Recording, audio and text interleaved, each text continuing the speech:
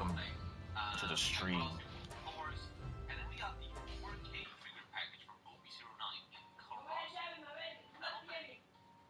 Why are these people so fucking loud? Shut up!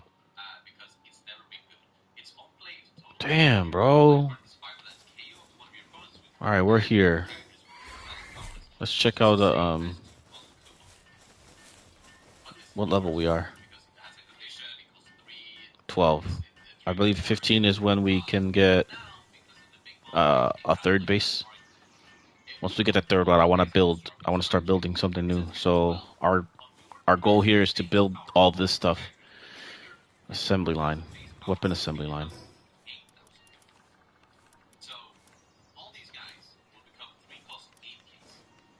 Okay.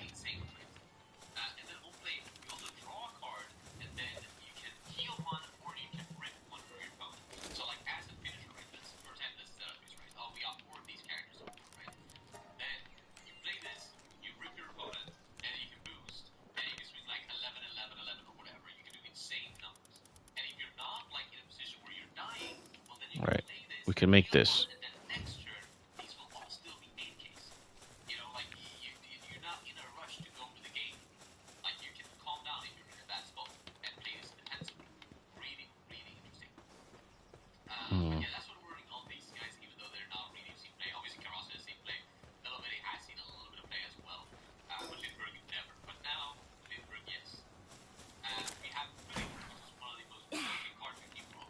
Should we build it up here? No.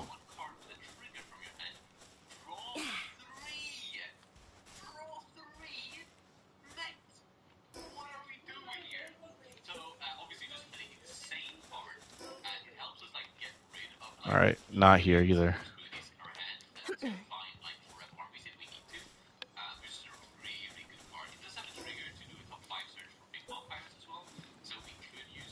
We could make it over here. Maybe. Like this. We're gonna take it apart anyways. So we're just gonna take it apart so that we can try and build the other thing. But I think we need more points for the... Thank you.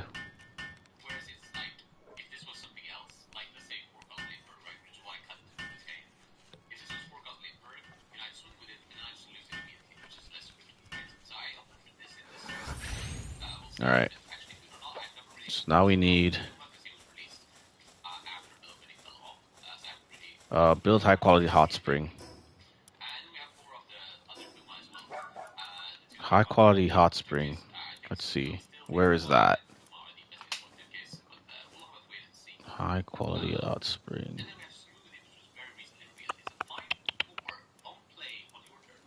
Is that it? No, that's not it. High quality hot spring.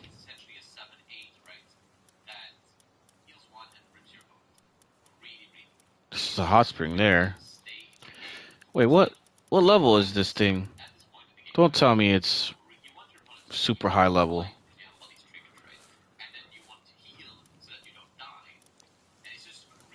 Because if it is, then we're assed out, right?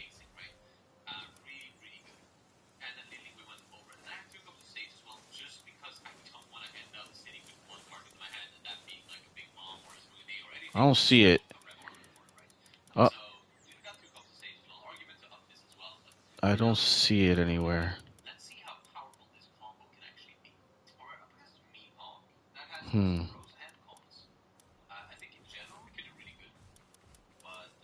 Where is the high level? Oh, it's right here. High quality hot spring. Oh, we can make it still. We can make it. We have it unlocked already. It's right here. We just need cryogenic coolant. We gotta make that, so... These are still here. Oh, boy. Ooh, we gotta... Wait, where do we make the cryo... Oh, wait, we can make cryogenic over there, right? Over here? Is it this one or the other one? Okay, not there.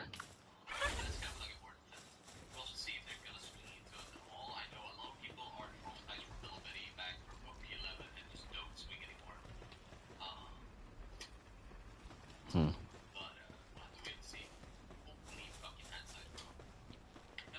Traumatized.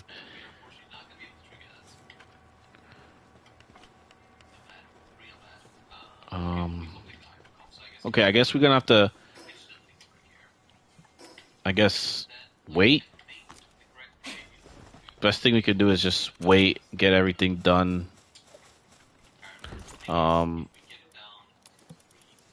get some more technology points, I guess.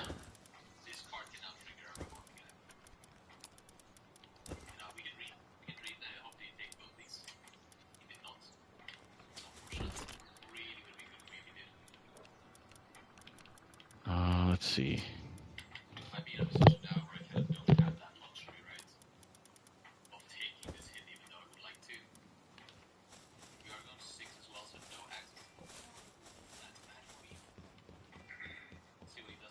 Ooh. Egg is done. Let's see what's in it. Ah, okay. Not that amazing, but it's cool. It's fine.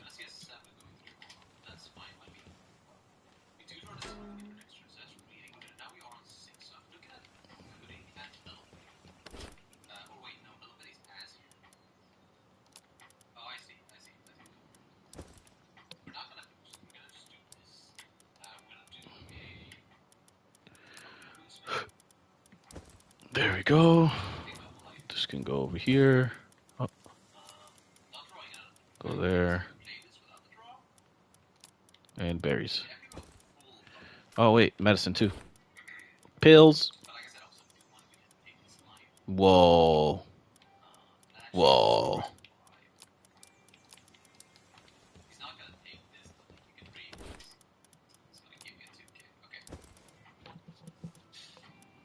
Hmm.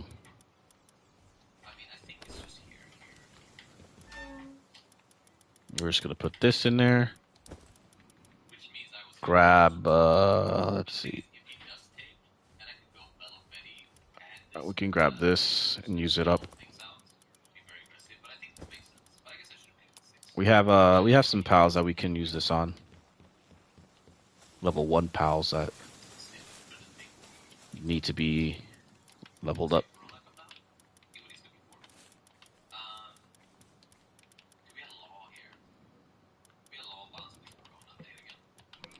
Let's see what ones we got. Level 1s.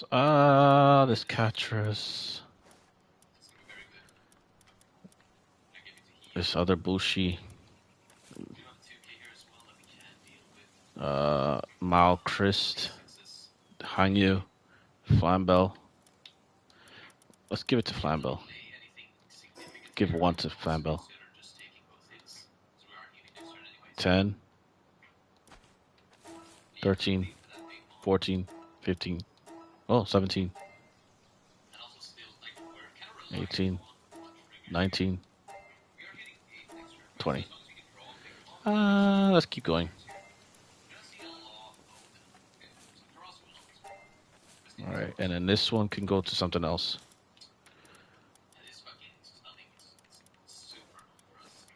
23. Good, good, good, good.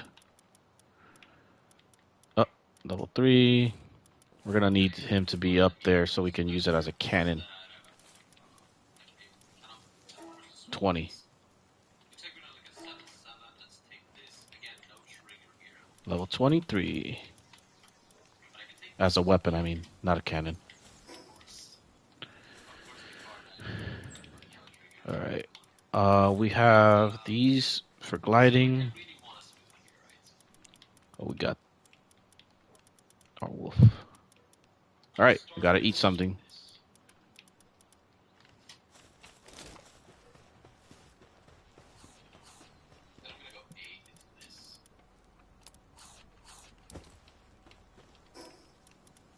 We got food there.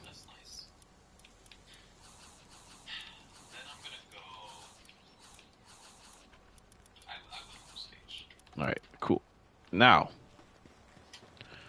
to get some more points, we can do that by going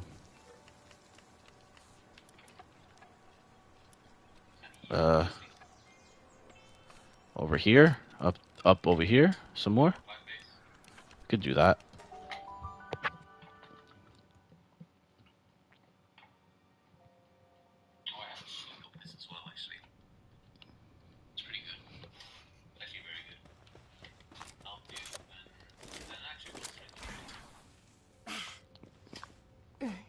There's a cave over there.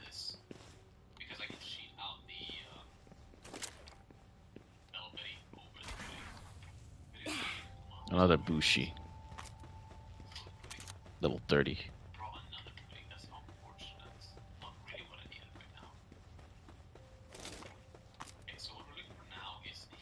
Is that sulfur? Looks like it.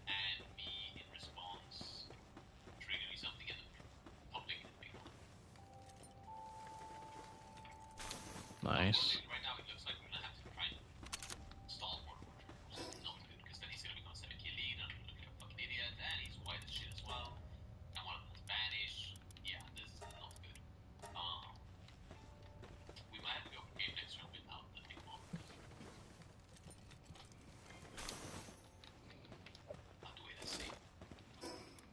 Let's trade this for this. Nice. Ah. Oh, did I just use that on that? Oh, this isn't sulfur. This is ore. I think that one over there is sulfur.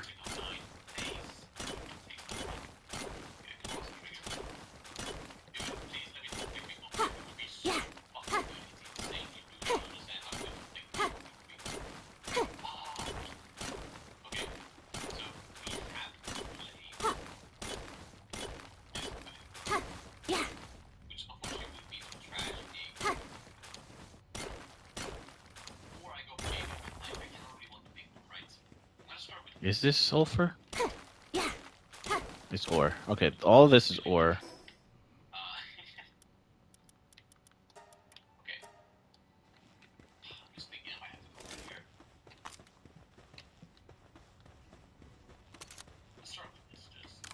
Let's see what level.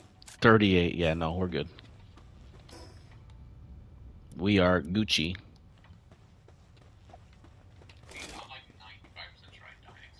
Okay, just go up then.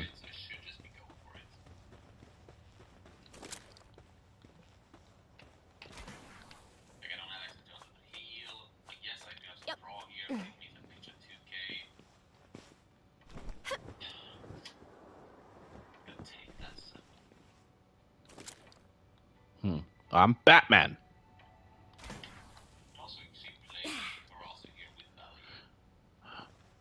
We can go up there.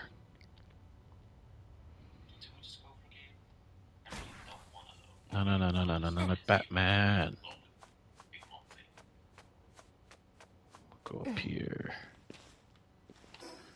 There's nothing here. Doesn't look like it.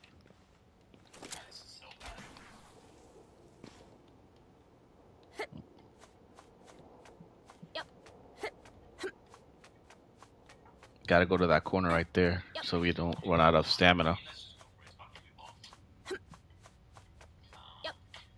There we go. We are climbing. This gnat is annoying. Oh my god. So annoying.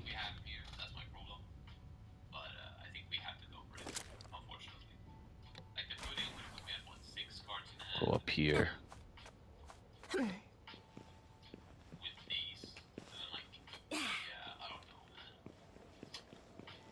Doesn't seem like there's anything on this side. Ooh, that's helpful. Whee!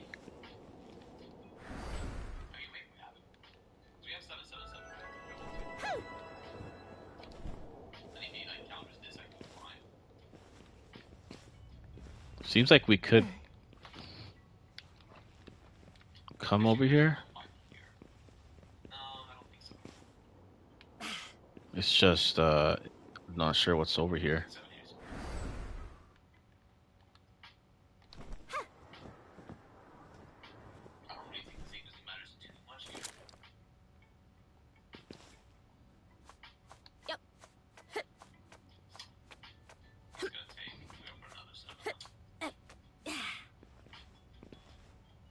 Hmm.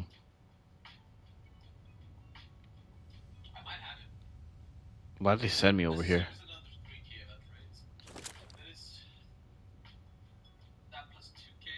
Alright, I need to kill this gnat. Give me a second.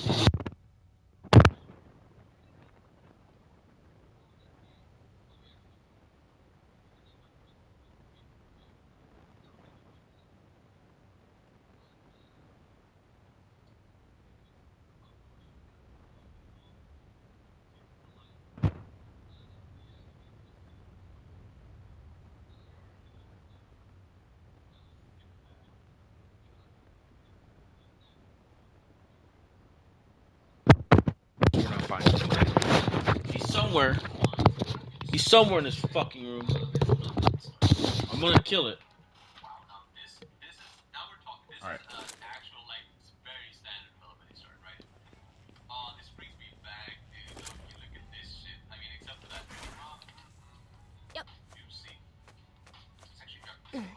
Alright. We are climbing. No, no. Can I just attach to that, I guess? Yep. We are climbing. There's a desert? What? There's a desert over there.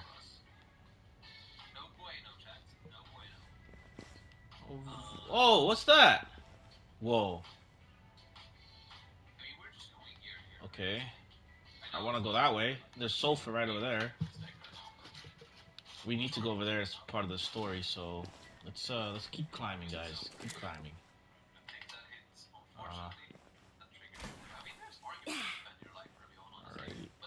Go here. That's Anubis' head right there.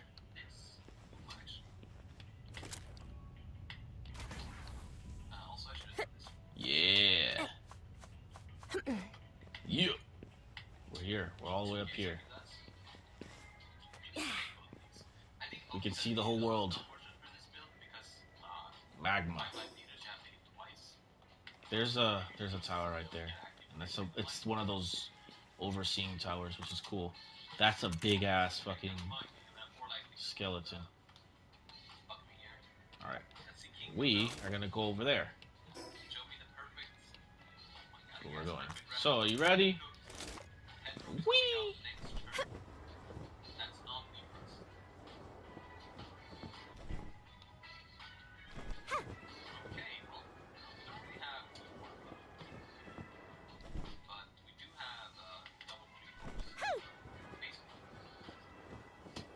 Gotta preserve some of our stuff.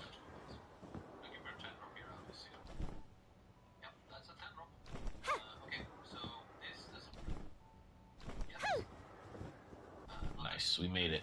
We made it safely without dying.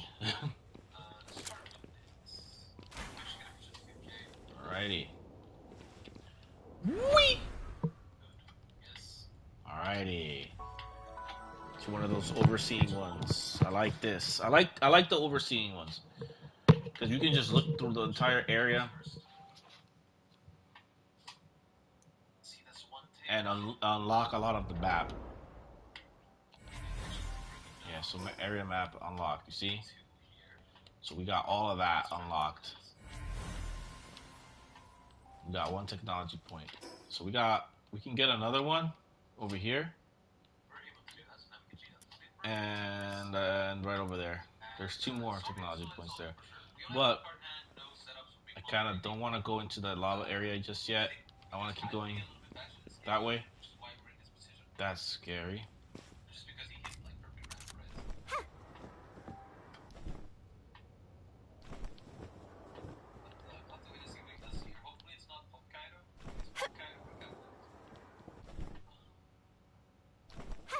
Go over here.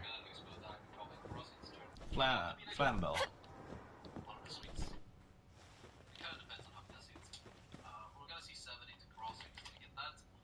Lock picking. Turn the pick. Turn it right. Oh, failure.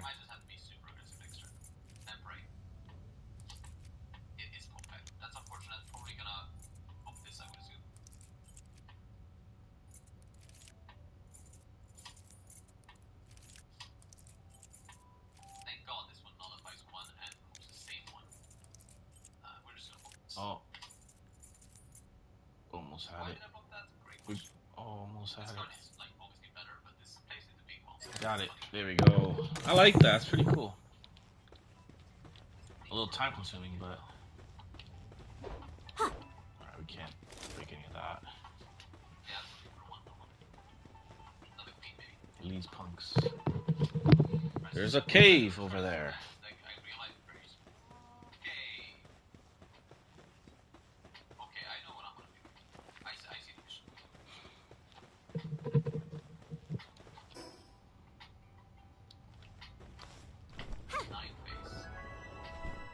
Scorching mine shaft. Okay.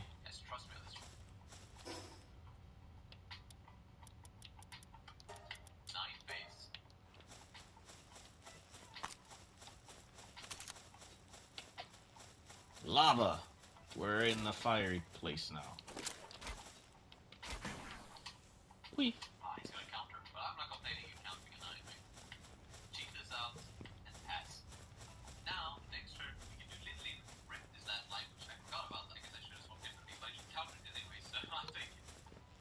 Ooh. Nice, nice. Oh, we gotta... Nice. 1, 2, 3. Nice. Get whatever is over here. Some experience points and dog points. Cool. Oh, those are dogs and not cats? I thought they were cats. Cat paws. Man. Alright, cool. We got... Illinois slab fragment number 1. Cool. Treasure map! Whoa! I got a treasure map.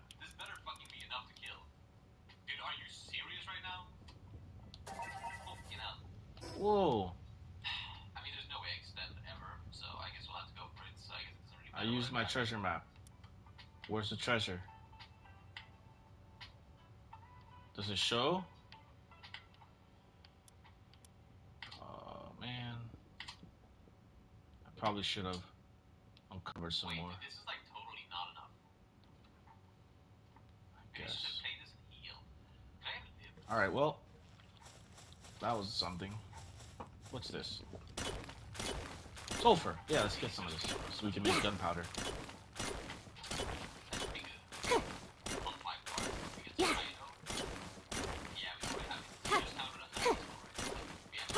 To the east, my friend. The east? What are you talking about?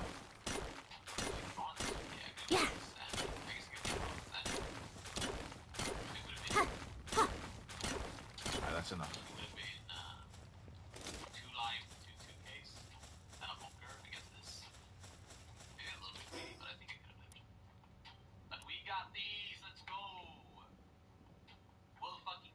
Oh.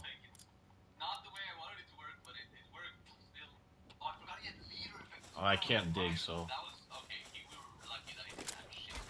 just gonna have to stay there until we uncover it.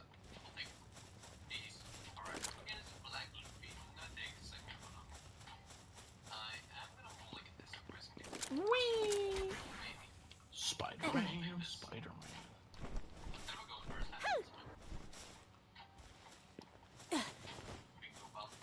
Oh, I'm Spider-Man. Oh, it's dark. Whoa, do I have one of those? No. Okay, we're gonna have to... Alright, you see, this is what I'm talking about.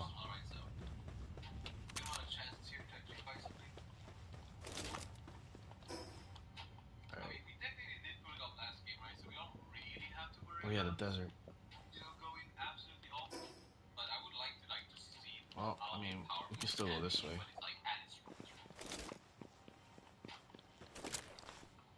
Yeah, no, you're good, bro.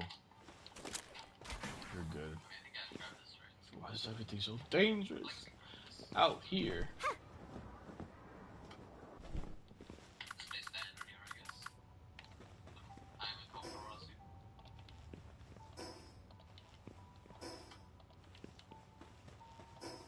Hmm.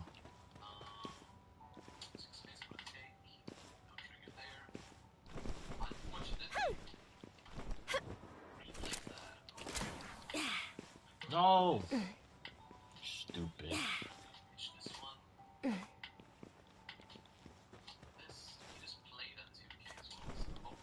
don't want to get stuck. Oh, an egg. Should I take it?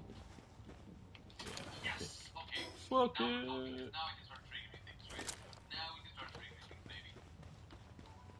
Luffy.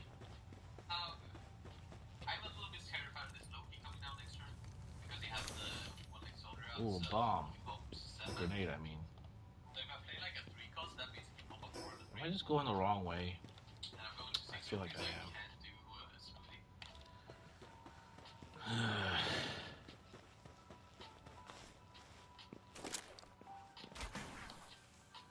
Spider-Man, Spider-Man.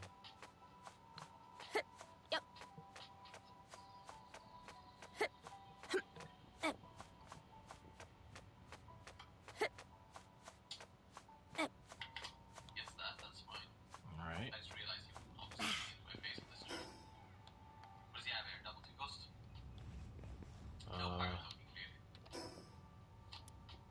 Isn't it better if I just go down?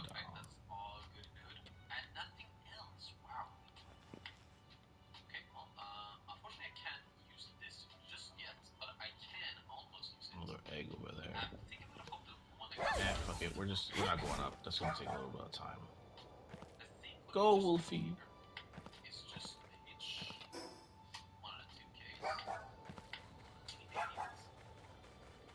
We'll go this way.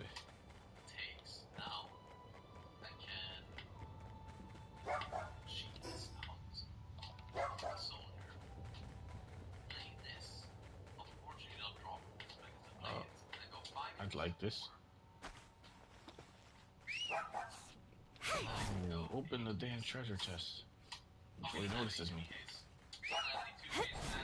Oh. This is getting annoying.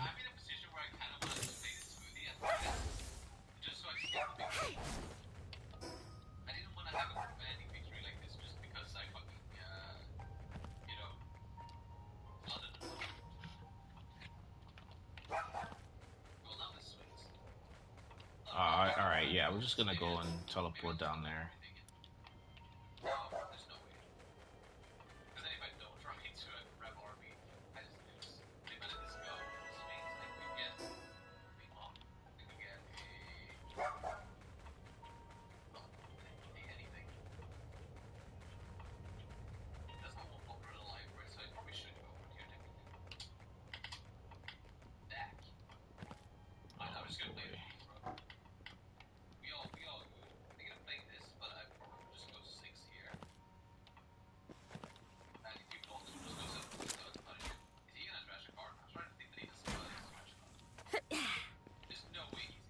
Ooh.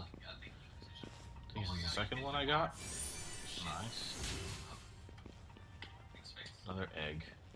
We're gonna skip. No, you know what?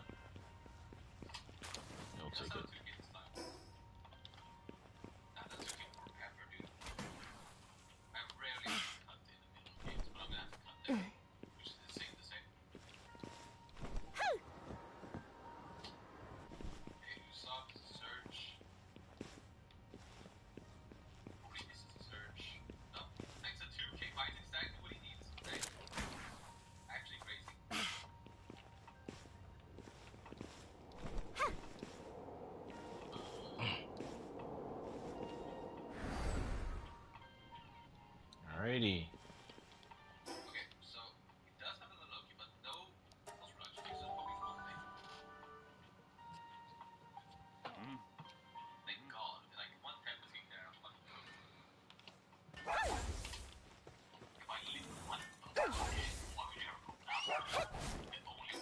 Alrighty, we're going up that way. Oh, a chest. Yeah. Go this way. There's a boost over there. Also, there's like a little path around here, but this leads. Oh, I found you, Nat. I got it. Let's go. Fuck you. Go this way.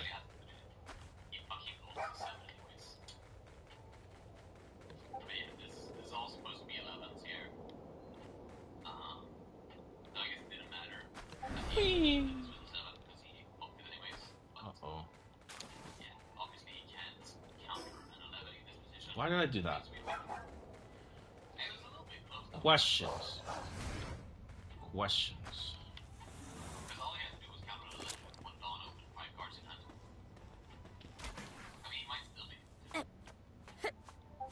Do I make it? Yep. Ah, this fucking. Yo, what is going on? Ah, can I make it? Oh, that's cool. That's really helpful.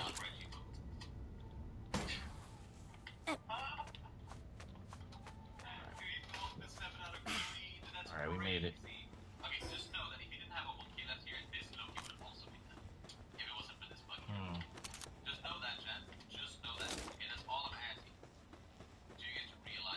Not at least.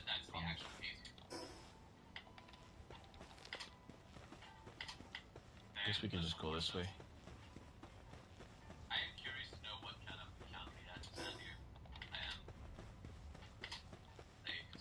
We got.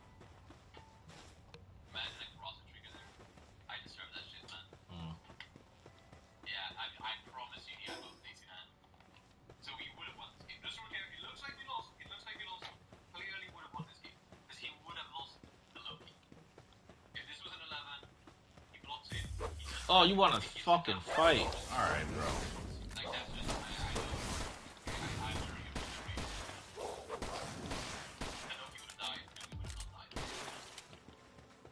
Should have left me alone.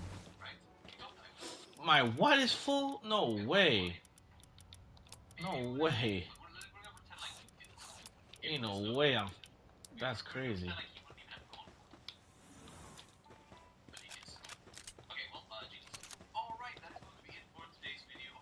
Is that a chest over there? Damn it.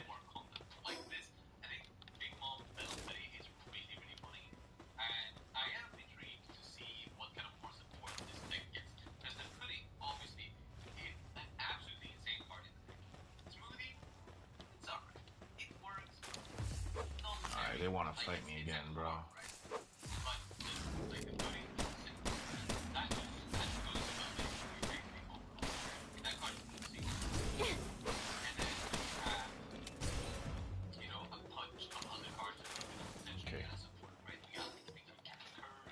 Is it me or is this color?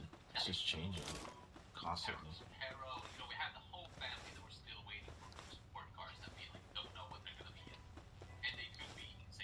Is there an oasis? It is. Alright, that's cool. I know I saw an Anubis statue thing. Oh, is that an raised one? It is. I'm not fighting that thing.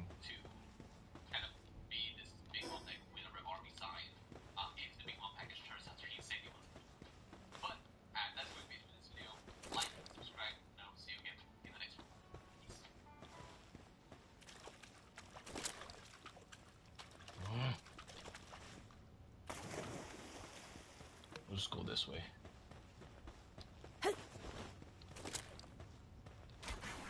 Ladies and gentlemen, welcome to my official SummerSlam 2026 predictions video. We're going to go through every single match that has been announced for SummerSlam 2026.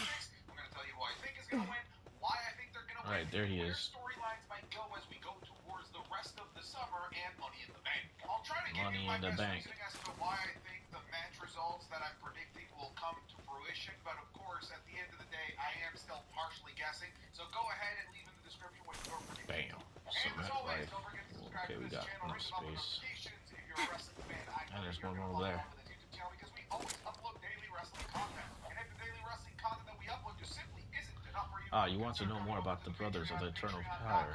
They used to patreon.com/ZombiesZed, be where we also the Fairly upload daily Chill, or a wrestling group that content. worshipped We upload fire. the Raw They Review kept to their SmackDown Mixed mountain Daily and Reviews spent and their a whole days bunch of training. other When videos they that we lost their never leader, it upload seemed here like they would because we use real completely footage over fizzle there and out. here That's that's about raw when that their just new gets head recently caught honcho showed up. copyright. So just Some come guy check it called out. Axel, Link in the description. Leave a apparently. big The comment. You brothers already found him know. passed Let's out start somewhere, predicting but the he was a pretty biggest party passionate of the guy. summer, The SummerSlam showing was found out 2026. out Let's start things that off we by are talking staying with about the the group. WWE Yes, ever Women's since World then, the brothers Championship have matches been, between the well, a little champion too Liv hot to Morgan handle. defending against the That's about all Queen I of can the tell Ring you about winner them, Io though. Sky. You If you guys plan on already digging know deeper, how I try not to feel about burn this feud. yourself I feel getting like too WWE close. has done such a massive Report to the disservice in client. terms of the booking of this feud. We should all collectively be way more excited for this feud and for this match at SummerSlam than what we actually are. Unfortunately, WWE has Another decided silver to key. phone it in, not just with this feud, but also with Liv Morgan's entire Women's World Championship reign in general. The fact that this is her first televised WWE Women's World Championship title defense is absolutely ludicrous. And I'm not talking about the early 2000s rapper. It is absolutely insane that your two top performers in the women's division who are Okay, vying for the top women's cool. title of your That's flagship show another one Monday of Night those Raw have become a big tower secondary things that auxiliary feud to removes Danhausen this and black Dominic Mysterio. down That there. should not be allowed in any planet and in any reality. But Nonetheless, it is still I want Liv to go over Morgan versus there, Io so that's Sky, where we're gonna and go. every time that they've had a match with one another, whether it be a singles match or whether it be a tag team match, they always put on fireworks. So I am just generally excited for what we're going to get from an in-ring perspective with I have a these feeling two. we'll find There some is cool a stuff massive around here. lingering question when it comes to this whole We could go fishing, storyline but and nah. this actual match, and that is the Danhausen curse. We've already seen the You Danhausen curse are cuss. be the deciding factor in the Queen of the Ring tournament final match between Liv Morgan and Io Sky, where WWE used it as a crutch, as an excuse to give Liv Morgan a loss without damaging her stock. At least I'm sure that's probably how they saw it. Funny enough, in the process, they hurt Io's Another win because egg. now We're Io's skipping winning that. felt like it was because of the curse, not because she's the Queen of the Ring. But she's still cursed, you know. At the SummerSlam kickoff show, so is that going to come into play? It probably will, because the Danhausen curse is one of the most overly protected gimmicks right now in all of Nice. WWE. So unless that curse gets lifted on the go home episode of Monday Night Raw, I think it's a foregone conclusion that Io Sky is going to end up becoming our new Women's World Champion. And maybe it comes in the form of a returning Stephanie Vaquer. Maybe Stephanie returns, attacks Liv Morgan, helps Io Sky win, or maybe Stephanie Vaquer, she evens out the numbers by helping Io Sky in case she's getting attacked by everyone from the Judgment Day. I could see a world where Stephanie Vaquer ends up returning during this match and causes the result of this match. And of course, people will point to it's the Danhausen curse.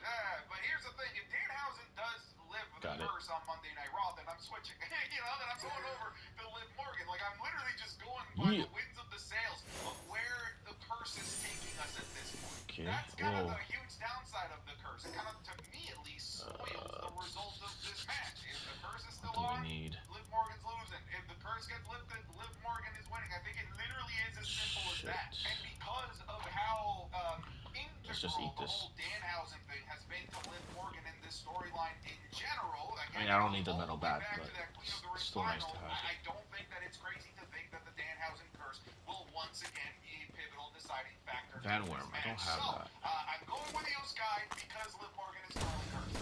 I'm literally going because of just that entire reason. Next, let's talk about the Hell in a Cell match between Boba Fett and Brock Lesnar. This has been one of the best built feuds in a long time by WWE. We always know that WWE loves long-term storytelling. They love saving their big matches for the biggest shows possible. And this is one where I have to say they knocked it out of the park, considering with a lot of their long-term storylines, WWE, well, they tend to forget that storyline's even happening. They just tend to drop half of the long-term storylines that they've got going on.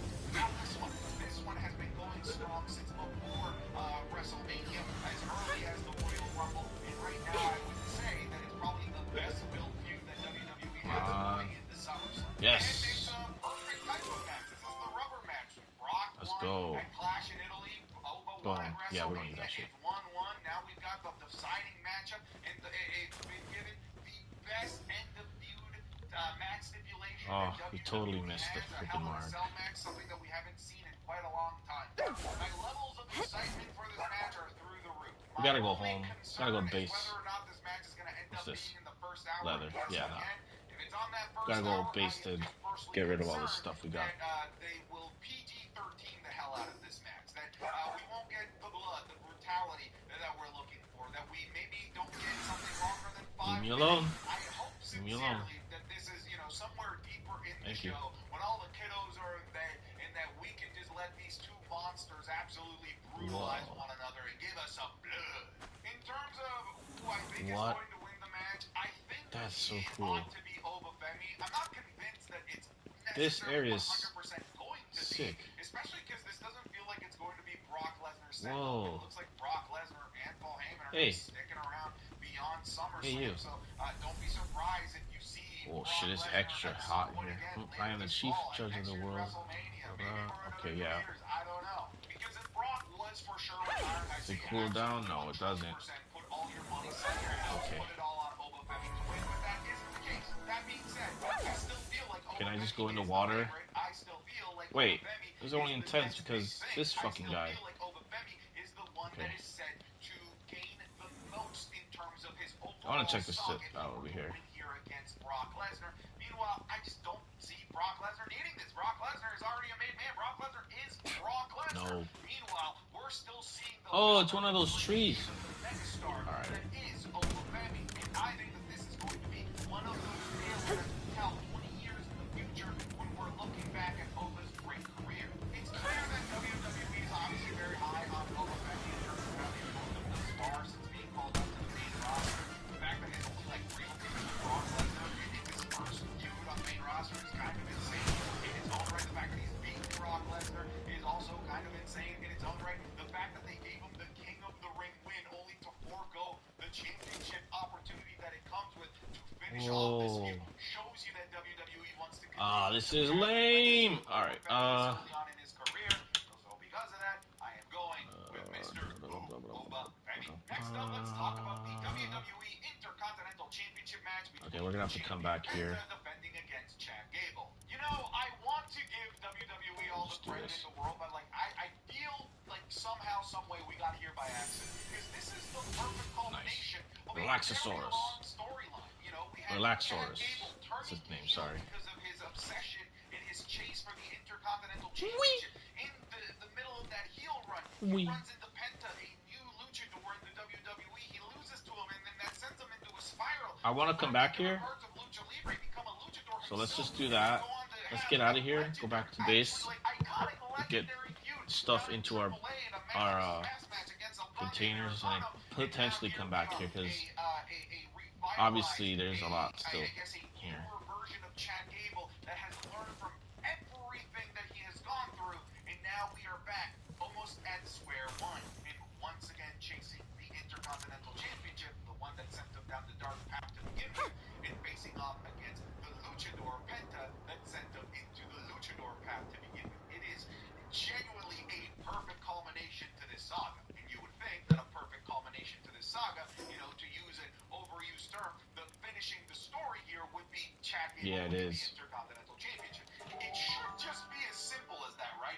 I love Penta, and I wouldn't mind Penta continuing. It's a good thing. I mean, this game is insane. For $30, it's insane. It's so fun and has excellent matches, but WWE has the Best $30 opportunity to I've put the spent, bow on a to be honest. beautiful story that they've told, whether on purpose or by accident, over the last year and a half, and it really should just be the easiest layup decision of the entire weekend. Chad Gable should be winning this.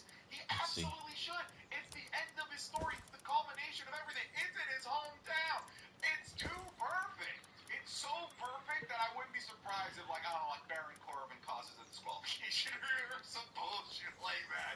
But I'm going to be inclined to believe that WWE won't screw this one up and that we will get Chad Gable winning here. That puts us in a position where then we can have, a fighting champion Chad Gable, and maybe Penta can go off and work with his brother, who kind of desperately needs Penta to continue his main roster run. Because right now, I think what are you talking about? really sees him as a asset. I mean, they're featuring him on the main roster, but like as a AAA champion. So I would not mind the Lucha Brothers coming back into the fold. But yeah, let's keep it simple here, stupid. Okay, case keep it simple, stupid. Yeah, chat Gable, please. Next, let's talk about Gunther versus Nick Aldis. After Obafemi versus Brock Lesnar, I think that this is the match that I'm most excited for. Not necessarily because I think it's going to be an amazing match. I think it has the potential to be a great match, but because of all of the There's another gnat. Oh, I gotta kill it. of Nick Aldis as a wrestler and his time in NWA. He had a great run as the NWA champion. His time in Impact as Magnus was pretty solid as well. Not as good as his Nick Aldis NWA stuff. I've seen him, and I know he's good, but I also haven't seen him in like the better part of like half a decade as a wrestler, really, at this point.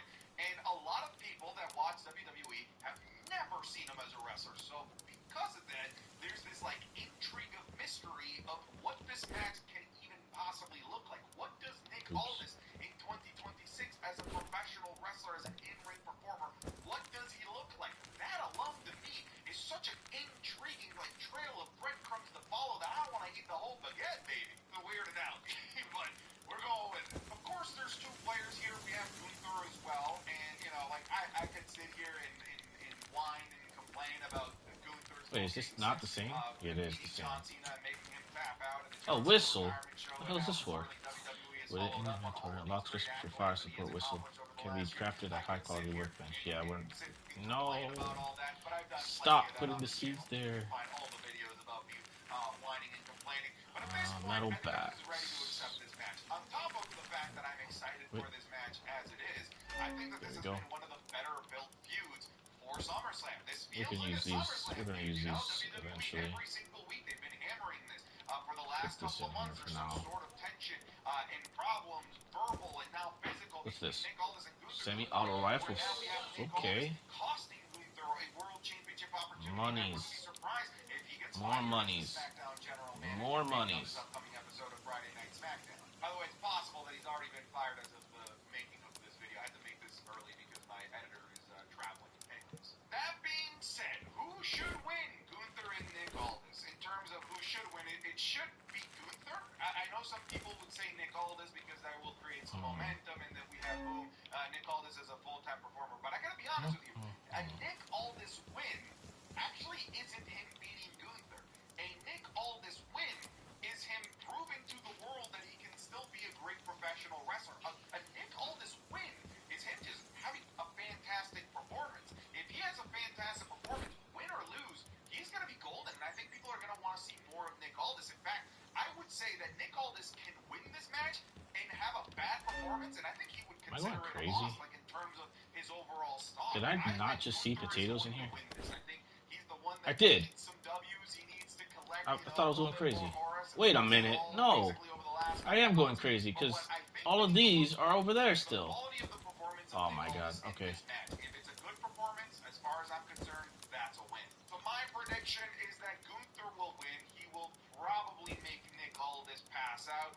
Maybe even due to the return of Drew McIntyre, who's also had a tremendous amount of problems with Nick Aldis in the past. That Drew McIntyre feud with Nick Aldis was kind of like one of the first times we were really talking about the possibility of Nick Aldis getting back into the ring. And if it is at the hands of Drew McIntyre, that sets us up immediately for the next in-ring feud for Nick Aldis being Drew McIntyre, which would be sick.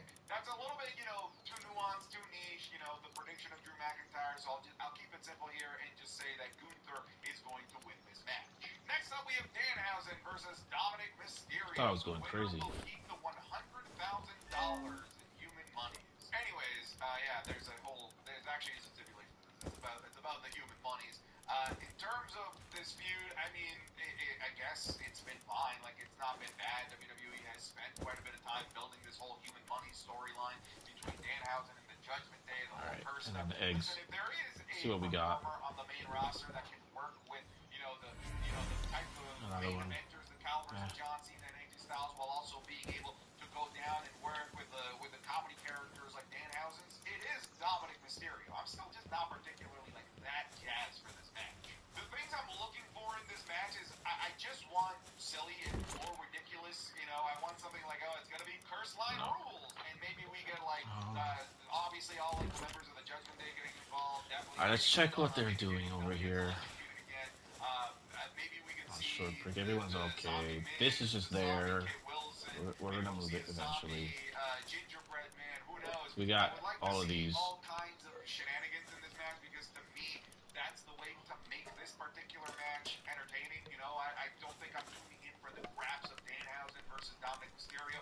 I'm tuning in for the Oh, comedy. another So one. Damn if it. they can jam pack it with a What bunch we of got here? silly crap, then I'm down. It's kind of a shame though that I'm going to predict that Danhausen is going to win because Dominic Mysterio at the end of the day is our AAA champion. You know, We he can should make the cannon. look a lot better. You know, Oh. looking stronger. He has a major AAA championship Wait, match what? scheduled.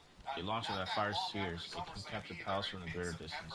Oh, against El okay, I Grande see. Americano in AAA's Good thing I biggest didn't show of just the jump year. and But I think got at it. the end of the day, WWE just cares way more about being able to push Danhausen left, right, and center. And I think that 250, they're going to 320, continue to try and put 437. Danhausen I think in I got all position those.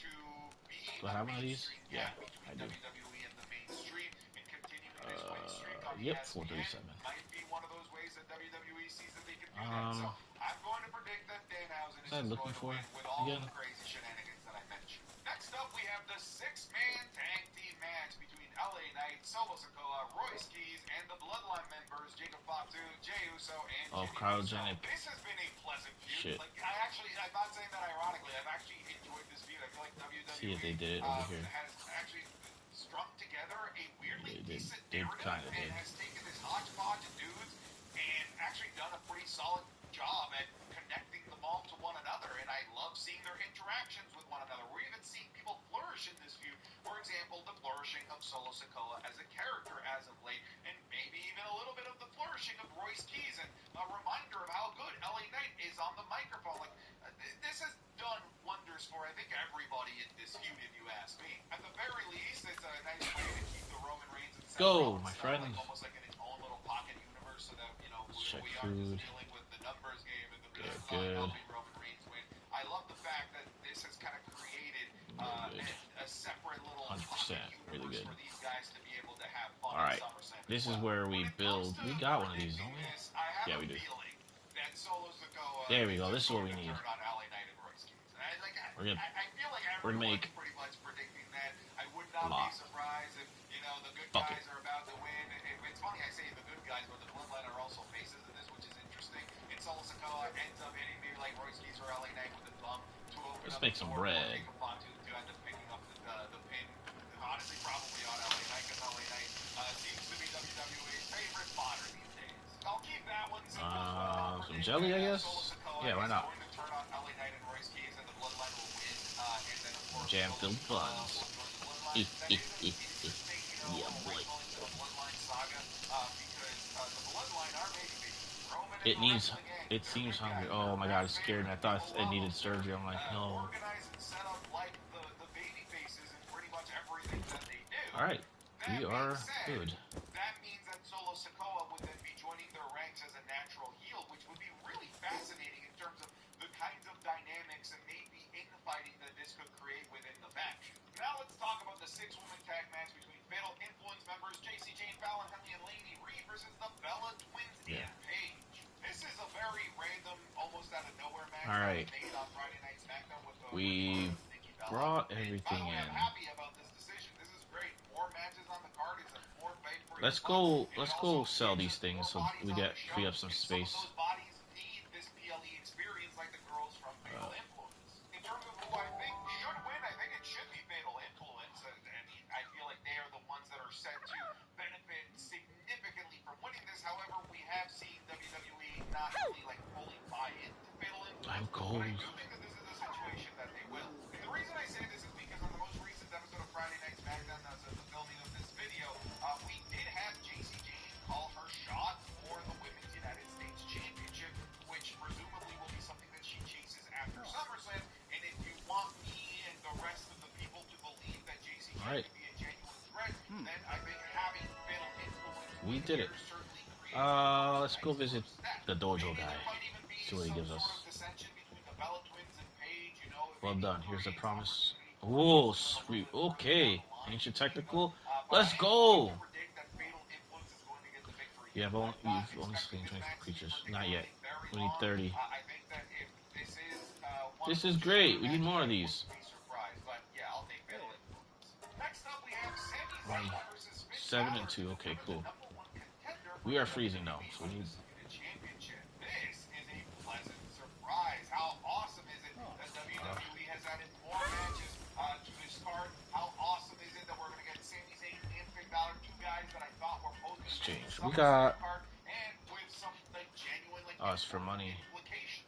This, I will tell you right now, if you don't watch AEW, this is something that AEW Oh, we does like can. quite often in their PLEs, Well, where I they kind of will want stack the these card to with matches, and like sometimes one of like them one of at the best least. matches that they'll have on the card isn't even for the World Championship. It'll be a number one contenders match, We'll get. whether We'll it's on we'll the men's we'll or the focus women's on side. So getting I would all of love to those see later. WWE to take this approach a lot more to For again now, just fluff out main their goal: PLE unlock cards that much more. 3, Finn Balor is on a roll. He our has won third 3 matches in a row, base, including the so fatal we can make a 4-way to mega get us base into this match. That being at said, least. I think Sami Zayn is going to win this. I think that Sami Zayn makes the most sense because Sami Zayn has what I think is the tightest world title related storyline that WWE can easily pick up immediately after whatever happens between All right. CM Punk and Cody See how Rhodes. far they So got.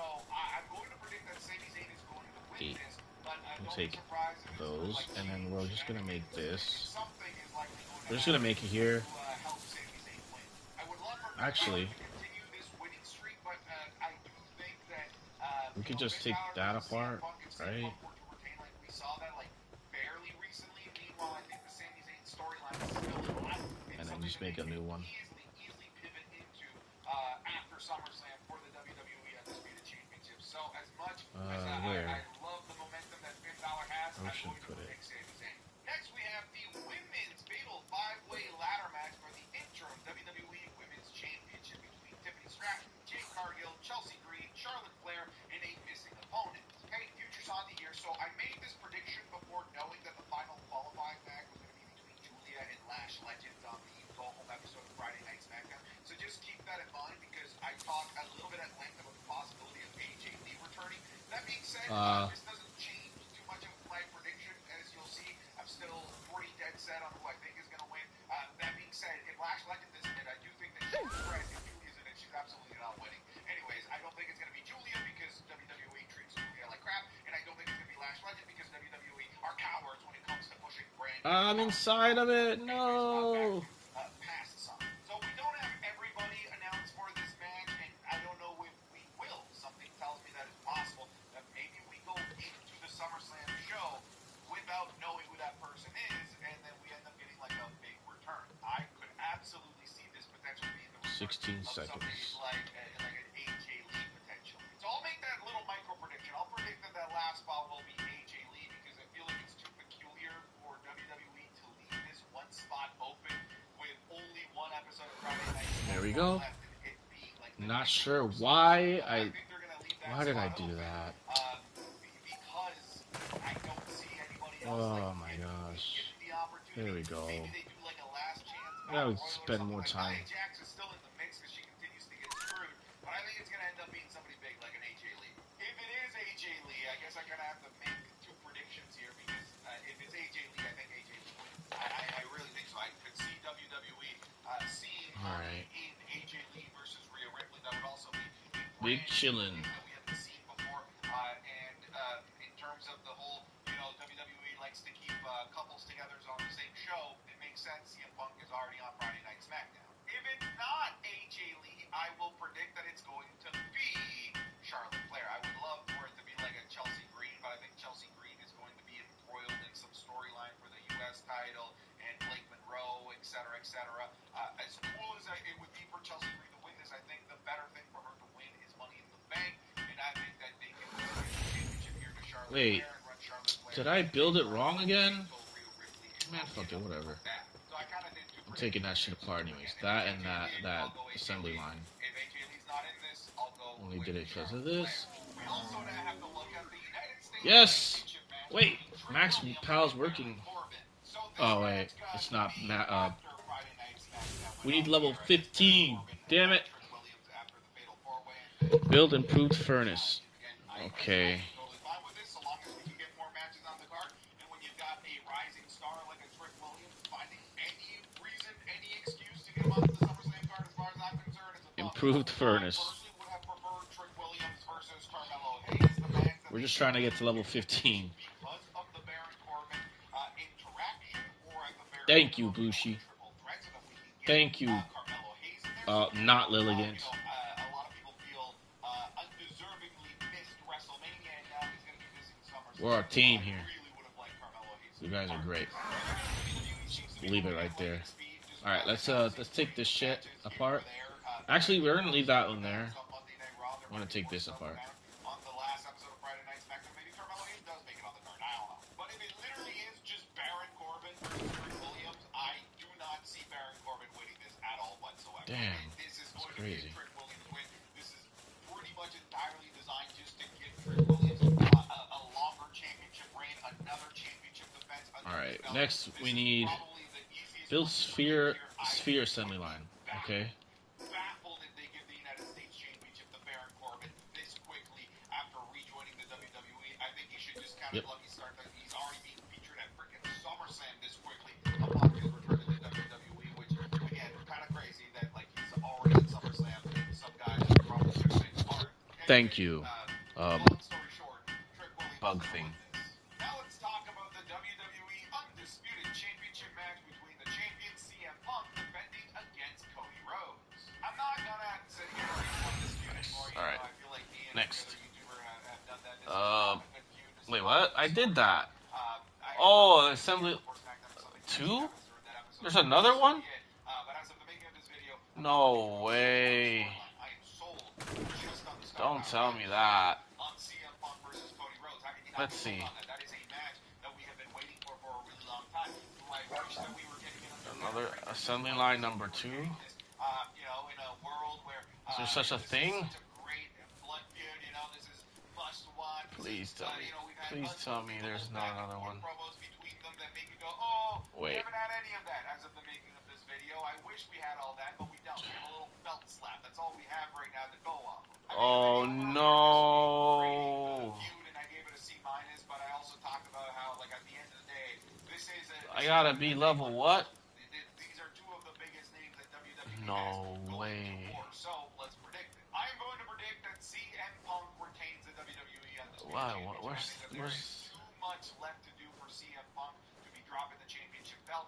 Going back to Cody here as the champion would be so status quo. There is honestly weapons assembly line 2. Cody to do right now on Friday Night SmackDown as champion, unless we get some new faces in there. Meanwhile, Production CM Punk assembly line 2. locker room of people that he has yet to even so much as have interactions with that I would love for him to continue to have interactions with as champion. Sphere assembly line 2. I have it unlocked. What? In the WWE since WrestleMania, it could be What the hell? deciding factor. Maybe he helps CM Punk. Am I just going crazy? Oh. Okay. Yeah, that makes sense now. I need to make 100 of those. And then a build summoning altar. Do I even have that? Again, I don't think that even the biggest of Cody fans are particularly clamoring for another Cody Rhodes championship reign. I feel like Cody could go off and do some main event level Okay, feuds well, without needing the championship here for a while. Or we can continue to have we are just gonna have to. championship from CM Punk for a bit. Considering, I gotta be honest, Cody Rhodes is more entertaining as the guy chasing the championship than he ever has been as being the actual champion himself. Just gonna have to chill then. Lend itself to a more entertaining fall if Cody Rhodes continues to chase the championship. I just think it's the best result for everybody. If CM Punk were to retain here, I'm still looking forward to the match. But I think we should keep the champion as CM Punk. And then we have the World Heavyweight Championship match between Roman Reigns and Seth Rollins. This feels like it's destined to be the night 2 main event. I mean, if it has Roman Reigns, it's like almost guaranteed to be the closer of your show most of the time. Even Saturday night's main event. Oh shit. Not in the match. He's just going to be more farming with an NBA champion. Even that'll main event over an actual match with other main eventers. So I think it's a pretty safe bet that this is probably going to close the entire weekend. I love this feud, even though we haven't had that many interactions between Roman and Seth, just kind of because of Roman's schedule. But both times that we have seen them together in the ring, the promos have been electric. And obviously these guys have oodles amazing chemistry with one another from the decade plus that they've been working with each other. And the story is We're just gonna simple, put the nails in there. Seth wants the championship that he never lost, and what he's willing We're just to gonna offer put all of this in for here. an opportunity is to give the opportunity to do the one thing that he's never been able to do. The thing We'll that's just on his actually, yeah, we'll resume, just keep his that. Hall of Fame That's worthy lame. resume for his entire career, that he has been unable to defeat Seth Rollins when it actually matters for a championship on a major stage in a PLE. This is the time, though. At least we have the This is coolant the time now. because I believe that WWE intends on Roman Reigns keeping this championship for an entire year at minimum and going into WrestleMania in Saudi Arabia as our WWE World Heavyweight Champion. Whether it's to go on the face, The Rock, or Obafemi, you know, it's one of those two, but it feels like an inevitability that there is something bigger for Roman Reigns to do at this year's WrestleMania, and the first thing that he's got to do in order to get there is, of course, beat Seth Rollins, but it's also such a great, you know, feather in his cap of his career and his championship reign to be able to defeat the guy he's never been able to really defeat properly. Will the Bloodline get involved? That's something that was teased on the last episode of Monday Night Raw with Solo Sikoa. I don't think so. Yeah, I just don't think it makes any sense, like, at all whatsoever for the Bloodline to get involved in this match. This has not been part of the saga, the story at all. The last couple of wins for Roman Reigns in WrestleMania as well have all been without the help of the Bloodline, and I think it would Okay, we got all of all of a this. sudden he finally gets the big win over Seth Alright, Rollins so with the help of the Bloodline. So I am going to lock it in. Roman Reigns will retain and continue to be our World Heavyweight Champion beyond SummerSlam. Alright folks, thank you so much for watching this predictions video. Reminder that I will be live streaming this show here on YouTube, so if you guys want to come back and watch it as a community, it's the second biggest show of the year. I highly encourage you because it is a tremendous amount of fun to be able to chat with other wrestling fans, other huge WWE fans in the chat as we're all watching it together. But that's it, guys. We'll talk to you guys next time. Take care. Goodbye. Get out of here.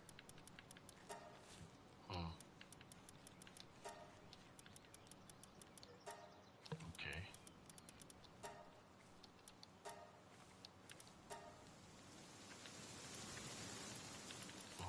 What? Wait, work speed for kindling 10%. Okay, I see now. I get it.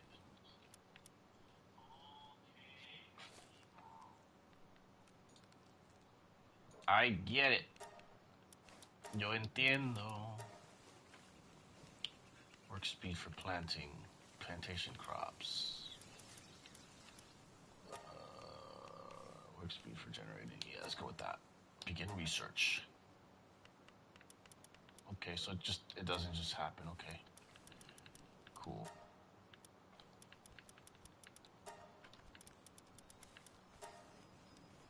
Cooling. Yeah, why not? Oh, okay, so we can get only one. Okay, cool.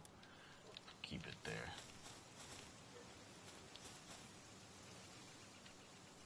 Wait, what? Oh, whatever.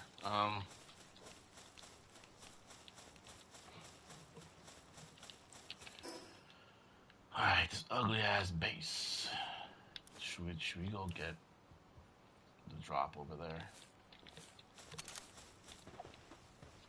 Yeah, I think so. Ooh, yes, koala!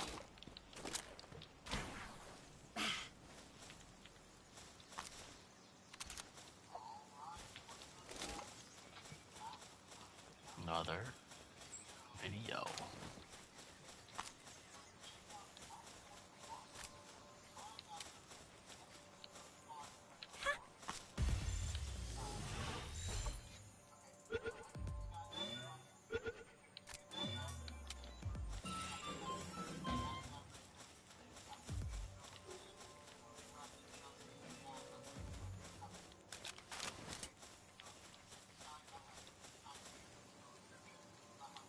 What's that shiny noise? I hear something shiny. Where are we going?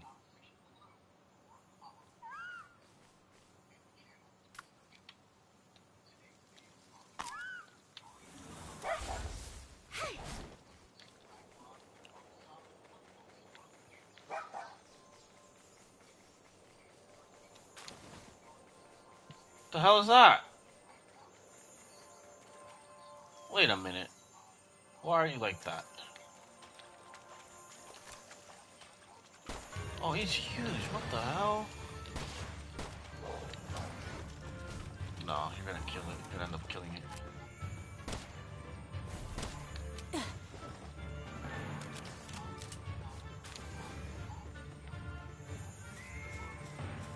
Is that what that means? Oh shit.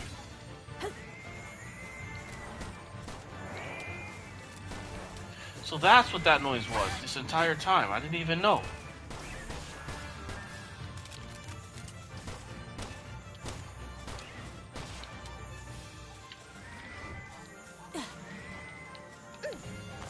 Oh my god. I missed.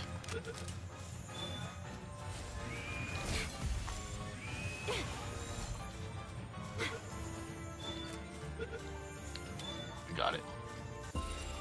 Let's go. Oh my god, that's a lot of freaking experience points. Oh my god.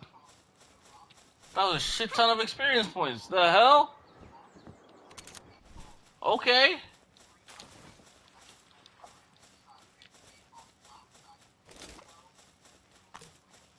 Oh. Oh, a big ass egg. Whee!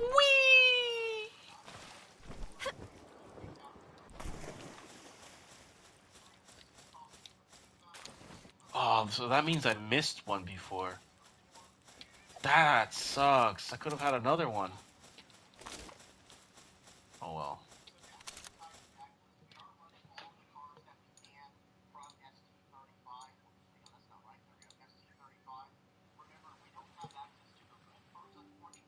Because there was some red support like this hack in this Lindbergh. Instead, we only get access to the free black cards that came out in ST35, this Karasu Cross. and Koala. And also, Alright, yeah, it's this way. unfortunately, is that the Koala that was built for this leader to search up red army cards and cards named Nico Robin cannot search up cards named Koala, which means we can't search up the 7 cost. It is really unfortunate the way that Bandai chose to do that, but I don't want to talk too much about that. What the hell's that? I definitely mentioned that. I believe that Oh, it's these guys again. well, it's just really unfortunate the way that Bandai.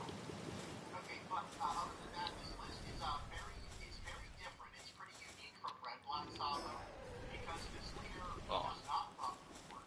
However, this leader does have ways to burn up light and draw cards built into their kit.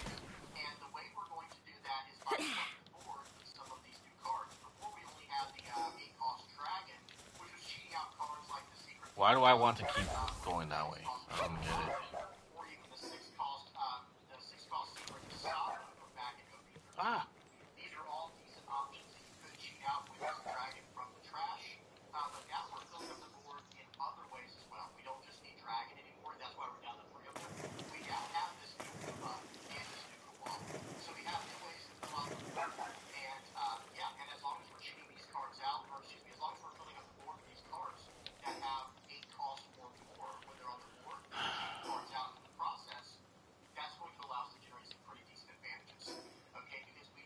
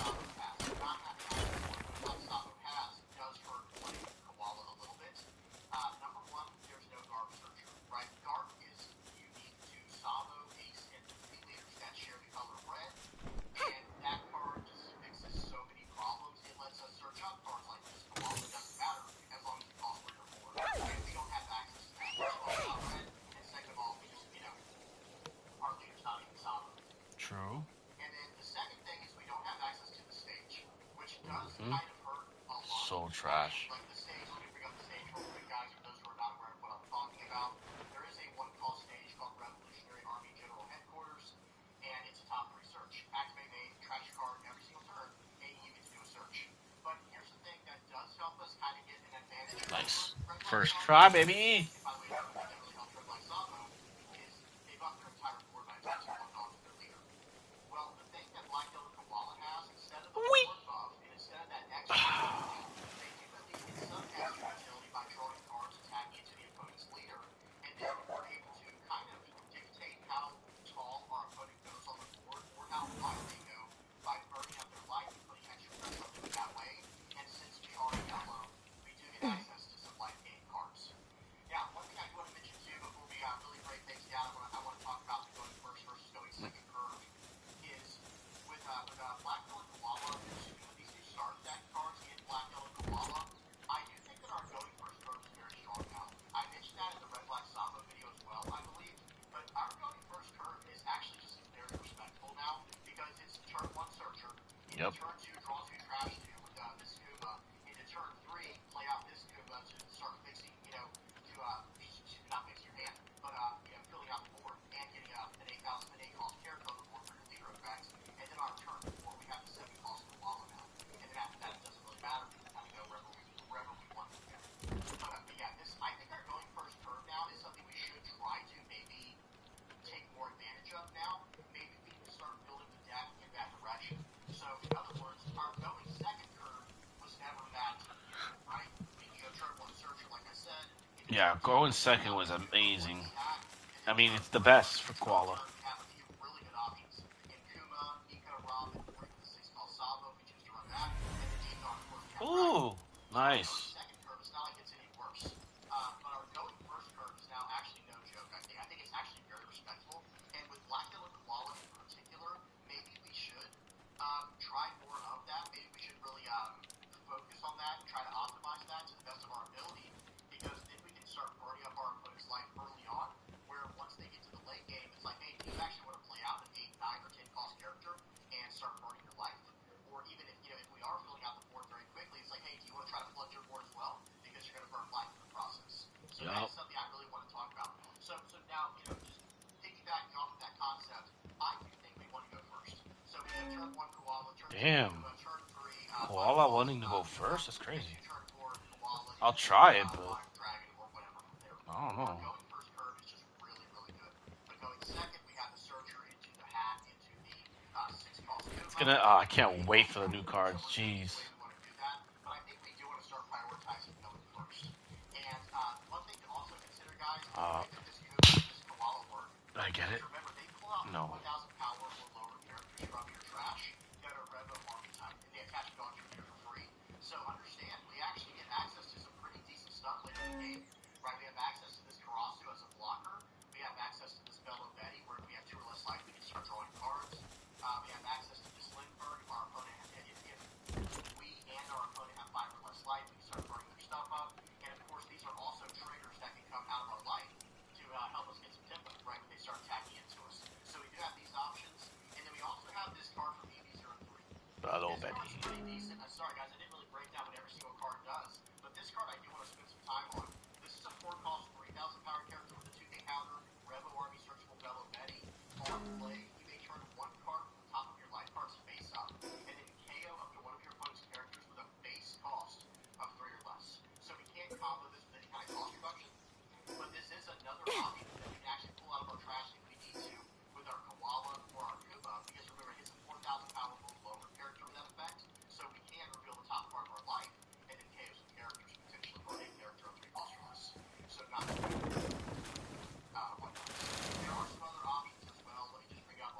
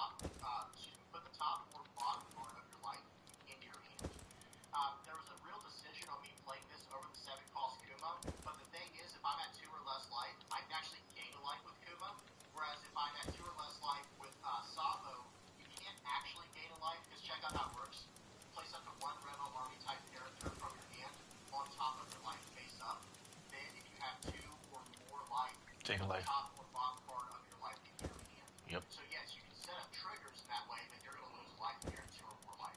It's And, ass. you know, It's pretty ass. this card you can't even play on the 1 to gain a life, right? Because if you put a card into your life with the on-play effect, you'll have 2 or more life. So you have to be at 0 life in order to gain a life with this Sabo effect. And I don't know what's going on there. This was back in OP09. That's before Bandai went crazy with yellow. Not sure what else to say. So I do think that this Kuma's just kind of better. The only thing that's strictly straight up better for this Sabo card is it has a trigger to draw to. That's the main thing that makes this card better. But this Kuma just gains you life. Just straight up gains you life. If you have 2 or less life, you have to go on KO. It gains you life. So if you get burned, it's most likely they try to take it out. So yeah. Alright guys, that's enough of the deck list breakdown. Let's go ahead and head over to the sim and see the stack in action. Alright guys, first game up, chat. Fuck. Blue Purple Luffy. That's right guys, very random. I haven't seen this leader in a while. Let me make sure the volume is off. We are full screen. Speed is on 2x and we are good to go. Blue Purple Luffy. Like I said guys, I've not seen this leader in quite some time. Okay, so it looks like they're going to be All my aliens. I think we won the dice roll and chose to go second. I believe. I could be wrong about that. I don't remember. Either way, they're going to go first. No turn 1 play. We're going to go second. Turn Yo. searching for Pixar Man. It's my shiny, bro. They ramp a dog with tier 2. And now turn 2 for us to put out the hack. We can't attack him because they're a 6,000 power leader. It's my normal They're one. going to play out their Mr. 2 first. They're playing very fast. Oh, I see now the difference. KO it with the Kuma. I see it. With the hack and KO that card. Now they're not going to have that card. Okay, they're already up to 10 Dawn, guys. They're going to play out the Goldie Roger. They're an 8,000 power leader. We did gain a life next last turn. And now we're going to follow up with Nate Calls Dragon, playing out this Nico Robin. That card will trash. We're going to keep it like that. If they have 5 or more cards in hand, they're down to 4 cards. And then we pass the turn back after attacking it to draw a card. It was too small to attack to deal damage. Okay, they're losing for 6,000. I will actually gladly block this. And watch this, guys. They're going to go, okay, well, I'll tell you what. I'll attack into that Nico Robin. You want to save that card? Watch this. The answer? Hey, guys, what do y'all think I'm going to do? Look at what's in my hand, by the way. Okay. What do you think I'm going to do in this situation? My opponent is deep in the tank right here. They are deep in the tank. What are they going to do here? They're going to do 10 into 7. You can have that card. That Nico Robin blocking both attacks this turn. They play out the 6 calls power and pass the turn back before Dawn open. No problem. We're going to play out the Koala to grab another dragon. We already had a dragon in our hand. Well, now we're going to play out the dragon to play out the Nico Robin, and we're going to make them trash 2 more cards in their hand because they have 5 or more cards in their hand. Okay, they have to lose 2 cards. They're going to go down to 3 cards here, and we're filling up our trash with specific cards. And now we're swinging for 6,000 and 6 to draw a card. Now we're going to attack it for 7,000. They should counter out this if they can. Yep, they counter out the 2K, and we're going to pass the turn back. We're at 4 life right now. We're at 4 life. They're going to swing. Okay, sure, block, no problem. Swing into it. Yep, we're going to let it go because we have another Martini dragon in our hand. Okay, they play out the Mr. 3 Galdino. They lock down our dragon, and they actually just leave the game. But let's be honest here, guys. I know they left a little bit early, but they are in deep, deep trouble right now. Because if they had, okay, there's a few things that could have happened, right? If they could have played out the Sanji to, they messed up, right? They said they wanted there, but they wanted to lock down my attacks. Because I think they wanted to actually play out Sanji to cheat out the Goldie Roger. And I kind of caught up there. They were playing too fast, and they locked down my dragon. But here's the thing. Next turn, we don't change our gameplay. Wait. Oh my god. Oh my god. Thank God we don't die from that. Dragon for 8,000 power. The one that, well, actually both will be able to attack, right? So who knows? Maybe we actually could have tried to go for lethal there. Maybe we could have considered going for lethal. Either way, I think they'd have been an 8,000 power leader with a Dawn active for a Gum Gum Giant. They probably would have been fine. But if they played out the, so let's just say they had the 4 calls, Mr. 3 got in hand. Let's say they did not play that out. Bro. They have 5 cards in hand. They play out the Sanji, and that cheats out the Goldie Roger. Well, the first attack we do would be an 8,000 power attack.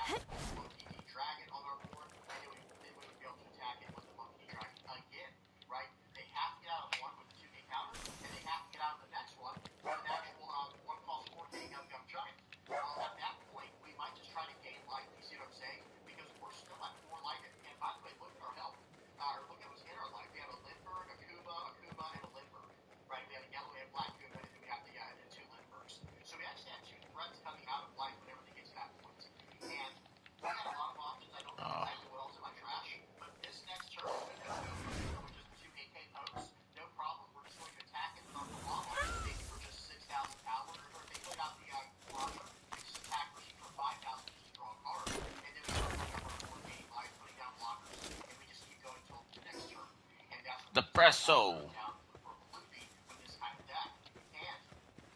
Oh, it's a normal one. Wumpo Boat. Wait, no, that's something else. Nope, come back. Wait.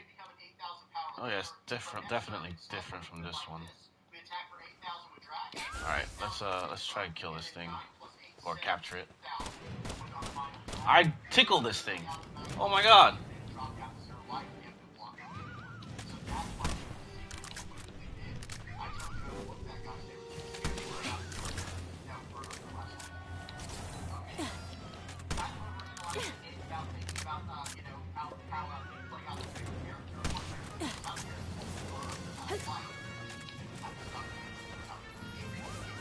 All right. This is you don't have to tell me. It's okay. Thank you.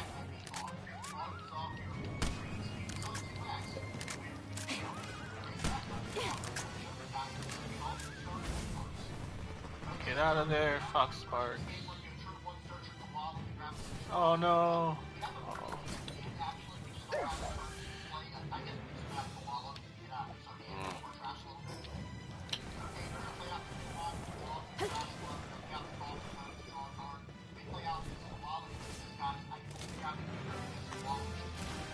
Get out of my face.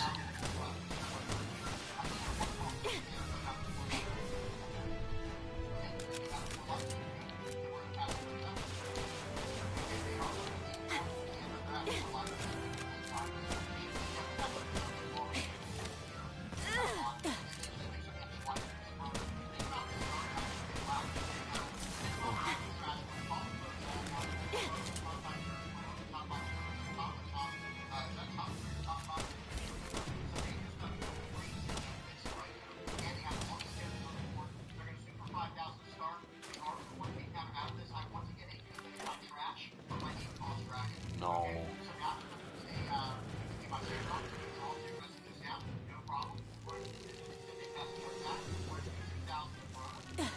cool.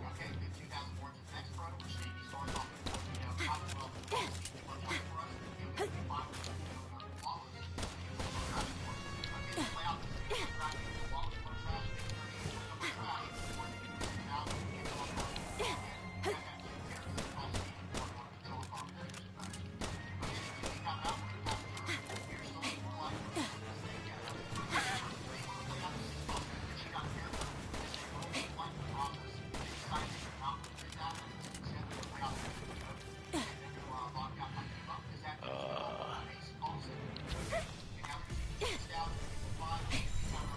uh,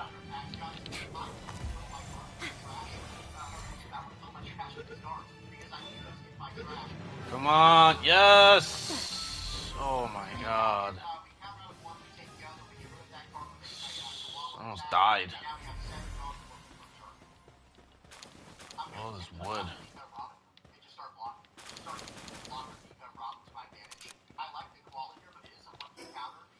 Okay.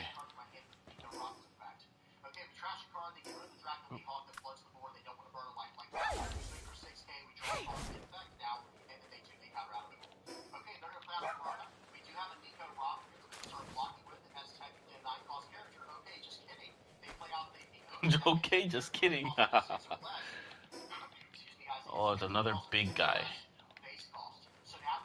That's dead. It's the third one we've seen today. Or overall.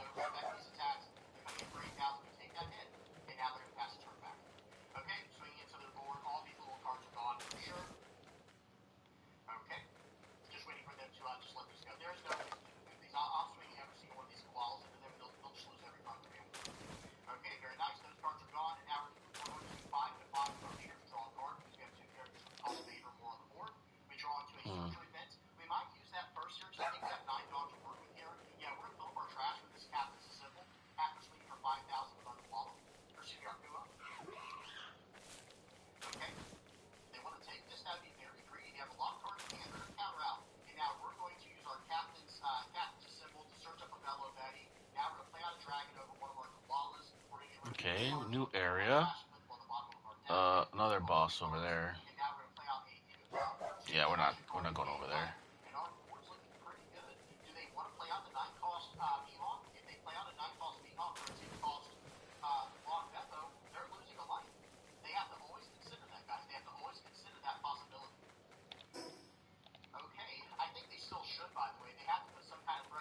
Is that purple? Yeah, there we go. They're going to put out the 9-cost Mihawk. They're going to lose life in the process with my leader effect. They're going to rest their 9-cost Mihawk with their leader to stand 3 dawn is active. And then they're going to lock down one of my attacks with the effect there. They're going to lock down my dragon. Interesting. I think locking down my Eco Robin might be a better call. Because, okay, first they're going to swing in for 7,000. I think I'm going to have to 2K, or take this one, and then block and 1K this one, and then 2K, 1K the final attack. Ah! Okay? And that's what we've done so far. Now they're going to attach 2 Dawn to their leader here, and they're going to swing 7 if I remember correctly. Yep. And right here, we are respecting all these attacks. I don't want to get too low and just lose the game for no reason here. Okay, so we swing for 5,000 just to start the turn off so we can draw a card with our leader effect. And let's see what they do here. They definitely should counter up that with a 1K. Very nice. Now we're swinging for 5,000 with the Kuma. We're just eating their hand up here, guys. Okay. Now we swing for 7,000, I think, with the Nico Robin. Watch this. They let that card go. They have 5 cards in hand. Oh, interesting. Well, let me try something real quick. First, we'll use our Captain's Symbol Searcher. We'll grab a 1K counter, one of these Kumas. And I don't really matter which one in this case. The 7-cost Kuma is probably slightly better because we don't lose a card. Gaining life. Since we're at 2 or less life, we can gain life. And right here, we play out the 8-cost Dragon over the Nico Robin so we can grab it from our trash. We play it out, then we use the on-play effect. Trash get 1 cost, and now they have to lose 2 cards from their hand. They're in big trouble, guys. They're in large amounts of trouble here. Swing 8 into 6, that card's gone. They have 3 cards, they draw 4 for the turn. We pass the turn back. We have a blocker, we have to. Love using the Nico Robin on the people. Which is not, that's not nothing. Okay, we can get out of a 9,000 power attack, no problem right now. Okay, so what are they going to do here? Maybe try to set up. Okay, they play out the Draco Mihawk. They're trying to set up a lethal for next turn. We'll see if that goes their way. They play that out. They lose a life in the process because it's flooded the board. And yeah, they just have like a dead smoke from hand if they don't do that, right? I guess they figured they had to do that. I'm not sure. But now what are they going to do? I think they need to make a play for my board. Even if it gives me a life, they can. I mean, they could even swing 10,000 into my my Kuma with that Draco Mihawk and turn off the effects of it. I think. I can't remember how that card works. I might be off. Either way, they're going to swing 10,000 into my leader. Oh yeah, I'm taking that hit because I'm actually going for lethal now next turn. Okay, they locked down my Nico Robin. I can't block down. Remember what I said earlier, guys? I have a 2K, 2K, 1K in hand, and now I have another 1K. I'm saving this card. I'm going for lethal. Like, we're actually going for lethal next turn because I don't know how much longer I can survive this situation, right? I'm at a point now where it's like I don't think I can survive much longer. I think they were going to try to lock down one of my cards, and that can only get 7 cost or lower cards, and it could hit my Kuma because that was an 8-cost card on the board. Okay, here we go. What would you guys do in this situation? I'm going for lethal just to give you guys full transparency, full clarity here. I'm going for lethal. How would you go about doing that? I'm going to start off. Pause and take some time to see if you can do the same thing I would have done here. I'm actually going to swing for 9,000 here because that's going to take both cards out of their hand. This is going for 9,000. If they can get out of this, it will take both cards out of hand. Okay, they take it. Well, all right, I'm going to swing for 9,000 more. It's going to take 2 cards out of your hand. Okay, let's see what they choose to do. 9,000. They're going to 1K, 2K, 1K, or 2K, whatever. Okay, well now I attack for 5 with my Kuma, and now attacking him for everything. They have no blocker. It doesn't matter what they have in hand. They're not getting out of that. Good game to my opponent. So we attacked him for 13,000 there. So even if it was a 1-cost 4K, it just simply doesn't matter. It only gets them to 9K. We attack him for lethal. We had to go for it at the end there. I do like being able to extend the game out and try to get as much value from my cards as possible, going to the long game, into the late game, because to be fair, that is when Black Yellow Koala really gets an advantage. However, in this specific board state, now that they have these bigger characters on the board, yeah, we can't just keep eating those 10K attacks every turn while they shut down my blocker and my attacker for the next turn. We just can't, we can't get around it. So either way, good game to my opponent. Very tough matchup for Draco Mihawk, but they have a hard time filling out the board against us with the new 6-cost ST Mihawk and of course the 9-cost Secret Mihawk, because now they're losing life cards in the process. So maybe Black Yellow Koala could be a sleeper in the format. Who knows? It could be a dark horse. Okay, we got one more game to go over. Good game to my opponent there. That was against Green, Draco Mihawk. Now we have the game versus Purple and L. Okay, volume is off. We are full screen. Speed is on 2x, and we are good to go. Okay, Purple and L, another very, very solid leader right now. It looks like we're going to be going first. We're going to go turn 1 Koala Searcher, mixing our hand, filling up our trash. And they're going to go turn 1, play out Story, on play, Dawn -1, draw a card. And let's see if they choose to do anything else after that. They probably want to, I think they want to establish some type of like Raichu or a Frankie on turn 2. Okay, so they don't do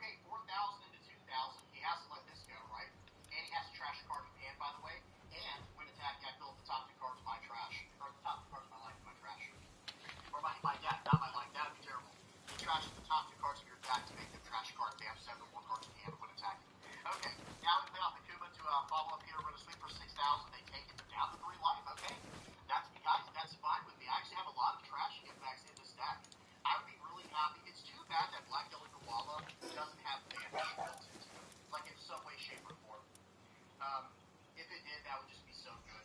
Maybe too good, right? Because if this is going to become like a life manipulation discard deck, I would have loved this. Like hand destruction deck, that would have been incredible. Okay, they're going to put out a 4-cost Frankie here. Dawn -2, I believe. Trash 1, draw 2. And now they're going to use leader effect. They're going to swing for 6,000 in with their own. Reducing the power of my Karasu. I think I know what's going to happen to that card. Looks like Elthor's coming my way. They're going to play out Shura here. Dawn -1. And they're going to Elthor. So Dawn -1, draw a card with the on-play effect of Shura. They Elthor to get rid of my Karasu. I take the hit from their leader. And now we're going 2,000 into this. Oh. Okay, do they want to save this card? If not, if they want to save this card, they can. They use a 1K counter. I swing 4 into it. That way I didn't have to invest any Dawn into that card. And we got the card off the board. We're going to swing for 5,000. They give us a 0-cost 2K. And now we're going to play out the Nico Robin. We have to play that out first in order to draw with our leader effect. That's why we did that. But hey, we took 2 cards out of their hand. We attacked it for 6. We draw a card with our leader effect. And now they're down 2 cards. I'm gonna have to move this eventually. Can't just have it in the middle of the damn base. Use the on-play effect, grab it back a Palworld, number 1 or an Elthor maybe. They get rid of my Nico Robin. No problem. If it's in my trash, I can get it back with the dragon. Okay, what are they going to do in this situation? Bro, you serious? Mama Rocket, they're going to go for my board. No problem. Oh my That's god. actually fine with us, right? We don't care. We're not too invested in this board. If they don't deal with this board, then we can't go for legal next turn, right? So they're going to take 7,000 and 4. Okay, yes, that's yours. 6,000 and 2. That's yours. And they'll leave the block run, pass the turn back. Great. Yeah, hey, here we are, guys. We're actually in the position we want to be in right now, right? We're not in a bad position at all. Okay, so right here we are going to use our on-play, our searcher effect there with the event, captain's a symbol, and we have 8 Dawn left for the turn. I think we're going to have to play out the dragon first, but maybe it doesn't matter because I want to attack into that Shura because I don't want them to attach onto that card and be able to go to them. Okay, because that's a great card for the leader effect. Okay, so we play out the monkey D dragon. We're going to return 3 cards to the bottom of our deck. I think we're just going to get white here. Yep. There's no point on the Nico Robin. Okay, I think my opponent's on the right zone ball here. I think he's actually about to succeed. I think say things a little bit early, but they leave a little bit abruptly. I think they're about to play out a 1-cost pudding to do some searching. And if I understand correctly, they find the lightning dragon, and then all we're able to do is they succeed and they have to use secret spells, and I think some other type of event as well. So let's see what happens here. Again, they just kind of, it's a secret piece. So they search out the lightning dragon.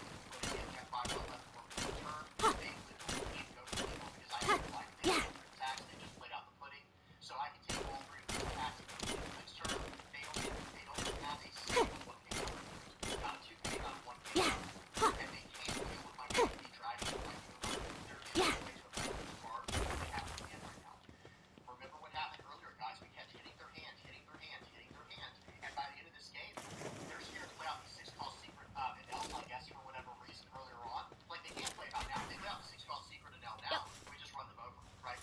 But my point is, I guess they never got a chance to really play that because of what we were putting on the board. They needed to deal with the threats on the board. Because remember, the turn before this, they played out the Senior Beast in order to grab back a Gamma Knight or a Elthor. I can't remember which one it was. And then they ended up using the Gamma Knight to get rid of my Nico Robin with Elthor. Okay, well, if that's the case, you have not established a 6-cost in our body, and we're thumbs up over here. We're good with that. Now, unfortunately, I will say, I think Purple and L probably still has a pretty good matchup in the Black L and Koala. I could be wrong about that, but they don't have any ways to flood the board where we can punish their life, and they don't have any characters that cost more than 6 in their deck when they play it out. So, we can't really punish them that way. I think Purple and L is probably still going to be a decent matchup into Black L and Koala, but who knows, with all the hand destruction, and if we can just keep battling for the board and maybe make some revisions, maybe the deck could be pretty decent into Purple and L. We'll have to see. Okay, guys, well, that's it for the games on the sim. Good game to all my opponents. And let's go ahead and check out the deck list one more time before we wrap this up. Damn it! Okay. So, I don't think we got to see much of the 7-cost Koala in action, unfortunately. And who knows, maybe that's a sign. Maybe we just don't need this card in Black, Yellow, Koala. Because I do think that the 8-cost Dragon is just so important in this matchup. Because we can grab back 2 incredible targets. We can grab back the Kuma, and we can grab back the Nico Robin. Now, yes, you can run Nico Robin into Black Saba. However, look what Nico Robin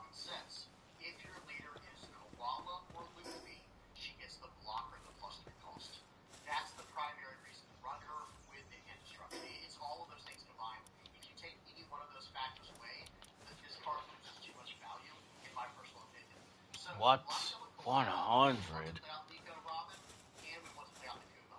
And we want to run this Koala Searcher, and we don't have access to the red Stage Searcher. So maybe this Koala is just not meant to be. Oh, it makes me so sad though. I really Thank like you. this card. I've heard people say other things about this card, like it's not good or whatever, and I get that. That's fine. But I really did like this card. I'm not gonna lie. But I think maybe for the sake of keeping this list as strong as we can make it, maybe we do need to go down to at least two of them. Or maybe we can go down to two of this card and just leave that there, and maybe remove more later. But then we can go +1 of this dragon and +1 of this Kuma or the Nico Robin. It's really just kind of depends, right? You can kind of do what you want with it. Or we can even start going into these secret solos. We have a lot of options there. Let me grab the Kuma for now because that was my first thought. Now, maybe we don't need this 7-cost Kuma. I was thinking that this card would be very good for that. I don't know if we have time. I don't know if I played this card out at all in my game. I don't think it necessarily came up when we needed to. And we did not get this card out of our trash with Dragon. So maybe we can go -2 of this card and we maybe grab the secret Sapa, this card right here. Maybe we run this card. I don't know. Tell me what you guys think. But here's the one thing we have to really consider is we did just go -2 1K counters from Koala and -2 1K counters with a 7-cost Kuma.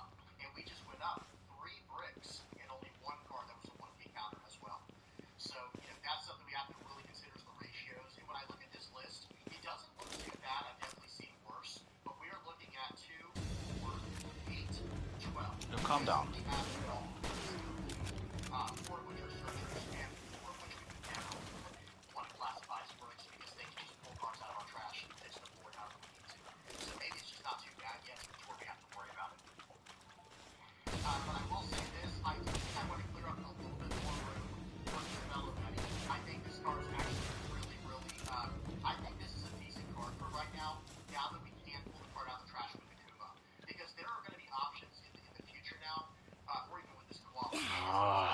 We're sticking with 2 of them for now. Alright. But with this Dragon, there's going to be options in the future, like in future games, where we just go, okay, play out the Dragon, and then put 3 cards that are Rebel Army from our trash to the bottom of our deck, and then cheat out the Kuma from our trash, which can then cheat out something like the Spell of Betty. And this being able to get a 3-cost character just by flipping the top part of our life face up, sure, again, thumbs up, guys, we don't really care, right? That's fine. We get to KO a 3-cost character. In the process, now we have a 3,000 power body on the board, which is not great, but it's also not nothing, right? We can always just replace this card with on the board. It's just a solid utility piece in the deck. And yeah. And I think that's let me see something. I think we're running 10 2K counters in here, or maybe we're not. Maybe we're only running 7. Let me count up real quick. Yeah, I think we're running 4 Karasu, the new one from OP here from SD35, and then 3 of this 2K counter PP03. So it looks like we are low. We are a little bit low on 2K counters. None of these other cards are. So we might actually want to really consider that. Another great 2K counter you can run is, of course, the Sabo. If you have access to this from PR02, it's just a great 2K counter. So this is another option we can run as well. A few other cards I at least want to mention real quick that obviously any deck can run. For your leaders multicolor, you can run Silver's Rayleigh. This is a great card as well if you want access to more removal. And it has a trigger built into it. And then we also have some cards like this 5-cost Borsalino. This card is actually so good in general, but in this deck in particular, we can actually pull these Borsalinos out of our trash. Okay, so that's something we might want to consider, right? And here's what I mean by that. Notice how Dragon's written. 8-cost, 8,000 power character. On play, you may place 3 Revo Army type cards from your trash at the bottom of your deck in any order. And if your leader is Revolution Army, play up to 1 character card with a cost of 6 or less from your trash. So in other words, we can literally pull the board out of the trash. We can actually counter out with this card early on in the game, get it into our trash, and cheat out with the Dragon later. So this Borsalino, A+, S+ card, honestly, it's just so good. This is a great card to include. 2K counter 85, since our leader's multicolored, this is another great card we can include as well. And it's a 2K counter, like I was saying, the draw 2 trigger. This is actually very nice. It's just not searchable for us, but that's okay. I think it's still worth definitely considering. And I think there was one more card I wanted to look at because I think it's a good card in general. It is the card called Zoro. This Zoro, I mean, it's just good. The card called it is a bit, but let's just put the specific cards into our trash.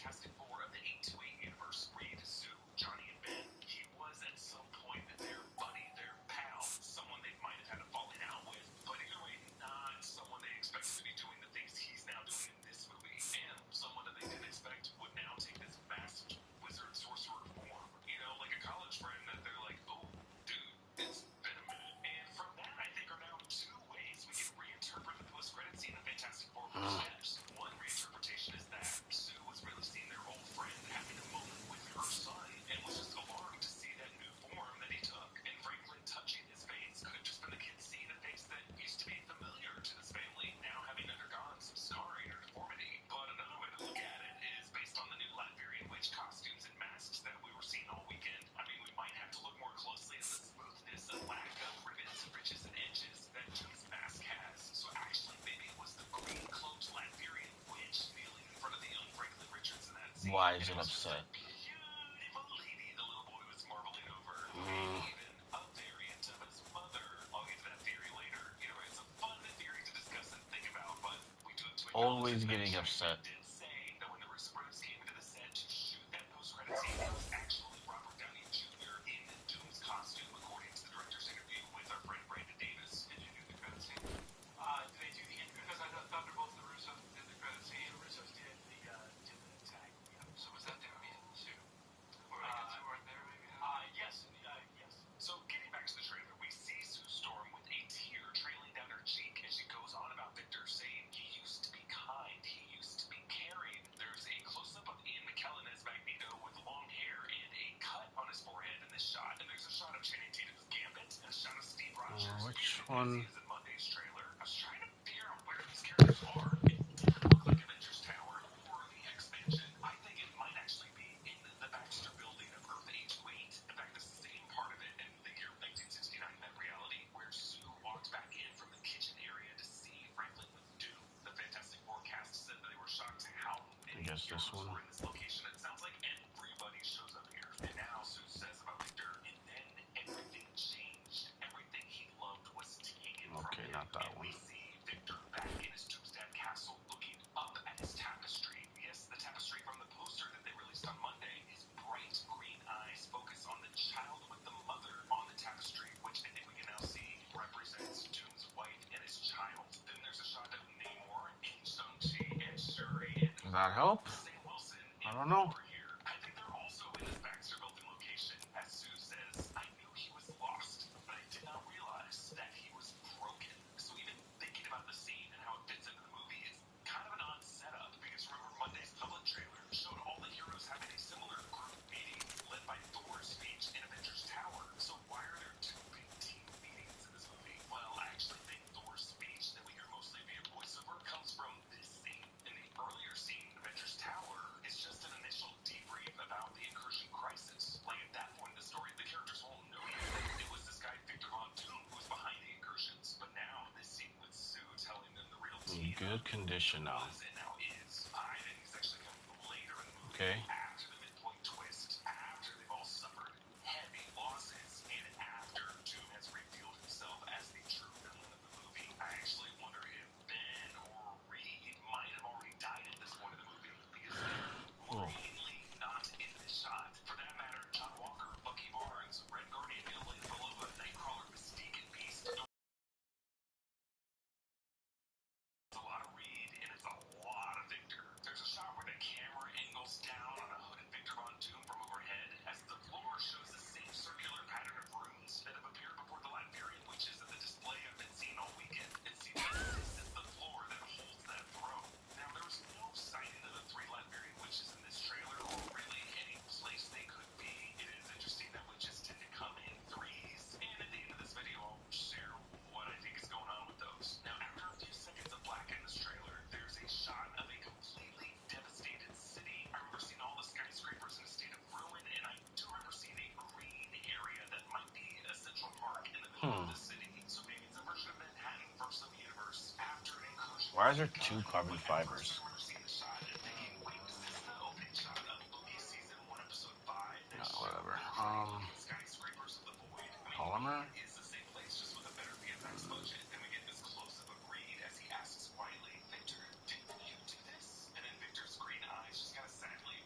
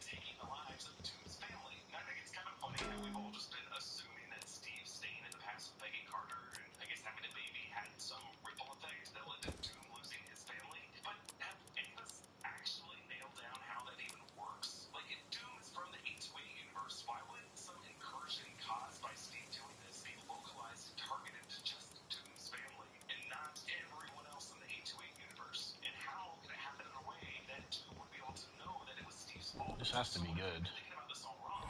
What if it was really Oh. just the natural order for Okay. Thanos to win? Dust half of all life in that reality. So when the Avengers undid that, the multiverse was like, well, several billion beings have to dust somewhere in the multiverse to balance things out. And then Why the do I have multiverse this just thing? kind of randomly selected billions of Oh others yeah, across I put it various there. timelines to dust in the place the people Hulk spared by bringing them back. And so two of those unlucky victims could have been Victor's wife and their kid. So Victor might not be specifically angry at Steve Rogers, but rather just kind of angry at all the Avengers, all the heroes from the 616 universe for doing what they did. That's why he's saying that they are stealing lives that are not theirs, and they have to get those lives back. So why is Victor Von Doom magnetizing the cores of the 616, 828, and 10005 universes? Well, maybe just to merge the strongest realities and realities with reality warping anchor beings that he can use to build Palworld and restore some semblance of his family. In this trailer, there's also one shot with Ava Starr, Shuri, and Joaquin Torres on one of the Fantastic Four ships, looking completely devastated, and a new shot of Cyclops that looks like it's part of the open your eyes moment with the Sentinels, but it seems like fire or embers or lava of some kind is pouring past him. And then a crazy shot of Doctor Doom smashing through the window of some kind of structure. I don't know if there was a building or like a parked ship that Reed Richards had built to help people escape the incursions, but I can 100% confirm that it was the exterior of whatever this interior set was from the set photo that showed Danny Ramirez as Moss Baccarat, Wyatt Russell, and the foot of Letitia Wright as Shuri. Whatever this is, Dr. Doom 22. smashes out of to go fight Thor. And not only does he go out this window, he like speeds out of this window, 2290. flips, and lands super quickly in a confident superhero landing. And it's in this field where he's about to fight Thor. 2290. At this point, I don't know what this garden is with all the statues. I at first thought it was the outside gardens of the expansion, but it could also just be another part of the void that's being assembled in the battle world. But we cut back to Reed now in his moment with Victor, where he's now angrier, grabbing Victor by the arms and shaking his shoulders, shouting, "It's only Victor, dead. You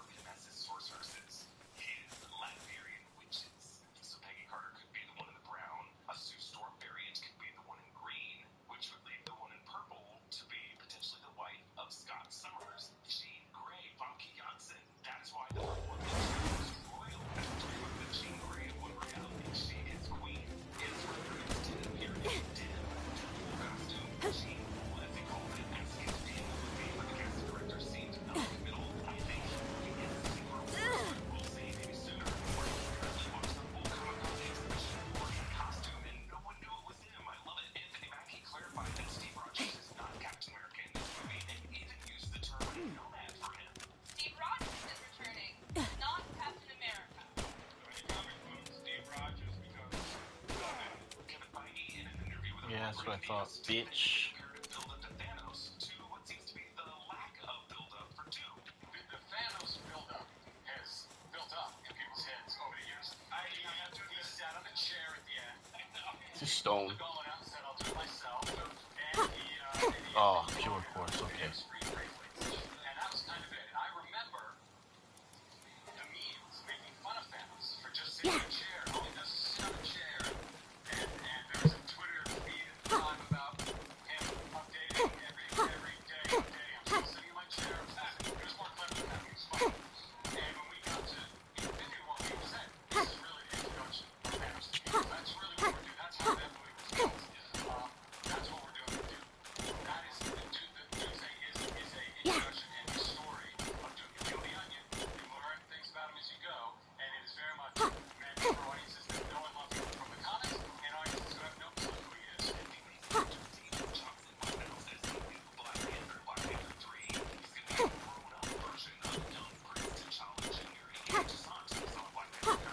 So there must be some time dilation effect where somebody's getting into the battlefield and grow up very fast. And finally, Robert Downey Jr. showed up on stage wearing a jacket covered in Latvian letters. We actually started to get a sense of the Latvian lettering system from the non-Latvian copy pop-up at South by Southwest. And yes, I translated at least what I could see on the left pocket. I think that's the word justice. And if you go over to the right pocket, I think that's the word revenge. Oh, it's another tree. Period kind of clumped together, specifically in a homophonetic way. But here they seem to be used for substitutive letters, so I think that a letter that tends to repeat the word revenge is just used for the letter E, and using that as kind of the substitutive base. You can go down to the lapel there and translate that to there is no promise of tomorrow.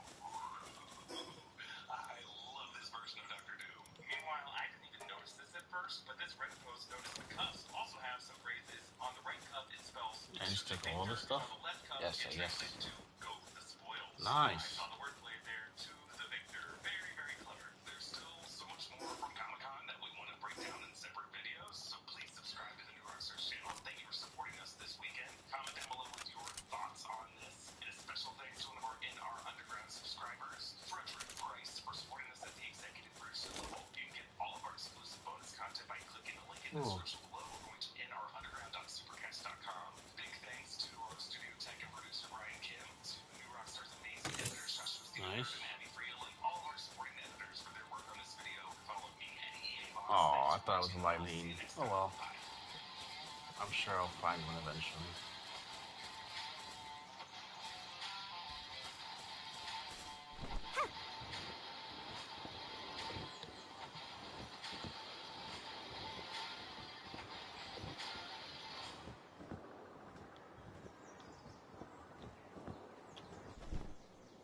How did I get hurt? Wait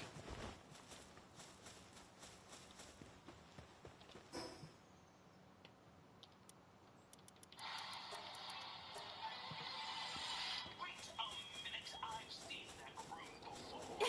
I'm Harry Fox of the New Rockstars channel, and this is a breakdown of the Avengers Doomsday trailer. From Doctor Doom actor Robert Downey Jr.'s Latvian accent to Avengers teaming with X-Men and fighting them, forming our wildest crossover. Whoa, new pal. To break down here, this footage has been living rent-free in my brain since I saw the first of it, then rebooted it in April. But now that I can go through it frame by frame, I can literally know more details now than on the spot. There's even this new shot of Loki in a TVA happy that I've never seen before, and I can do it from it. In this video, I'm putting out everything you might have missed from this Doomsday trailer. Let's go. What's in my query? You just asked it appropriately. Well, this is a video of my Doomsday fire design available exclusively at merch.store.right.shop. And if you have a New Rockstar shirt like this, take a selfie version, print it, post it, tag us, and we will share you out in a video on YouTube. Doing about it. Let's increase one of our Daredevil shirts for his birthday. Nice. Oh. That way. The trailer opens with this shot of the metal placard that we've seen outside the exhibition. Xavier Scover gifted youngsters 1407 Graymalkin Lane. More monkeys. Westchester County, New York. The Monkeys. expansion of the Fox X-Men movies. We last saw these Fox era X-Men in their continuity in 2014. Oh, they're trying to attack me. Wolverine was tied by consciousness hopping back to Oh my god.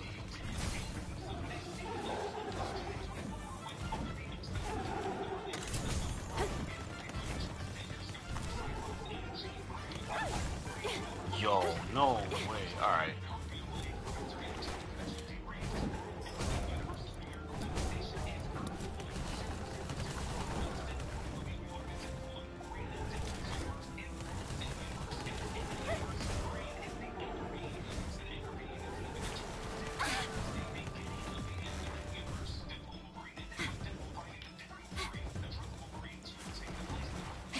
What?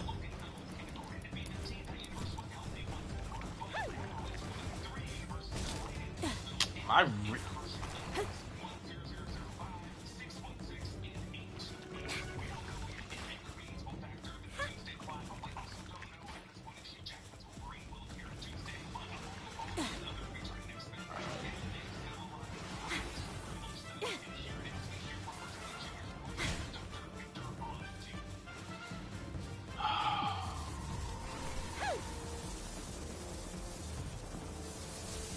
Of course, bro. Of course. Fuck, man. That shit's annoying. Like, where did these fuckers come from?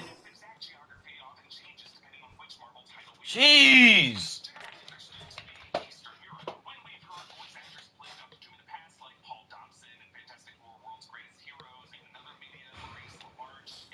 Oh my god.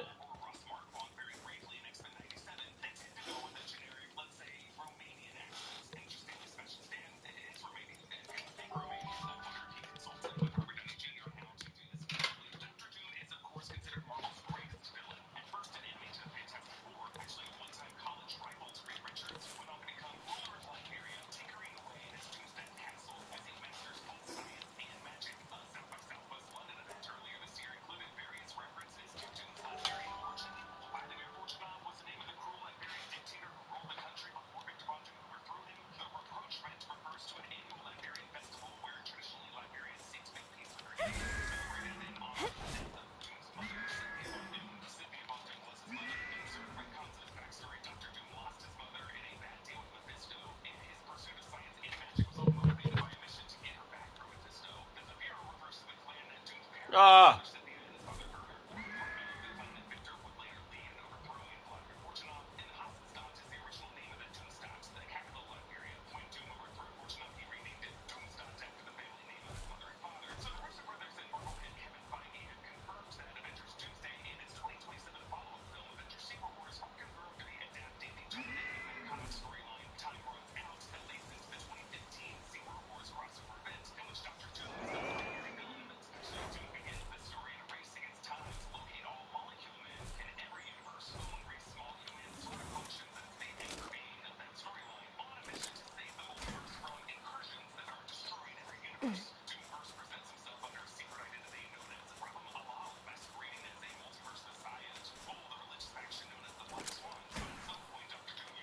Bro.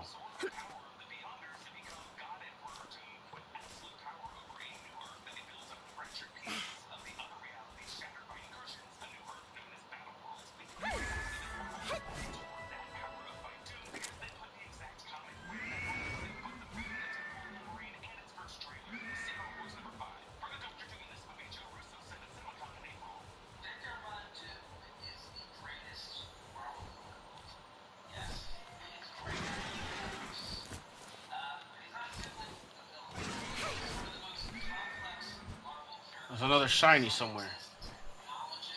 I hear it.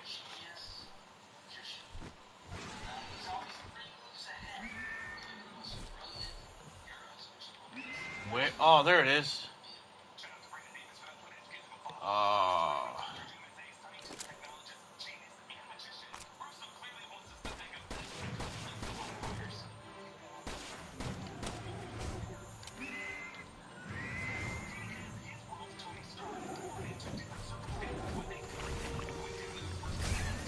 Oh my god. Of course. Of course, of course.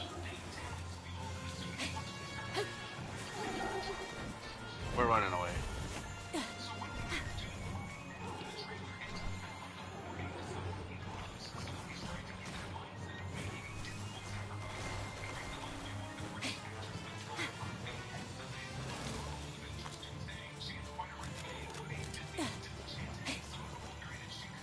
Oh my god!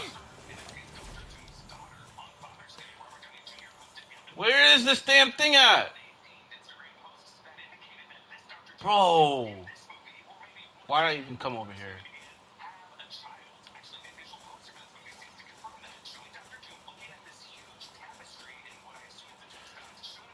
I'm level 40. How am I getting killed so easily by these guys?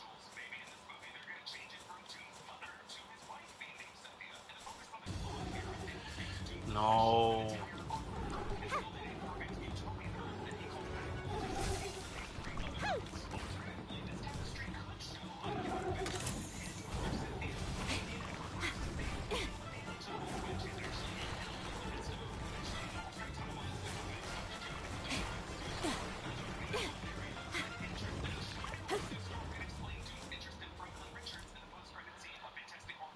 Oh my god.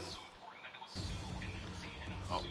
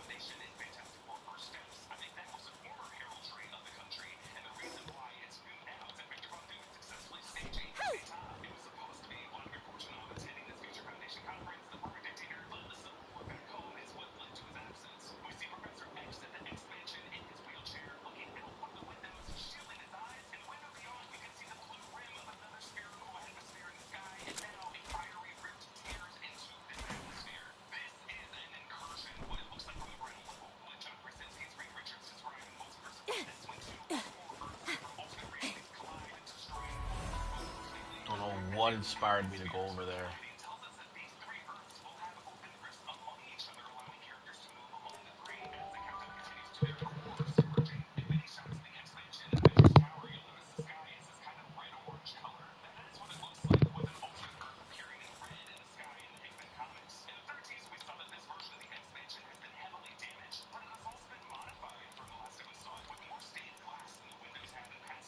Um,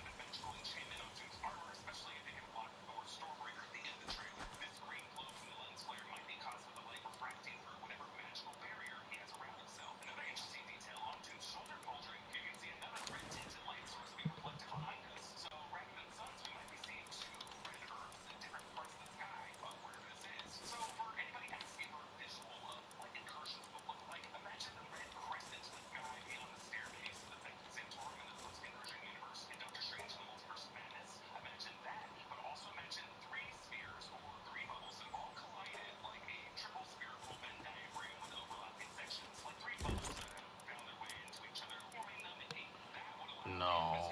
Everything's out of order.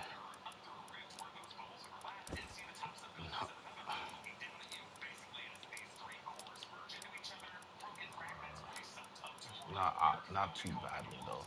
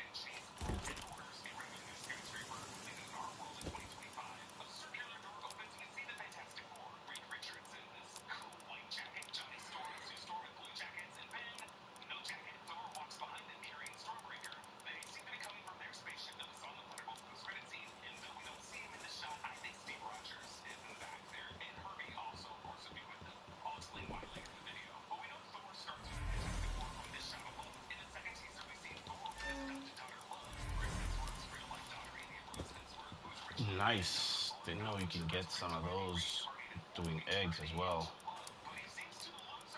Pretty good to know.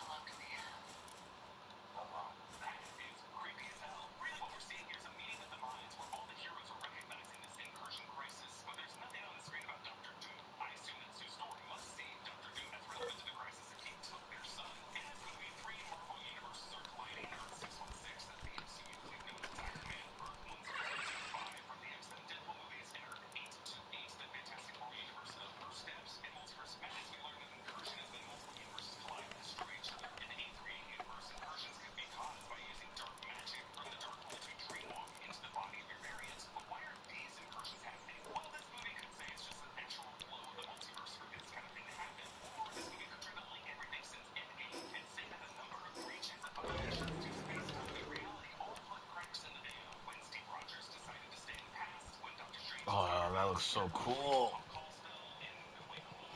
I kind of want this, like right now.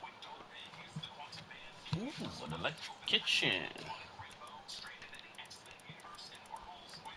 I'm not spending anything right now. Not yet. We gotta make a sphere. This thing. We need more circuit boards. I believe we need more polyamor for it.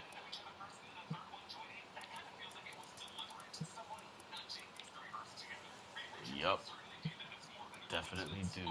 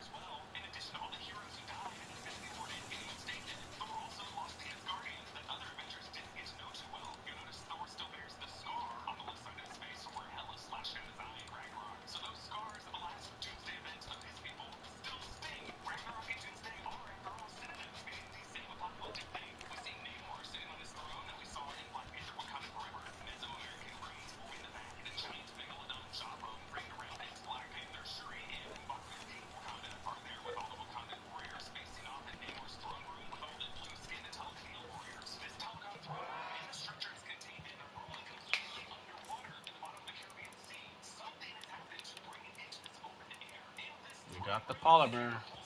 Oh. Now we need these.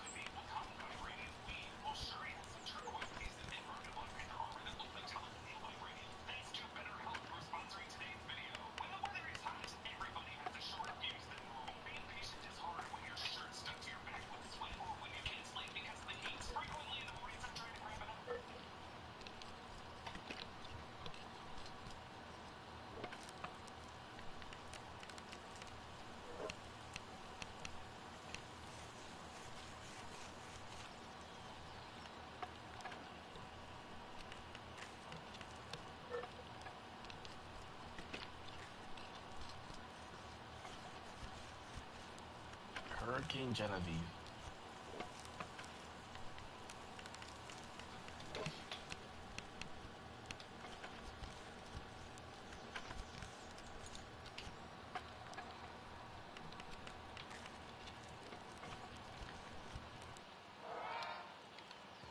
Alright. We need refined ingot. I think most of them felt like they were accurate. Except for Monica Rambeau, I have not heard, or I'm not saying she's a typical human, but I have not heard that she was going to be in the movie. She should be. I think she should be because she was with Beast. Yeah. I heard that they sent her. We need 100 of those. Everybody's going to be seen. Everybody. But yeah, I mean the leaks are true. I made beds for these idiots and they just won't go. Just won't go to it. Where Captain Shirtpants. Oh, nice. Right. We don't have that. And we'll see what he looks like now. I will work that. Old Chris Evans. We'll work on it. But this, we'll watch this and we'll talk about Infinity Vision and how like this film doesn't deserve to be on our list because it looks like shit. This thing looks like It looks like baby puke after a cotton candy. Like that's the color scheme. that's a color scheme. I know what that looks like. You're right. You're like, where are we gonna get the color palette for this movie? Oh hey, we'll take it. There you go. Nice. That's inspired. It's so muddled. It's like, we're gonna kill Longshore at the same time. It's like the fifth time. I love like this is the opening shot and it's like, oh, so this is Old friend, we'll clasp hands for the 14th time. Yeah. Did you see that tweet where Is it Dazzy is what I need? I don't know where that is. I feel like I've seen it before.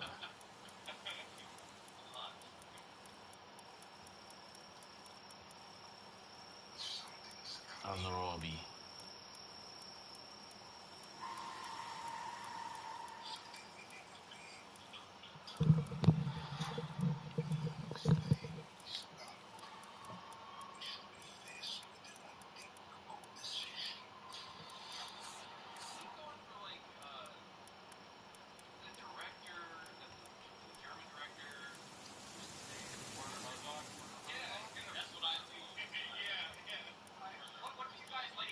Oh, that's the one.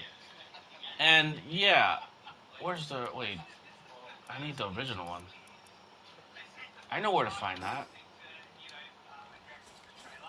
I think this voice might be winning me over. At first, I found out it struck me really odd hearing Robert Downey Jr.'s voice in a British accent. But maybe he might be winning me over. I don't hate it. I'm glad that they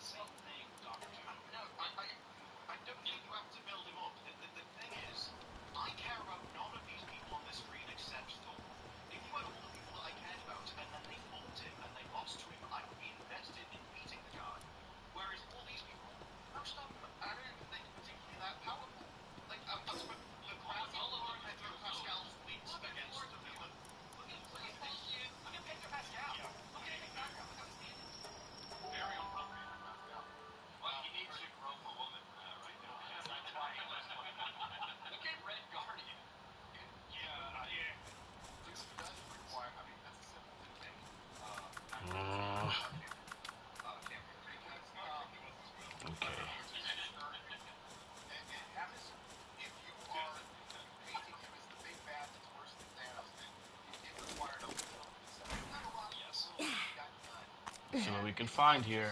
Oh, yeah. Yeah. We're getting the hell out of here. Wait. No. Nah. Getting the hell out of here. I'm gonna try. What is that over there? Eh, we'll come back later. Well, there is him on Mario in Mega. Wait, what? Transfer. Oh. You can go there. That's why they got rid of the excuse. Right. Yeah, the legal trouble was an issue there, but time. I am Kang. Which was a terrible flop. Whee. His performance was largely rejected as a clown show because he actually went to clown school. What is that? It just didn't. What they were trying to do with him didn't work. Can I make it? Oh no. You know what? Not even gonna try. Not even gonna try. Not even gonna try that. Whoa! Those guys are cool. But I'm too weak, so I can't get it.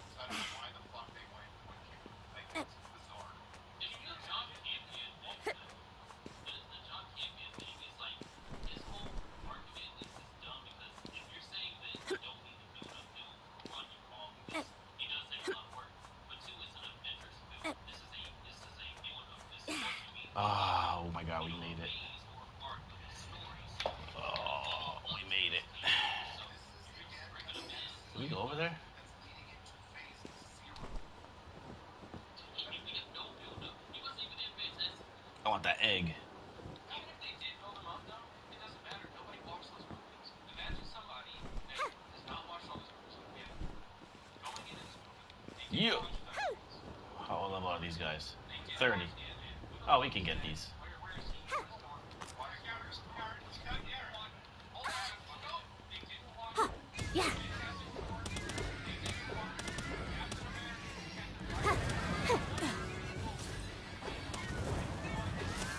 Ooh.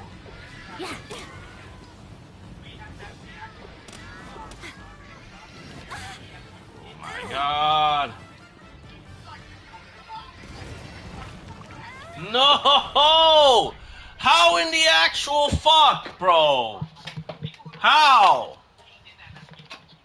At least the fucking thing is right here. It's because I had no stamina. I literally could not move. Oh my god.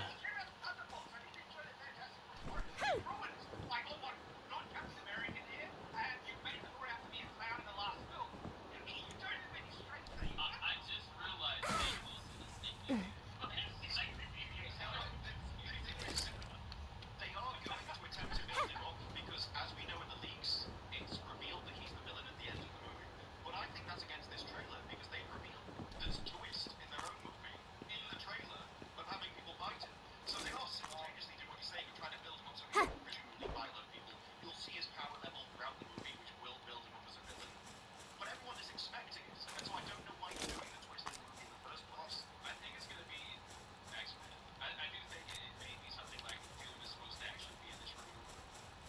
Yeah, the villain is going to be X-Men. Get my stuff first before I start attacking them. Well, yeah, but we know there's going to be big. We know this trailer does reveal him to be the villain because Thor is fighting him at the end. That's true. Oh, they don't care. Why is this fucking rock there? Whatever. That's exactly what it is. They're having to cut down the time. I remember, for example, maybe they're cutting out the character moment. I don't know.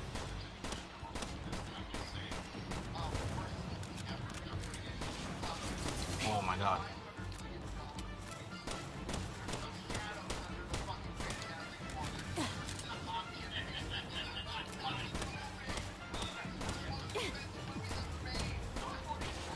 Okay, we got one.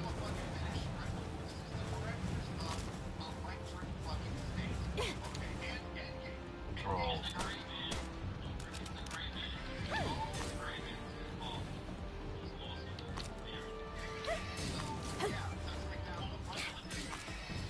What? Oh my god.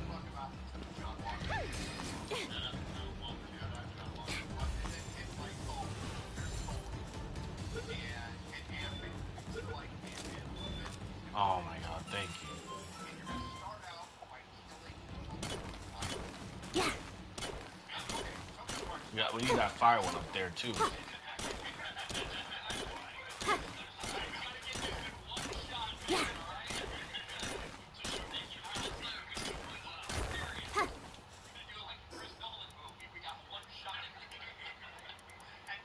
Everything is out of order again. Oh my gosh.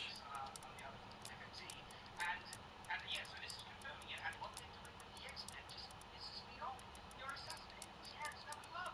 What are you doing here? Well, that's not again. Again, but this time, Cyclops is in his proper costume. It only took 26 years. Oh, and Mystique looks like an abomination. And Romaine Lettuce still looks good. Okay? Yep. You can just you don't have to put scales on her. Just put her in. Make her look like what Mystique is supposed to look like in the comics. She just has blue skin. That's all she has is blue Well, I skin. think I don't believe she wanted to do like the 9 hours of makeup shit She again. did no. That's I just said. You don't need to put the scales on her. You just give her blue makeup. That's all you need to do. Alex And a better Ross. haircut. Well, the person who runs Alex Ross's Twitter, I don't think they What level is that intentionally thing at? troll, but every time they show him a character and 35. he I can shows get him that. shit, he just throws up one of his beautiful paintings of Oh, Mystique there's two of and them. how she's supposed to fucking look. You know, Nah, he's like, all I'm you good, have bro. to do is that. Where was I going? That's all you have to do. And then like, she's not sexy. She's in this like fluffy dress, you know, and it's like, it like you go. It looks like a fucking burqa. It's without the top. It's all the way to her wrists, all the way to her hands, all top to bottom. And all they do is talk and fight. So Yeah. It's like 20 years between Nice. yeah. I hate that there's two of them. put together. Oh, those guys are fucking strong. All right, so pause real quick. Okay, guys. All right, so basically he just said you're all punks. Everybody died. You don't stand a chance, and I agree. I agree. Yeah. Remember when we did the dramatic read of Wait, this I could trailer? probably get this one. Like fucking 3 months ago in that leaked scene with Bob. Yep. Basically what it is. Oh, there's two Basically of what it them. is. So it's We probably put clothes on them more. it's probably because maybe it's because I stream to a lot of Australians now. Australian accent. And it doesn't take me out of it. I just want to point that out. Kind of Australian. Fine. Nice. like I never been one of people say that. Anytime we've listened, I haven't noticed anything weird about his You. I have you already. Maybe I've been fucking desensitized to it. I listen to Shad's dumbass. And the dude voice, you know what? The dude voice wasn't bad. I said it wasn't bad. It is disappointing. It's incredibly average. I thought, you know, classically trained Academy Award winning Robert Downey Jr. would just do better than like basically a voice actor for an animated show. And I don't know how that's gonna play for 3 hours. Yeah. The slow games. Together, and they died. They died facing enemies. Threats. God, I miss you. I'll tell you this. Great. So we had, if you pause it, if we go back, we had immigrants from underwater who invaded the What isolation is that? state known as Wakanda, who has a wall around their country called the Seafoam Force Echo Field Bone. that can be moved Okay. with turntables. Yeah, and drones. And Some drones. drones. Yes. And who has spears. What a main villain in Namor, his powers taken away by being a spit banger.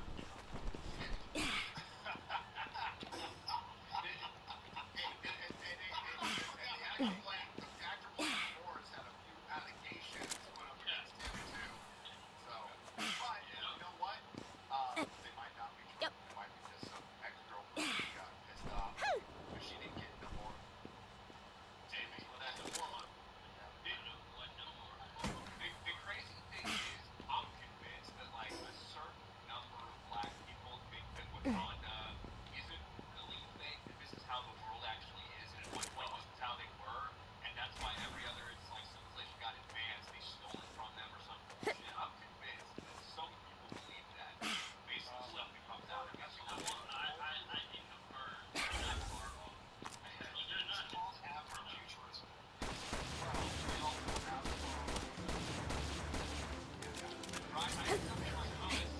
Attack, bro.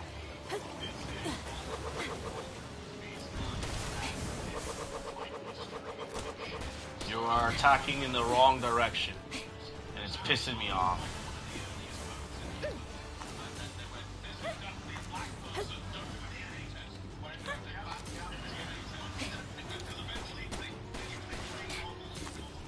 What? What is this? Bro, why didn't my... Alright, whatever. Whatever. Not even gonna... Just leave it alone. I almost died there again.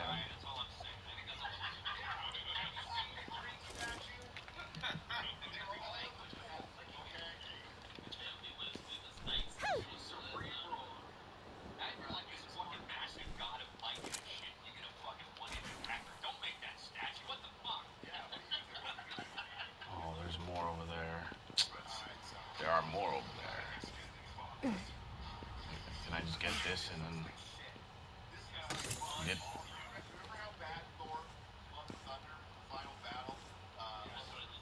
There's also an egg over there, but I'm just trying to get level 30. We can do that after, but I'm trying to get to that, to this.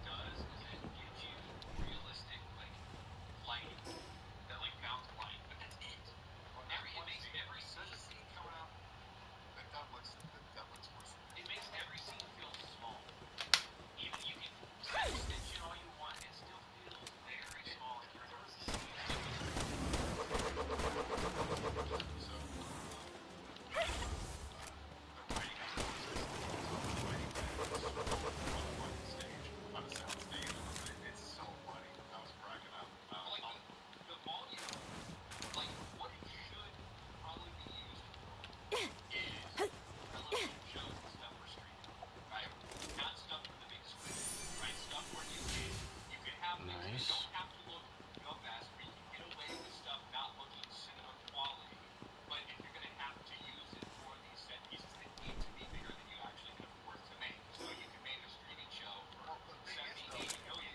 I caught one of those already.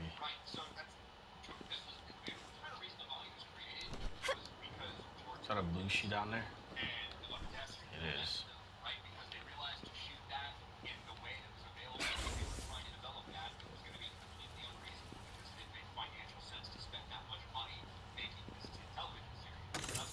Nice.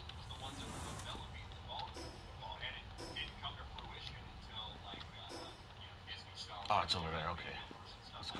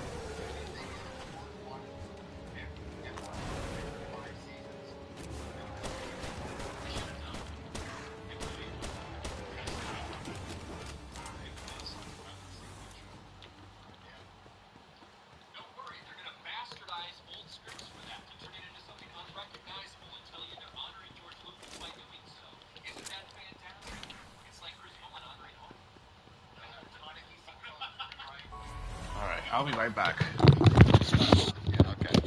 Okay.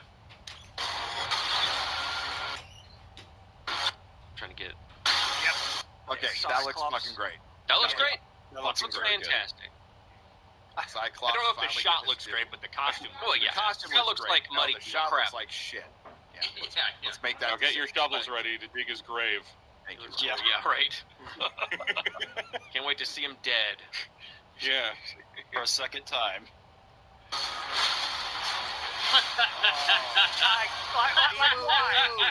Why? Why would they? Damn it, wins. Yeah! And that's when the vast Let's majority of the go. world went, Stock photo hero. who is that? I laugh Everybody's every time I being see Chuck this, G. dude. Well, didn't he reply to somebody because Shang-Chi wasn't on? All right, I'm back. All right. It's a bounty over here. Reply guy for anything that is slightly mentioning the Shang-Chi sequel. It's fucking hilarious. He's a petty little bitch. He was when Shang-Chi was out. He was sharing our videos, remember? He was sharing our videos and our thumbnails and saying it wasn't a flop when it was a flop. You know. Yeah, like it's crazy sometimes the shit that happens. Do you remember in like 2020 when Pedro Pascal was like, yeah, our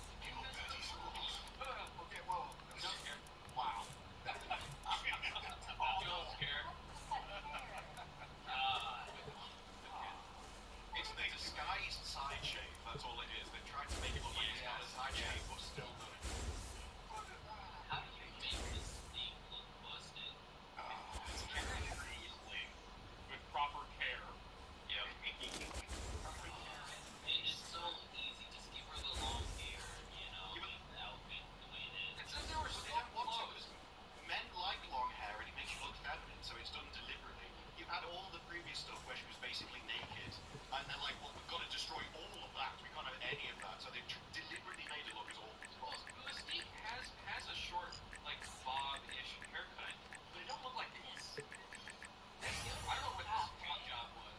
That is a Spirit Halloween thing. That is bad.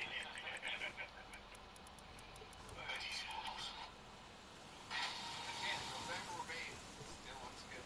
But thank God we get two Yelenas, because when I was a kid, reading my little, in the Bronze Age of comic books, as I refer to, I'm reading my Bronze Age comic book. I'm like, you know what? She hasn't been created yet, but I want to see the derivative Black Widow Yelena fight herself. I can't wait to see that on screen. For a second time, because they did that in the... It is a bit like when people are like, how on earth did you mess up lesbian space witches? It's like, how on earth did you mess up two Florence Pughs fighting? Like, that is actually a talent in itself. She should be in a skin-tight black costume, not in this dingy green. That's about... There's just random mud falling on them for no reason whatsoever. You know, they're going to inflate her role in this film a lot. She's going to be one of the main leaders telling everyone this is the strategy, what we need to do. Kevin Feige has pushed that she is very important because she's their only female character. I guess that's what you rely on. It's going to be her bad Russian accent and RDJ's bad Russian accent. Just Oh, boy. Going head down.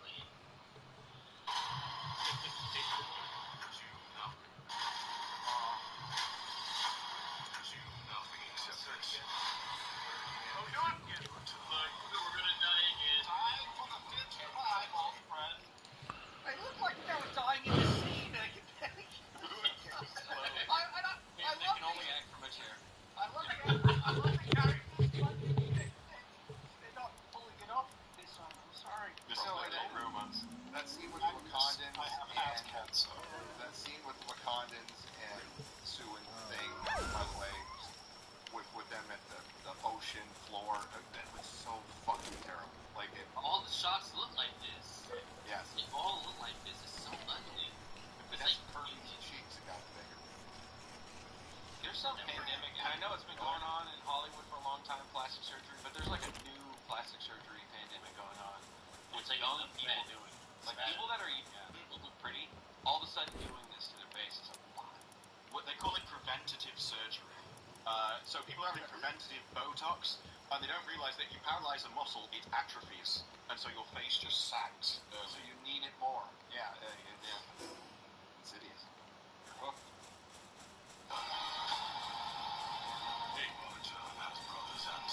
Oh, wait, roll it back. Roll it back to Johnny Storm. Right there. This is the end of the movie. Yes. Yep. I agree. That's the end. If you change the color on this, like the brightness and the contrast, you'll see like it's the incursion wiping them out. Which is the same with Thor, right? Fighting Doomsday. From what we know, that's the same thing. That's also the end of the movie. Ooh, this is cool. epic clearance. Oh. Yeah.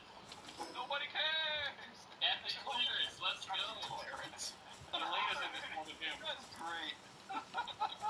Like they have, like they don't give a fuck. They screwed him over so bad. Like, Yeah. Really? Because Anthony Mackie is not a. He's pretty cool, and I think him as Falcon was good. Yeah, it was great. And it's just they just completely. Yeah, he could have made such a great Falcon instead of such a mediocre non-Captain America. I do not see him Captain America any time he appears, and it's now just an imposter. But they're desperate to still use Captain America, guys. Remember, he's Captain America. So much so that when real Captain America comes in, it's just shirt pants.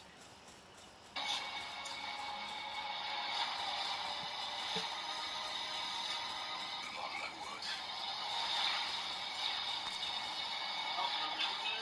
That is so anticlimactic right there. So they did the thing again. Remember when he did that in Infinity War? Remember that move? And then Doom stops it, so he's so strong. And it's like there's no momentum there either. Yeah, he would have been pushed back. It's worse than that because the lesson of that entire fight was I should have gone for the head. And then he just does the exact same thing here again.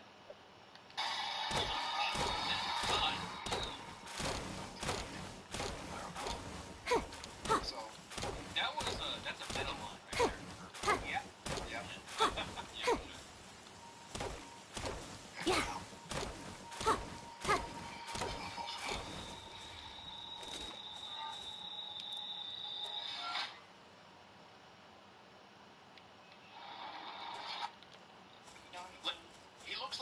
fucking celebrity impersonator. Like the guy that would turn up at his party. He get a nose job that make his nose worse.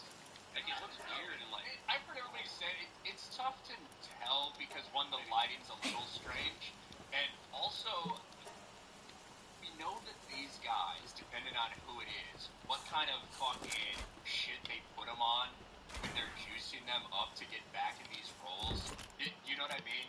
Because I've seen people comparing like the original Captain America to now this. It's like, well, one, it's been a long time, but also second, we just saw him in the Materialist of like 2024, 2025, right? And his face looks a little different, but he's also slimmer. So who knows when they're trying to bulk up how what that can do. His face can change a lot with the fucking game. I also wonder whether this is de-aging tech that they've used on him that just makes it look weird. Maybe. I've heard people being like, look, it's not actually him, right? And it's like, and it's Captain Hydra, yeah, like, okay, so why would Billionaire is a would be Nazi. worthy. Well, I was thinking, well, hold on. I was thinking about this the other day because somebody brought it up in the chat, and I was like, you know what? If they wouldn't have to do like Captain Hydra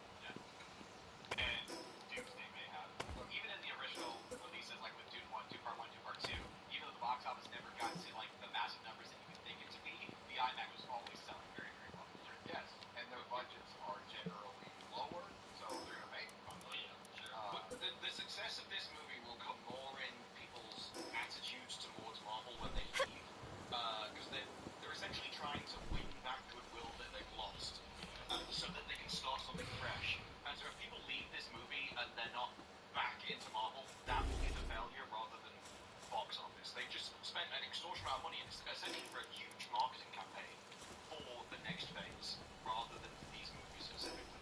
So we have the costumes here. These are at Comic-Con. Now, there's a meme that was funny as hell of Captain Shirt Pantsy. Right. I mean, we could go. That was a meme, but if you go down to the bottom middle costume, that is your latest costume. That is a superhero costume. What?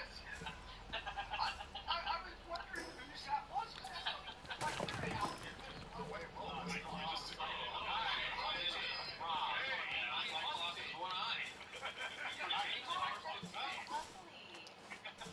Oh, it is Captain. What is this jumpsuit? It looks like a knockoff Doc Ock outfit. Yeah, Is it the white? Because it looks green. it is It's green. probably the mannequin. The mannequin makes it look worse than it is. It's probably gonna be From the fucking goggles. The goggles on Black Captain America. The X-Men costumes look good. Yeah. I mean, that's all I can say. Like, you got the whole look. It looks so good. Yeah, it looks good. Everywhere, just lines. That's the only thing I don't like about Cyclops. No, the Cyclops outfit has a lot of lines on it. Just unnecessary lines all over the place. They have a fucking problem with, with all these goddamn lines. Marvel, slow down. Bro, that looks like the same template for John Bernthal's outfit when they were hunting. Yeah, Menelaus. Menelaus. They made Sue's mannequin translucent. They made Thor's black. They ran out of mannequins. They had to go get one from the South Pole section at JCPenney. So it was surprising they released the trailer on Monday, so that means that whatever they're going to show at Comic-Con will probably be a clip from the movie that we're not going to see. And maybe they'll announce the Sentinels look good. They do. But we'll see if they announce anything beyond Doomsday. I'm guessing they will. I'm guessing they will. And yes, that confirms one thing from them. Do you think they'll be cool? Spoilers. Do you think they'll be cool enough to like announce an entire slate of the things coming up for them? I wouldn't put it past them. Have a whole phase 0. I think they're going to announce, like, we're going to do X-Men movies. I think they'll say something, at least that. We'll find out. This is the Doom Witch. Can you go back to the Sue Storm one? Yeah. So I think, like, are we getting Doom Witches or Doom Bots or both? Probably. So somebody made a comment in the chat and said that they thought that maybe Sue Storm's outfit was what Mystique was wearing in the trailer, like as if she had just transformed into her and was in the process of transforming to Elena. I don't know. I can't remember from what we saw in the They've shown trailer. the full picture. No, they show the full. Oh, they have? Yeah. It's not great.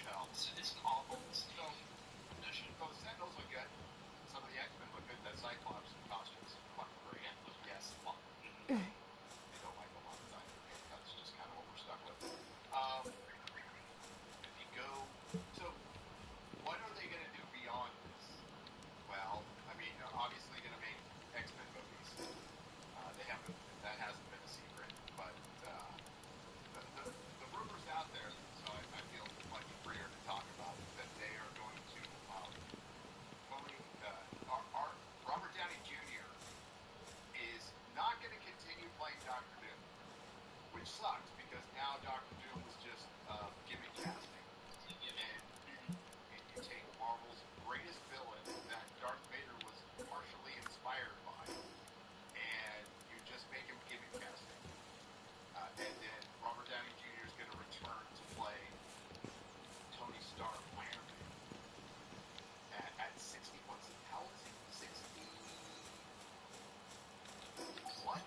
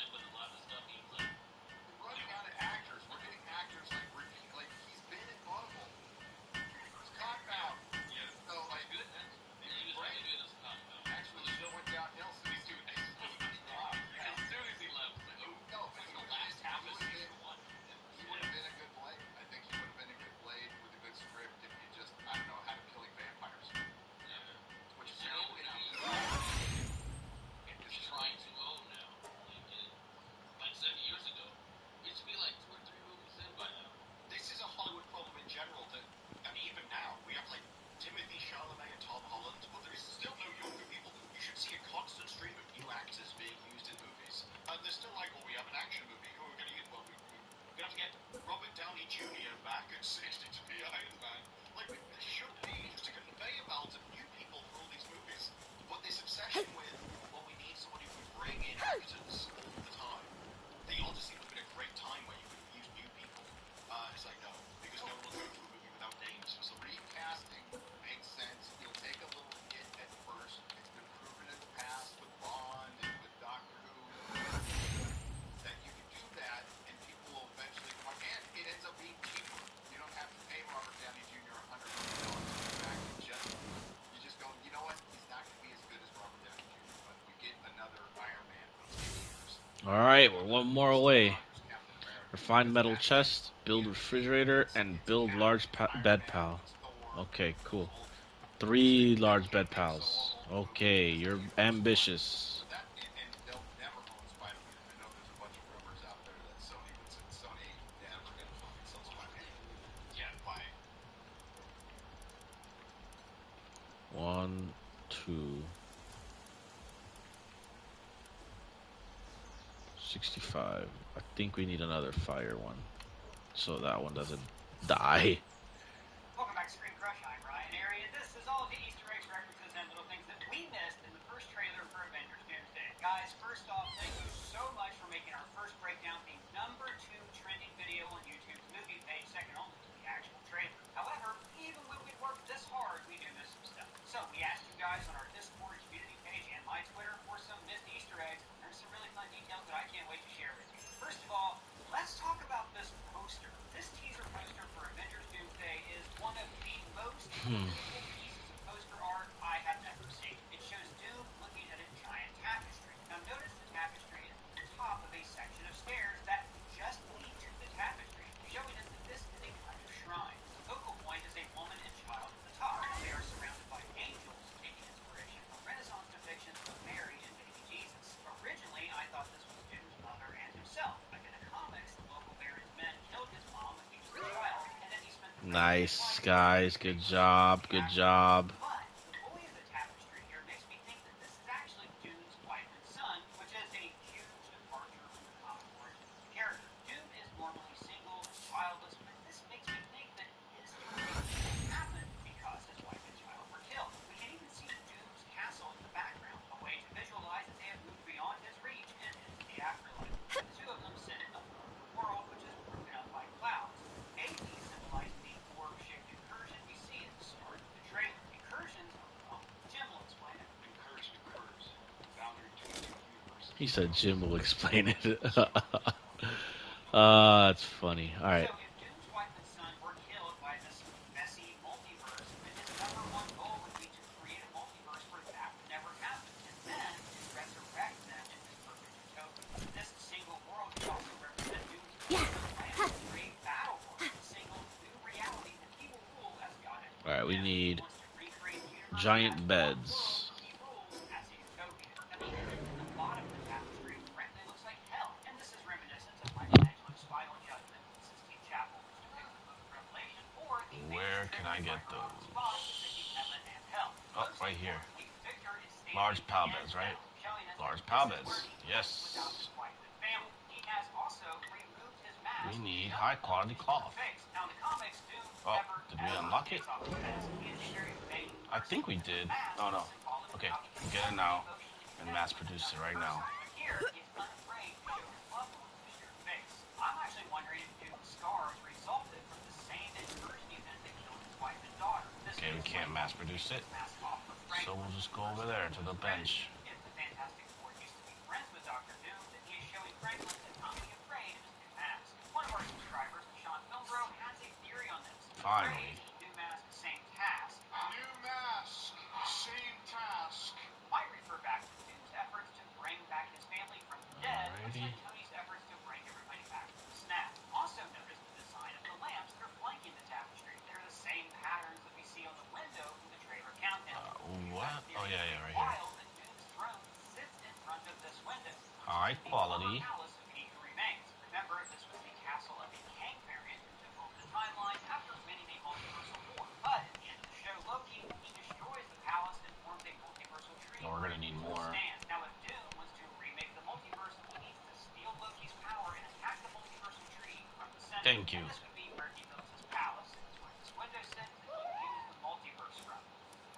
Now, weren't you attracted I person? believe we need Oh, no, dude, I wanted to run this morning, so now I'm having an element to help me rehydrate. high quality cloth. Oh, well, Element is an electrolyte drink with concentrations of potassium, We magnesium, need wool. and their secret ingredient, salt. It actually tastes great, and it helps me stay hydrated without the sugar and dodgy ingredients that you find in other popular sports drinks. And that is why I am so glad that Element is sponsoring this video. It comes in many different flavors, but my new favorite is their lemonade iced tea. The lemonade iced tea has I think it's the sheep, right?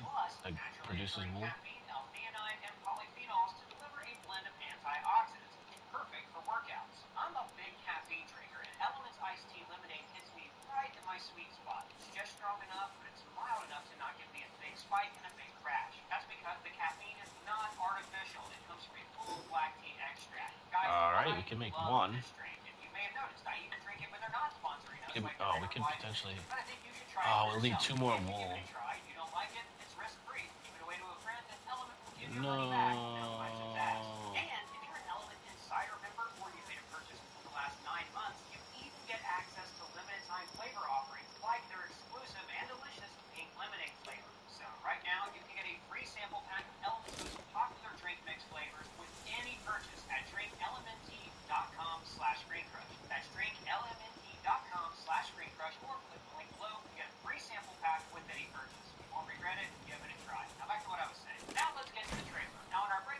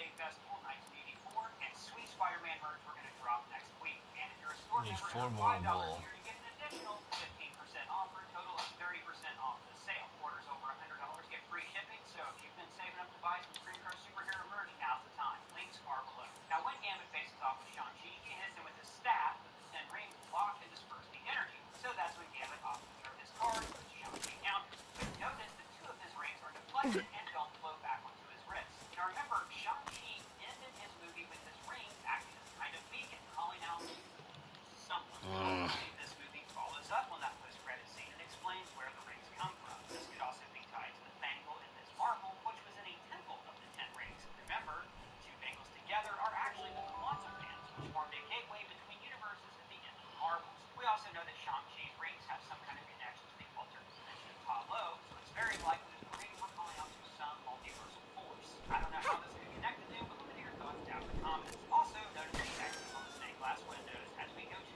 Loki's ID badge. Now, this is using the promotional photo for the show Loki, and Villarubba from Down Under on our Discord server pointed out that the hand holding Loki's PBA card has a wedding ring. So, as we theorize, this is likely Loki making Steve Rogers. And then, on our Screen Crush Rewind podcast, Alex Dalton theorized that this could actually be Loki using duplication casting to send in a hologram of himself to speak to Steve Rogers. Maybe even to recruit him in the fight against Doom. Or maybe Steve settling in the past had a butterfly effect and caused an alternate universe where Doctor Doom was born. Now, in this shot of the Fantastic Four being in Wakanda, we missed that John Walker is really dead to the frame and that Ghost uniform now features an Avengers A on her pauldron. And when they enter the X-Men, notice that Kirby has been updated with a sleeker design. Mystique hits one of Yelena's clubs, and now this is actually the reason she turns into Yelena. Now that she's holding her weapon, it will be harder to tell them apart.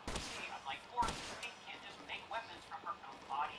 Now, when Gambit jumps down here, he is about to face off against Shang-Chi, but we can't see who Mystique and Reed are facing. It's probably Yelena and Nightcrawler. This is where I used to have my base.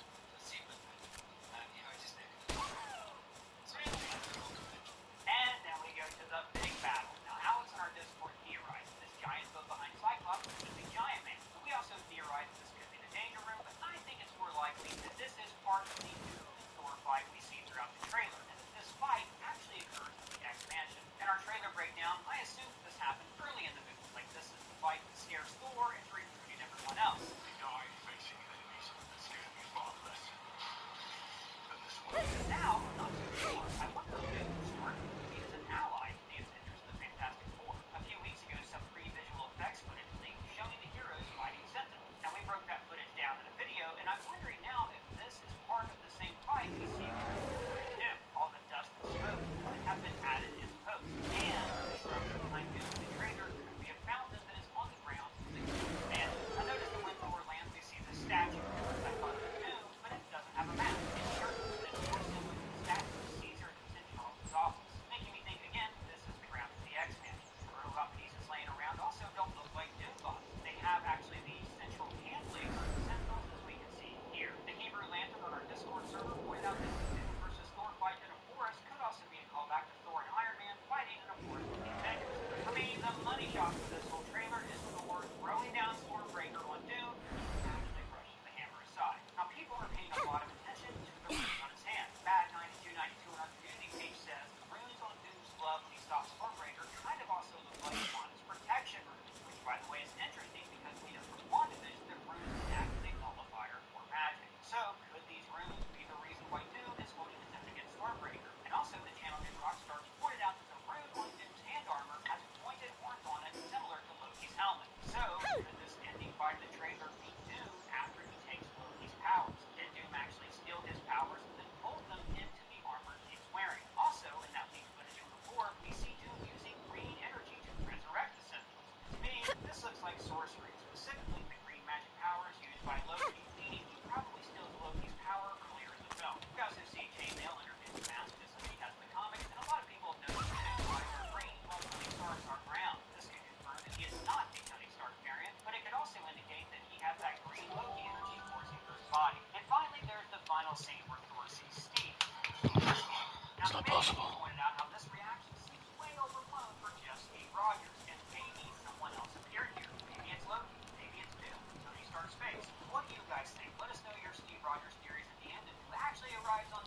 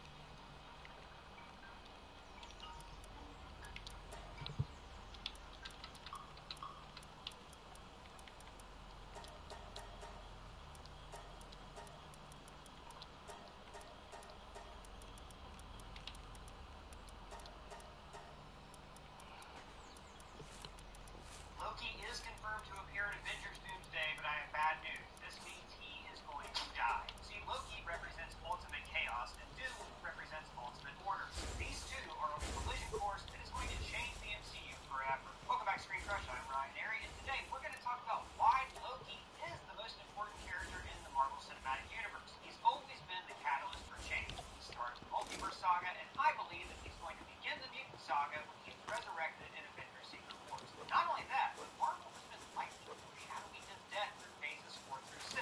But his death and rebirth will give us a perfect ending to his character, even better than what we saw in the Loki finale. So we're going to explain Loki, why he's the saga's most crucial character, and why he will die in Avengers Doomsday. Now, in mythology, Loki is an agent of chaos whose function is always to induce others to achieve greatness. By challenging Thor and causing problems in Asgard, he allows the heroes to grow and change. The irony is that Loki is never allowed to change. He always remains the god of mischief. And we also see this repeated in the MCU. When he tries to prove his value to his father, he only succeeds in making Thor into a greater hero. When he tries to conquer Earth, he causes the Avengers to assemble. Even in Avengers Infinity War, his death only served to show how Thanos was a more powerful villain. Loki spent his life dreaming of being honored, but instead he only brought honor to others. Also that others can achieve their best versions of themselves. Now Loki and the other gods of Norse myth are also trapped in a cyclical loop. The events of Ragnarok lead to the end of the world and the rebirth of Asgard, when the whole process starts again. After Asgard is reborn, Loki will once again be the god of mischief, and he is locked into repeating his same mistakes. After all, this is how myths work in the real world. We tell the same stories over and over throughout the centuries. Now, as for Loki's current position in the MCU, the comics can actually end what Marvel has planned. Look, Loki has a long and complicated history in the books, where he started off as a villain, became an anti-hero, and then a hero, and then a villain again, because Loki is always moving in cycles. But there was this great story that started at Loki, Agent of Asgard, issue 13, when he realized that he's been condemned to be this god of mischief and lies. The lies, he realizes, are just stories. As he puts it, mischief is just a story that someone else tells about you. The story is something you tell about yourself. And this is when Loki becomes the god of stories, which means that he can't necessarily change what happens, but he can change what it means. For instance, he tells a story to these cosmic beings called those who sit above in shadow, where he explains that they only exist because humans made them up, and this automatically diminishes their power. Being the god of stories also means that Loki can walk through narratives, he steps over the gutters of comic pages, and he can skip ahead further in stories. And this is almost exactly where we find him in the MCU, as the architect of the multiverse saga and Doom's #1 antagonist. So this idea came to me when I was doing an MCU rewatch, and I realized that Loki is always at pivotal points in time. He caused Thor to grow into a hero. He's responsible for the Avengers forming, and most importantly, he established the new multiverse. See, like I said, Loki is the one character who has always been setting us up for Avengers Doomsday. So no wonder he's at the center of the Marvel Rivals Phase 1 Path to Doomsday event. Right, that. Oh man, you gotta play Marvel Rivals. I can't, I don't got thumbs. Well, you're missing out. The Screen Crush team gets together to play Rivals all the time, so I am pumped that Marvel Rivals sponsored this video. Marvel Rivals is a live fighting game where you play different Marvel characters and you can fight on squads with your friends. It is so much fun. And now, the Avengers mode has arrived in Marvel Rivals Season 7.5. You can now play as the original Avengers against Loki in the Battle of New York. I can't wait. It's like getting to actually be in the MCU. One player controls it.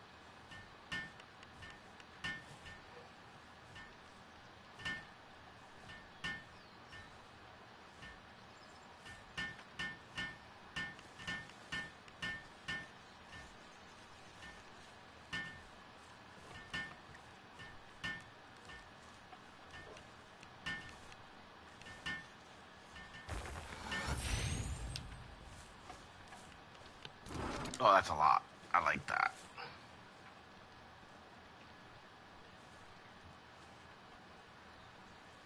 I like that a lot.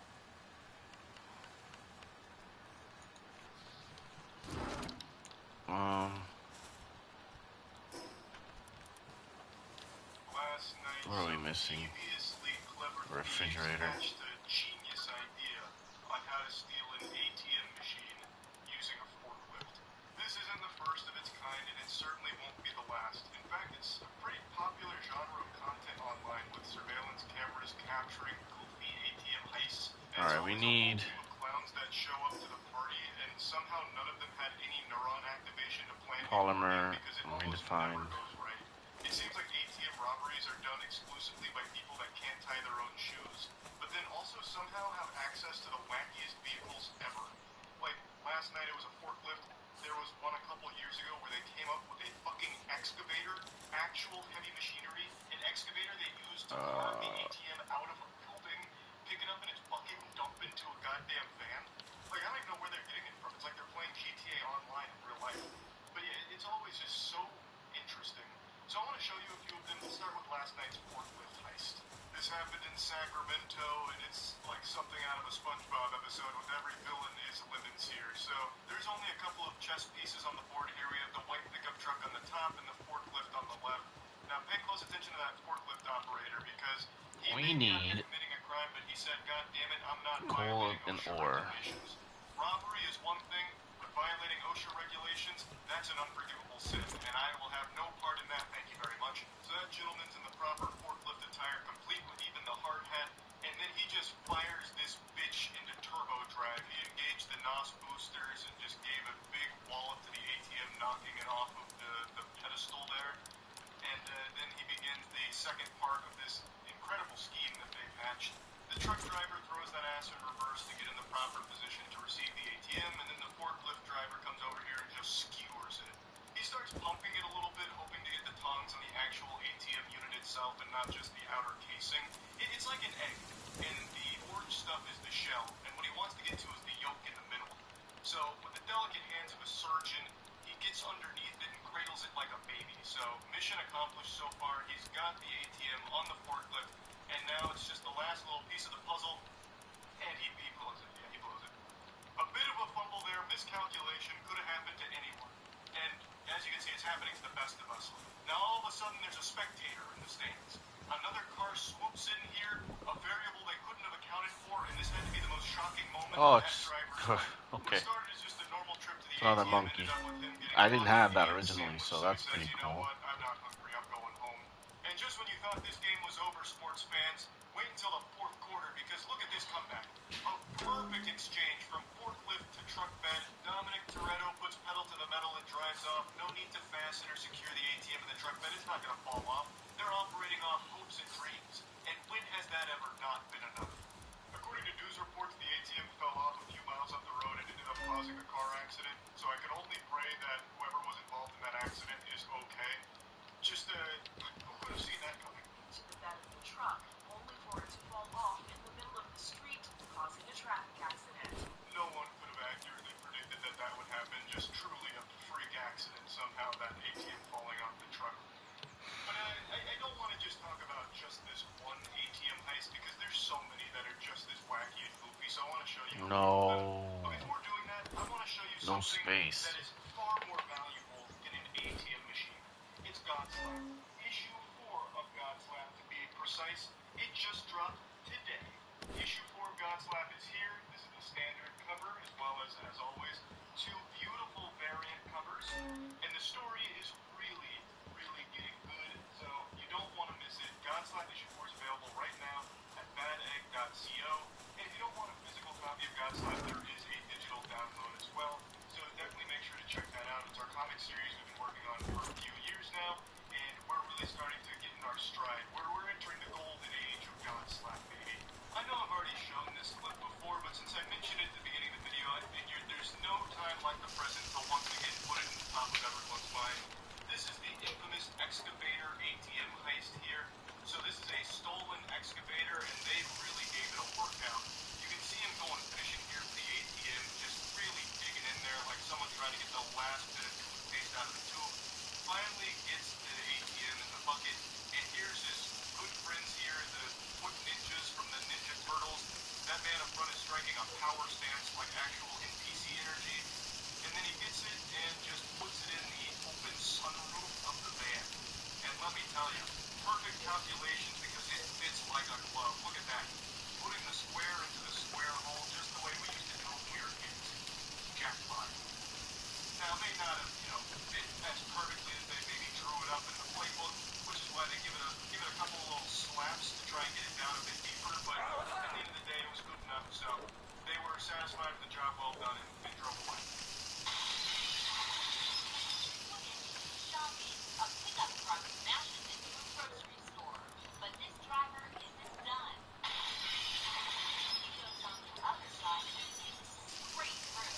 When I first saw that clip, I actually laughed out loud very hard, which isn't normal for me from a YouTube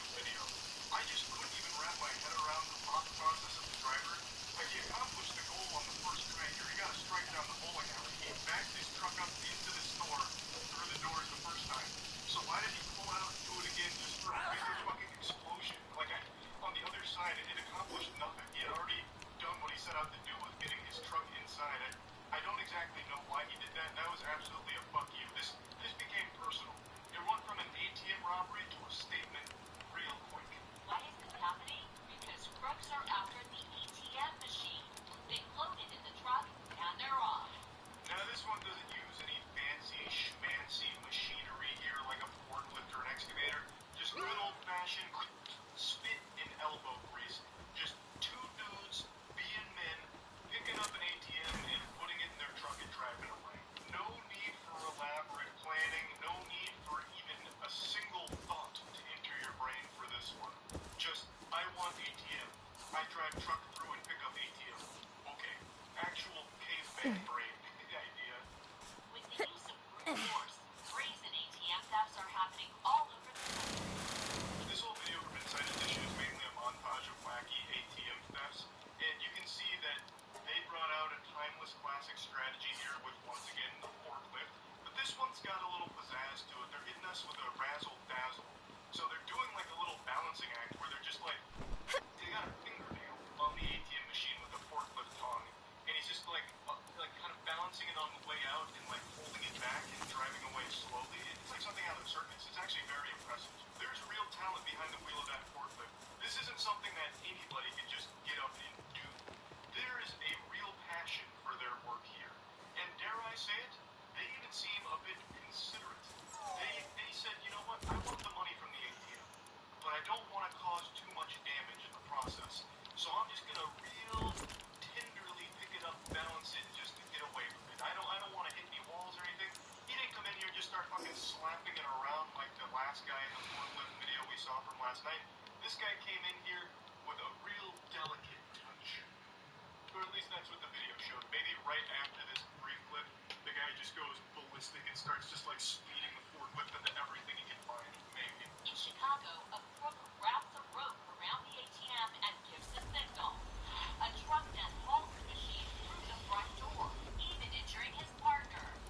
That one's probably my favorite. Just a beautiful blunder, really. Wraps the cord around the forklift, and then he's like, all right, punch it. And then he just gets absolutely blasted by the ATM. He didn't stop to think for just 1 second how the world works with physics and shit, that by standing at the doorway where the rope was leading out, that the ATM would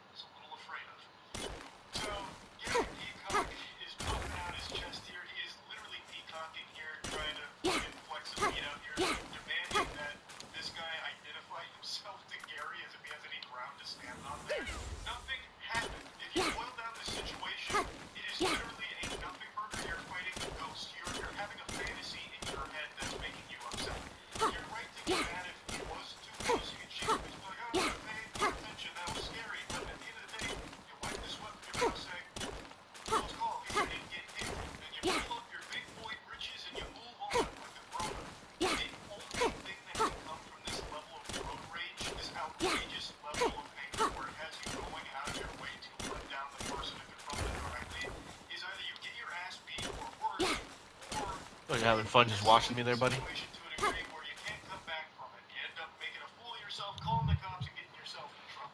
There is no good outcomes from road rage like this. And it's a lesson Gary learns the hard way.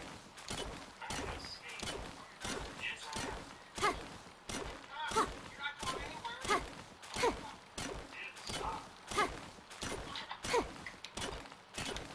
Stop. You're not leaving. We're not leaving. You're not leaving.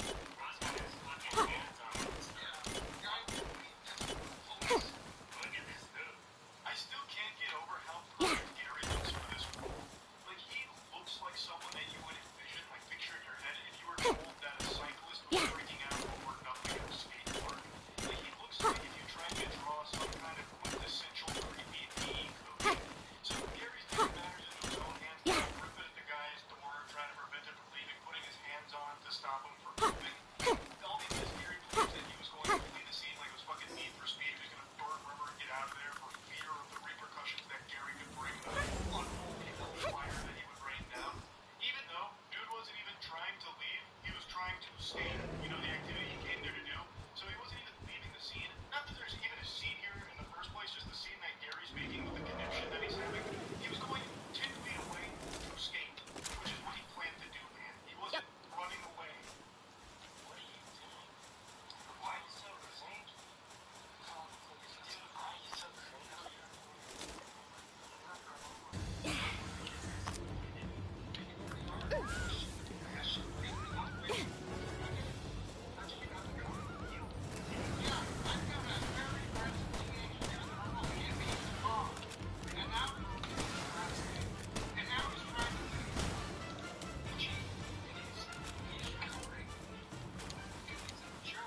Watch your fucking mouth, Gary. Calling a guy a jerk? You're going a little too far, man. You're ramping. You're being rambunctious, and you need to calm down. You're gonna say some things you're gonna regret, Gary, if you keep calling people jerks. And I want you to come and give this guy a ticket. I'd be willing to testify in court against this guy. He came way too close to me. He came. He did not. All right, now we There's need a coal. law in Utah that says you have to stay 3 feet from a cyclist. He did not. He just went right next to me. I wouldn't bother pulling over if this guy were unsafe. Yes, I'm still on my bicycle. He's here. Gary Peacock, I love that he starts reciting law to the police. I know more than you guys, so you might be missing the problem here. No, I wasn't it. He was way too close. Violating this law, which I'm gonna have to spit to you guys because you're too fucking stupid to get it, I guess. And I love the way he announces, I'm Gary Peacock. Like, I half expected him to strike like a superhero pose, like the Crimson Chin. That name fits him so well. That is perfect. That's like a name I would make for one of my Dark Souls characters, like fucking Phil Cheeseburger or something. I cannot believe his name is Gary Peacock. He's just being aggressive and obnoxious. You're not part of it. Yeah, there's another individual, and it's just standing there. I'd like to get rid of him. I'm riding a bike. I have more rights than you. That statement actually goes so hard. I'm riding a bike, I have more rights than you. That shit is like t-shirt level. That is actually fucking hard. Love that. So, one of Pierce's friends who he was going to skate there with shows up just to kind of be a witness to this madness. Gary does keep putting his hands on Pierce, so it was good to have They're fighting. just to be sure, make sure things stay civil. And Gary's not too happy about that. He's just standing there. He's standing there, but I don't feel safe. He's staying because these two are trying to intimidate me. This guy tried to leave, this guy came, and he's trying to intimidate me. He's just standing there menacingly. Gary is deeply insecure, I suppose, with this. There's two of them. They must be trying to fucking intimidate me. That's the only explanation. Help! Help! Help! There's two people here. They're looking at me. They're looking at me. Help! Nice. Nothing has happened. Keep in mind, New pal, baby. nothing has happened except for Gary Aw. putting his hands on Pierce. That's it. And Pierce isn't the one. This is all ore. Three separate And we didn't even fucking. Man. Complaining party. Fantastic. Can I tell you what happened? Fantastic. All right. Go stand over there for a second. I appreciate it. There's a tower over there. Trying to leave, all right? Sir, I'm right here. Thank you. You can just immediately hear how annoyed the officer is to just be here wasting his time with this absolute drivel. All right. This Well. pitiful nonsense. The officer shows up and is already just over Gary's shit. Just the first interaction, he's just like, fantastic, fantastic. Can you just go over there, man? Can you just get the fuck out of here? Can you just go take a hike? Scram. And then as Gary's walking away, he's making sure to give a little backseat gaming here, some advice to the officer. Don't let him leave. And you can see the officer's shadow on the car. He does this. Like, are you serious? He does one of these. And he says, sir, later, can I call the district attorney and press charges? Is this press charges? I know it's a small incident. Well, and here's the thing. Sign his citation that you were present for it, and then I'm going to issue one for disorderly conduct as well. Whoa, what's that over there? If you'll just hang tight over on the sidewalk over there, then I won't press charges. It's too late. Speaking of pressing charges, Gary, it seems like you're very hungry for charges. How about you get served some from the menu? Do those taste pretty good? The officer hits him with the disorderly conduct charges. So, I cut out quite a bit here, but Gary insists that Pierce's life gets fucked for this, even though nothing has happened, even though Gary himself admits that it's a small incident, but he wants to salt the earth with it. So, he has point blank said that he wanted Pierce to be arrested. If he had it his way, he'd go to jail, was his words. And the officer shows up and, well, that's not exactly something that's going to be happening here because Pierce recorded it. So the officer gets to see that Gary was the instigator, the aggressor, and pretty much everything that had happened was because of Gary, this whole incident. So, why am I getting it for what? Because you were aggressive to him. Yes, I was, but he was trying to leave. Okay, go wait over there, I'll explain it here in a second. Can't we just... No. Oh, come on, man. I was the victim here. All right, watch out.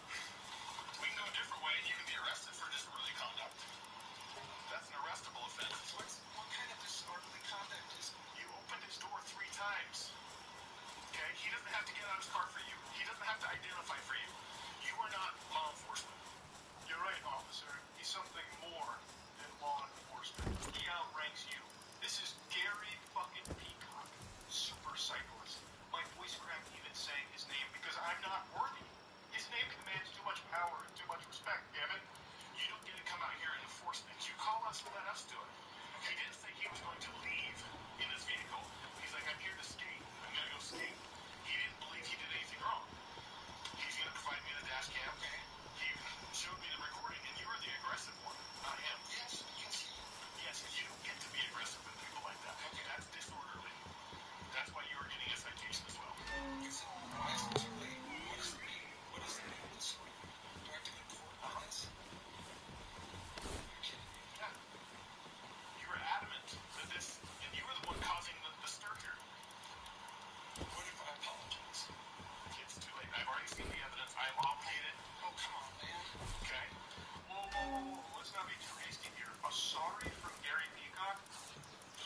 That's worth more than gold. Let's not get carried away. That's funny. So you can see that the tables have turned. The shoe is on the other foot now.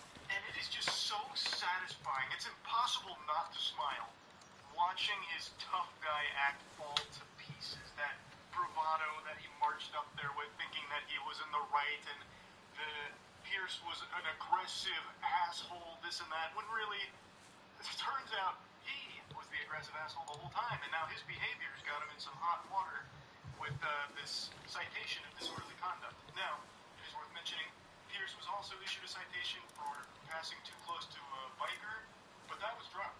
So, that seems like something the officer did just to try and, like, get this, moved on. That didn't stick. However, the disorderly conduct one, well, that one kind of did. Gary Peacock was forced to give, like, a little half-assed apology. I think he also got fined. I'm not exactly sure. I saw 2 conflicting reports on that. But regardless of what the actual outcome is there, just just watching this was a joy. So, had to share this. It had me giggling. That's the story of Gary Peacock. That's about it. See ya. I'm confident that a large number of you watching this video have been the victims of porch pirates or package thieves at some point in your life. It's becoming an ever-increasing crime that's more common than jaywalking at this point.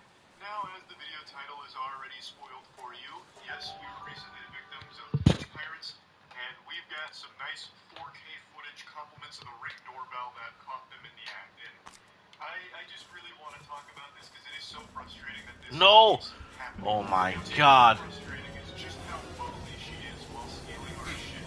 She looks directly at the Ring doorbell and basically just smiles at us, just stares a hole through our soul because she knows she's going to get away with it. She has.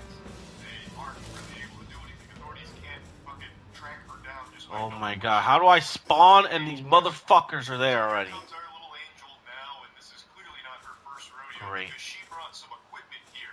She's got a Why are they everywhere? efficiently steal packages, so that way she Bro. doesn't have to struggle with like carrying multiple They are packages everywhere. around. Just look at this efficiency. She's a well-oiled machine. This is some shit out of Ocean's 11 here. She's in and out within 30 seconds, gets the whole kit and caboodle, and then even blows a little kiss on the way by, looking directly at the Ring doorbell.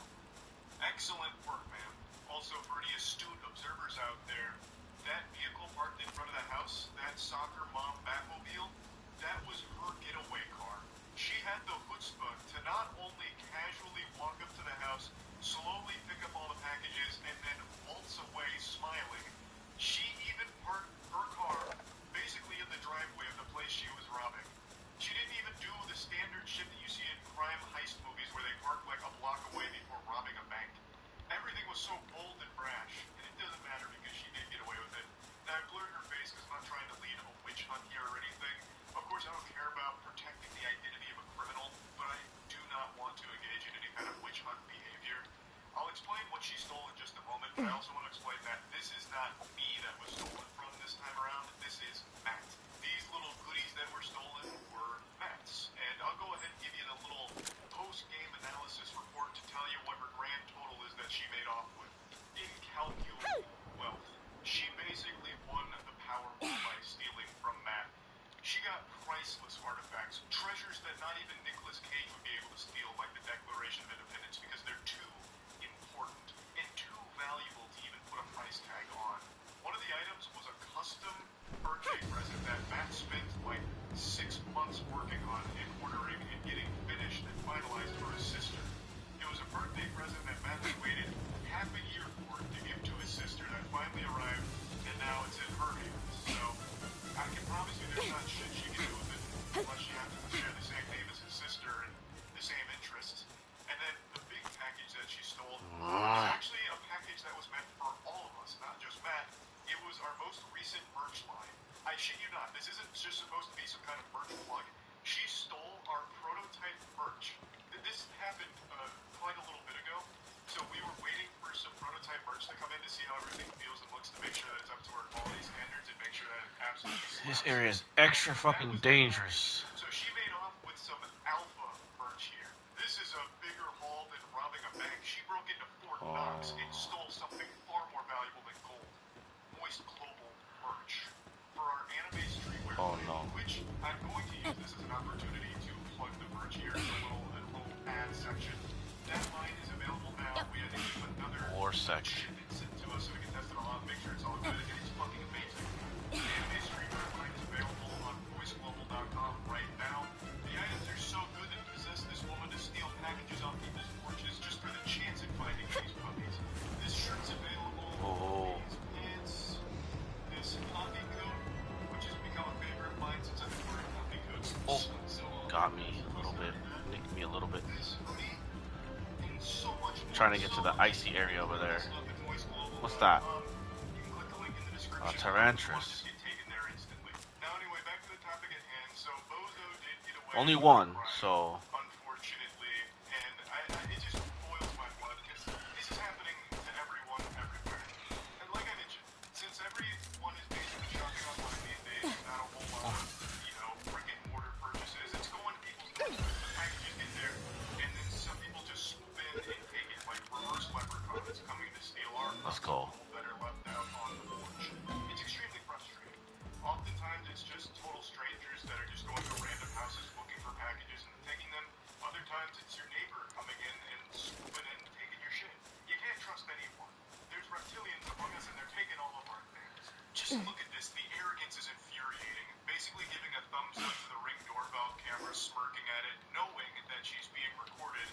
watched, but it doesn't matter because she also knows that she's going to get away with it.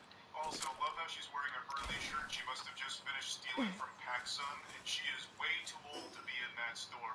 Act your age, lady. It's so frustrating. This porch pirate found the One Piece with our Voice Global merch, and then also stole an extremely important item from Matt to his Intense sister. goals. And it sucks because this isn't like some kind of freak incident that happened.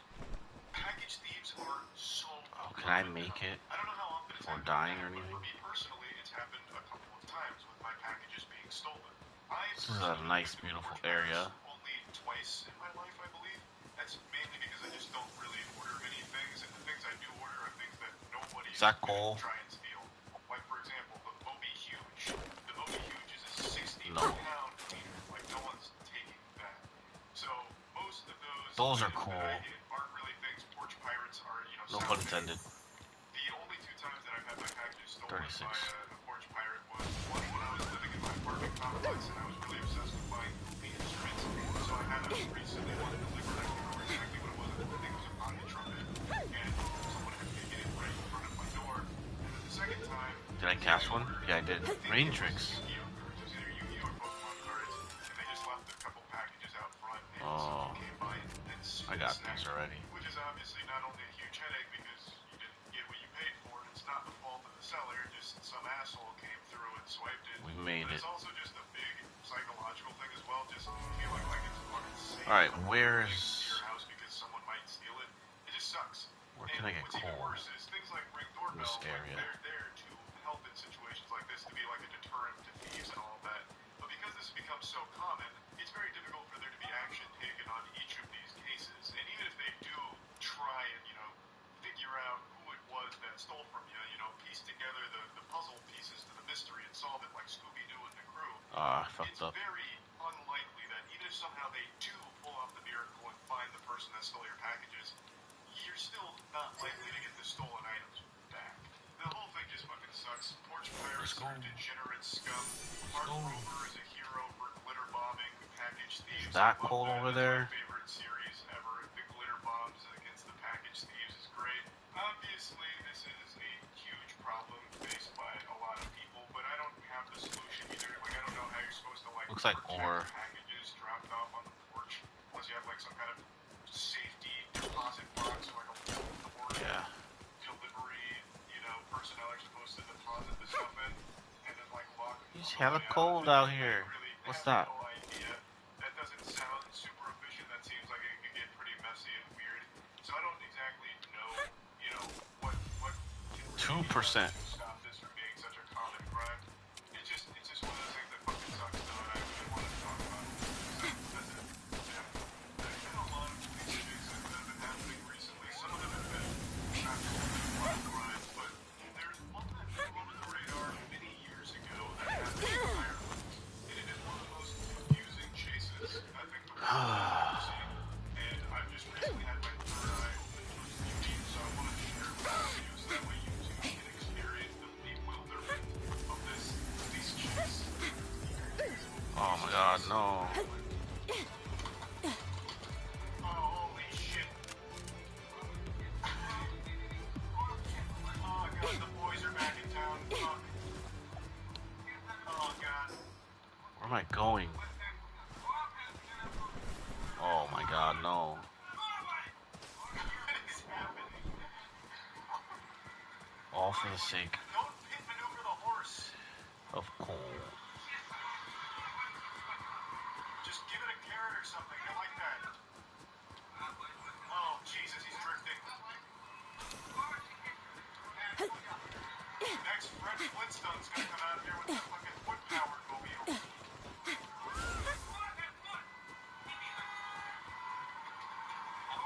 Hold your vehicle over. Oh. So are we in a police car right now or a normal car? It almost seems more like a police escort.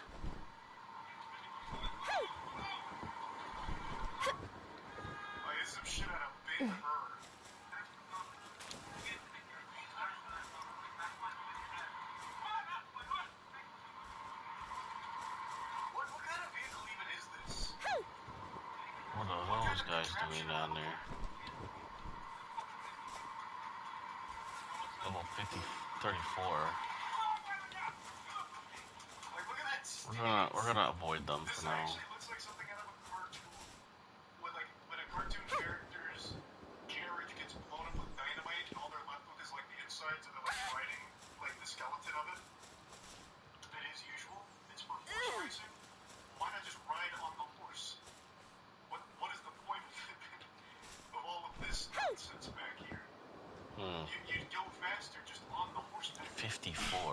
It's not even like an actual chariot. It's more like a unicycle buggy, but with two wheels. So not really a unicycle buggy, but you sit like it's a unicycle.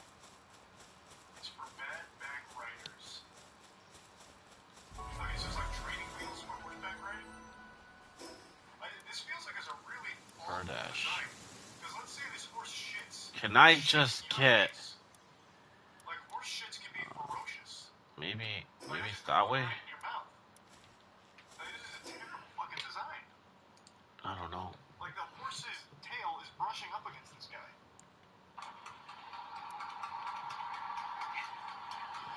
I love the trotting sound. It actually sounds like stock sound effects.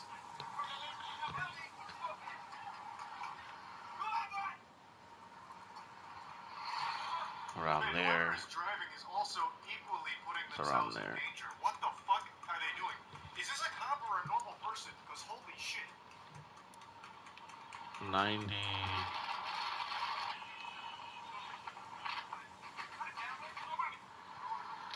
This is absolutely just a normal civilian. Around there as well. 100%. Twilight Dunes Desert. Also, I've never been to Ireland. This road design is fucking weird. You have one lane going this way, while every other lane is going What? this way. There's a thing there. What? What design is that? I didn't even notice it. You know they're driving on the wrong side? Well, there's been like 5 cars driving this way. That was There it is. That's driving this way. They drive on the left. No. That I get. But it's only one lane. Oh, everyone is driving the wrong way. Oh, what the fuck? Wait, literally everyone is going the wrong way. I thought it was just our protagonist. Oh, fuck me. I thought they only had one lane going this way. But actually, everybody was going the wrong way. Oh, Jesus. Oh my god, these fucking horses. Is there another one? I don't think so. What is the conclusion to this? Alright, well there's a desert over there, so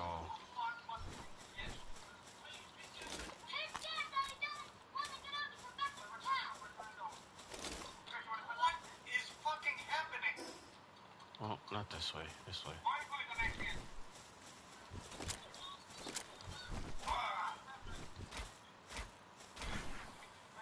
What just happened? So now he pulls over? Did the driver here make like a reasonable argument? Oh, okay. I didn't realize I couldn't do this. There's a desert. A horse. How could you have done Can we this? make it? Can we glide over there? Was held hostage. If we can't, then it's okay. We can just swim. Now I this doubt is we the can lecture glide in the middle of all the way fucking over there. freeway.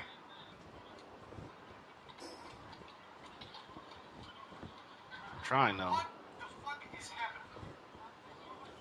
There's some coal right there.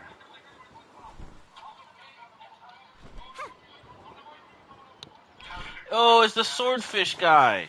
That's what I'm wondering. It's Everybody Scutless. stopped their commute to go ridicule this guy?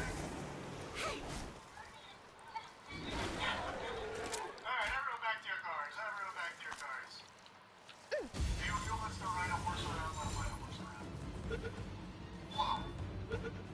This only has Nice, you got one. views. How the fuck did this fly under the radar? Twilight This Dunes. is the most baffling chase I've ever seen in my fucking life. And there was 2 of them. I don't even know what happened to the other assailant. That man's still out there riding. 28. Not bad. This ride. They're not just gonna kill us immediately, which is good. Something's attacking us.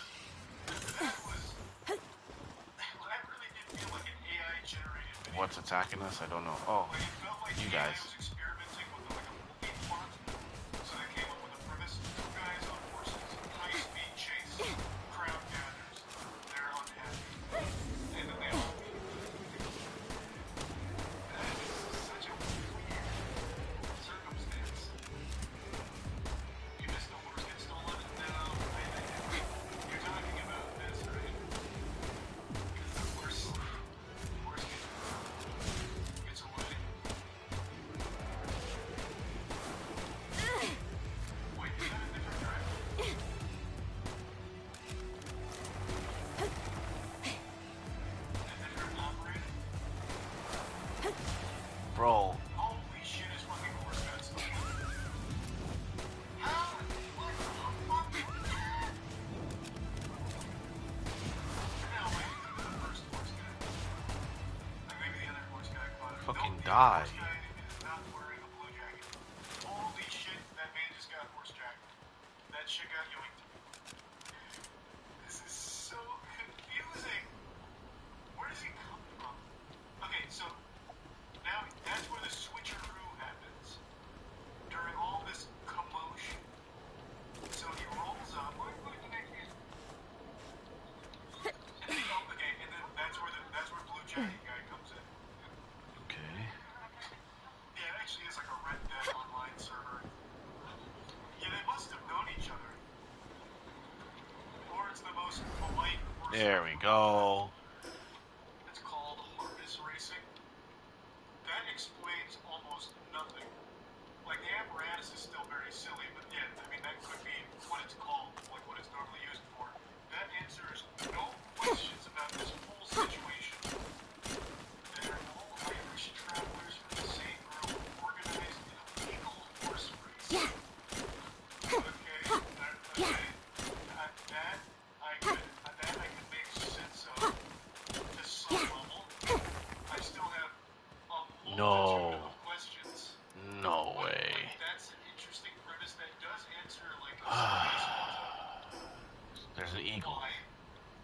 How do you determine a winner here, though? And why are they getting mad at him? So he gets like a public shaming here, like it's Game of Thrones. If they all organized it together, why are they all of a sudden mad? Because they were betting. Well, this guy won. Like the other guy, he got a DNF. He didn't even fucking qualify. He was out fucking 10 minutes ago. The police actually seems to have apprehended this man. He got busted. So then it was all up to him to carry the torch. I guess you just did not double clutch him like you should. True. Very nice. I think the guy Fucking birds. was the cop. We keep going this way. Like a 12-year-old boy. How young can you join the academy? You think this is a cop? It's up there. I see Are it. you insane? Maybe a hall monitor, not a cop. He's Oh. undercover. He's able to disguise himself as a middle schooler. Alright. Dad, can I cuff this guy? This is just, he's not a cop. We're really stretching. Oh my god.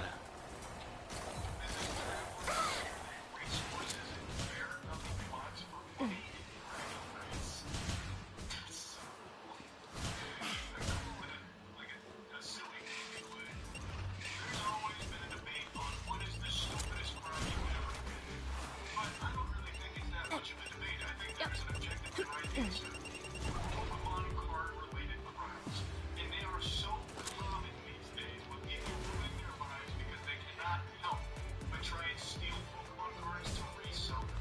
It's almost thank dangerous God. to have a Pokemon product on hand because it feels like it's just a matter of time. Fuck those birds, bro. Loser you could ever imagine tries to break into your business to get their grubby paws on it. It's like dropping tilted towers in Fortnite back during Fortnite's heyday. It's just completely Anubis. out of control. And it is only getting worse. This is spreading faster than fucking Gangnam Style in 2012. There is literally, like every single day, there is someone breaking into a card shop to steal thousands of dollars worth of Pokemon cards.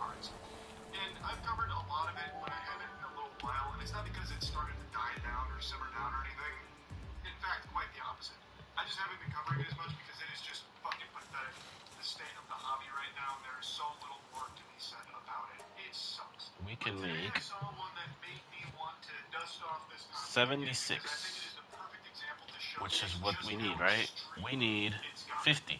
So that's good. Now we need polymer, which I'm not sure if we got. We got 9 polymer. Oh boy. How do we make the polymer? High quality POW oil. Oh my god, why is this happening?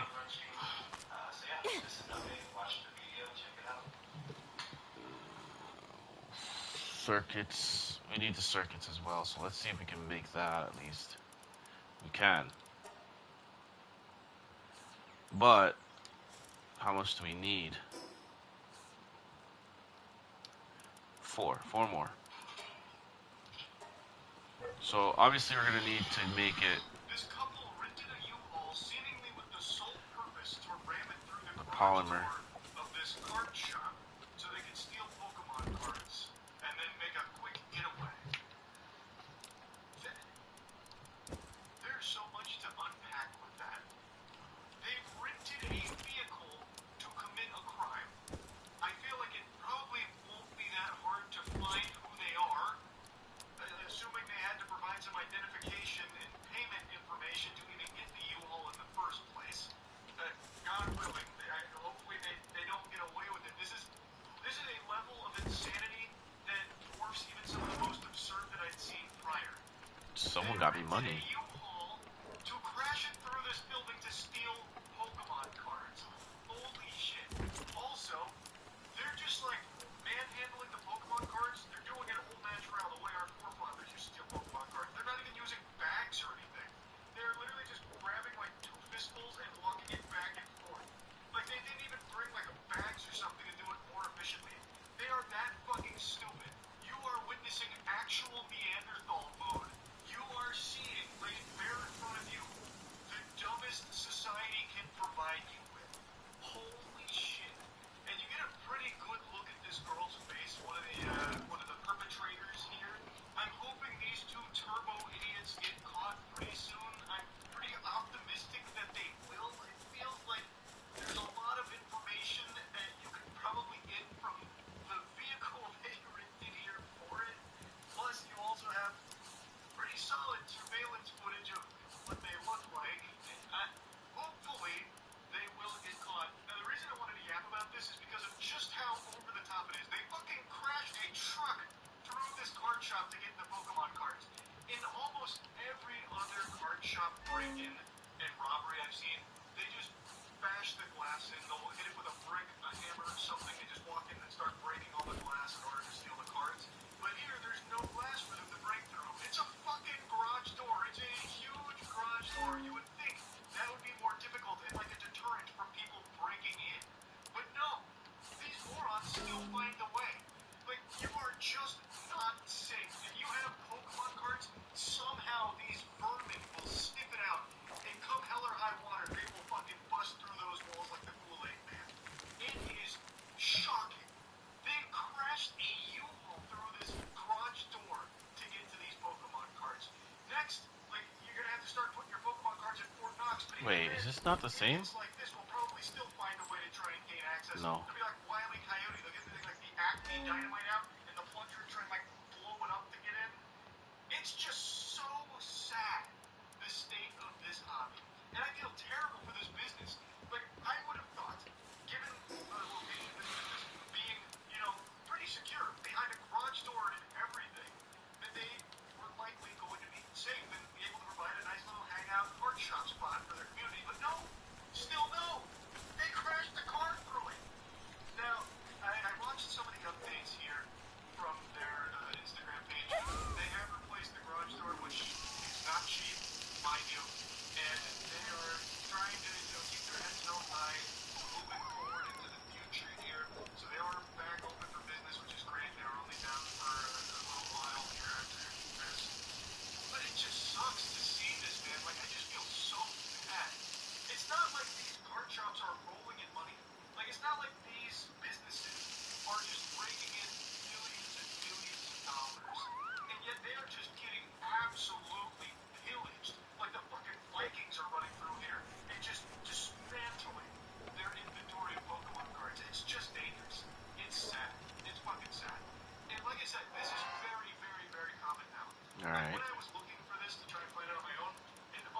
need anything else, I believe. 7 break-ins all in like a week came up. For now, Like I mentioned, it's the standard song and dance that a lot of can do these some of robbers like to do, these. where they just bust in the glass of these card shops and then just start breaking No. everything they get to them. In and out in 30 seconds, as observers leave to make off with about $6,000 worth of Pokemon cards. They smashed the showcase, so they knew where they were going. Like I said, that's typically how it goes. They come in, break the glass. In the rest of this news segment here, they interview a couple of other shops that experienced very similar break-ins, losing thousands of dollars worth of product. And typically, it's just a big old. One of them, it was just a big old piece of concrete. They broke the glass and they kicked in the rest of it, and then just walked in, stole the shit, breaking the shit. It's awful. It's just awful. It is so shameful, and it is showing no signs of slowing down. Like, you're not even safe if you are behind a garage door. A reinforced door is not safe because you never know when the dumbest couple on the planet's gonna rent a goddamn bulldozer and just blast through it. It's just despicable. I am so tired of the degeneracy in the Pokemon card community. Jiminy Christmas. And like I've said from the very beginning, even if you do steal all of these Pokemon products, they're not easy to resell. You're not going to make a huge killing selling the couple of $1,000s worth of Pokemon product that you lifted from these local card shops. But it's not going to sell immediately, even if you do mark it down significantly. And a lot of people in the community are always aware of what's been stolen. So many times what's happened in the past is people that have stolen it have been caught when they've tried to resell it because people know and they don't want to have that hot potato of stolen product. Like, it's just so fucking dumb across the board from these idiots, these absolute losers that are stealing all of these TCG products. It's so fucking dumb. Anyway, though, I just wanted to ask about this again. That's really about it. Tim, have you seen the guy who stole 2 cop cars in one chase in Tier 1 city? Holy shit. This is brand new. No, I haven't seen this. How does he steal 2 cop cars? Who's driving the cars? Fucking Paul Martin? Gotta give me your speed. Yeah, we've got the AC-130 in here. How can they not get it? Big maneuver. Damn, sorry, intense. 10-3, someone just hit him into the woods. So who's this guy? Is this just a civilian? Like a vigilante? Did Bruce Wayne get him? Oh no, it's just it's not a police cruiser, it's more like a police truck. Shut it down. Car in the woods, can't see the driver. Yeah, pretty rough spots have hit him. You've given him ample places to hide. Activated smoking technology. They're just a little more. He's trying to drive the car out of the woods. Oh, he's still in the car. Alright guys, we're gonna get 2 shields, we're gonna approach. Trying to rock the car back and forth, but he's still inside. I don't see how he squeaks his way out of this one and gets another car. This seems like game over. Oh, I see. I bet he gets out of his car and takes that truck. Somehow. Or he's already up in one of the trees. What's that supposed to be?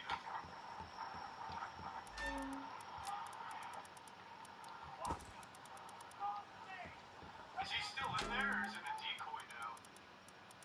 How the fuck can he possibly get another cop car? Unless he's immune to bullets, I guess. I need This is like some polymer, Bonnie and more Clyde shit. He tries to polymer. make a run for it. How do I make it? I don't know.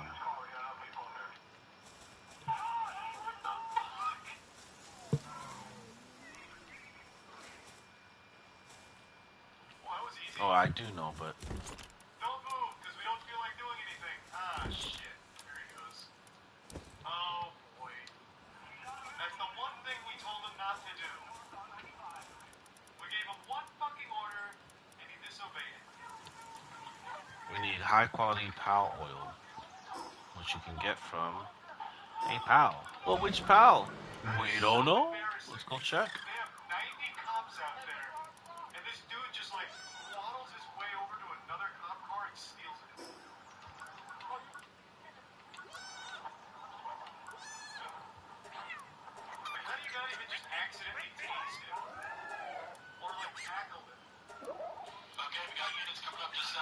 Only vehicle coming at you, center lane, blue lights on. I still can't with vehicle about 3 seconds out. It's like he fucking no-clipped his way into that police car.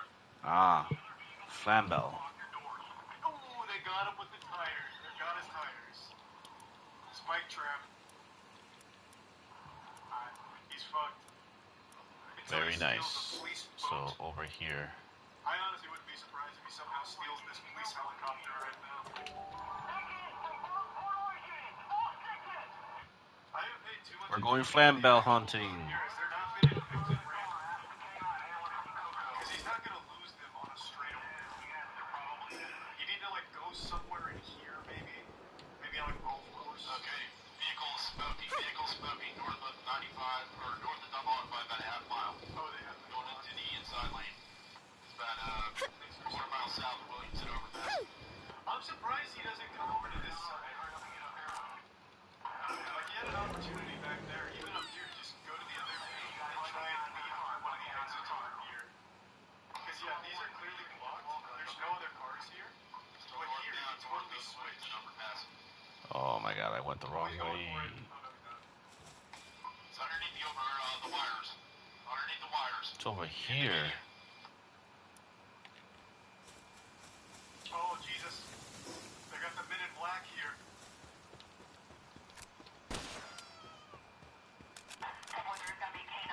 Next team burrows underground. 10-3. Steals the underminer's drill.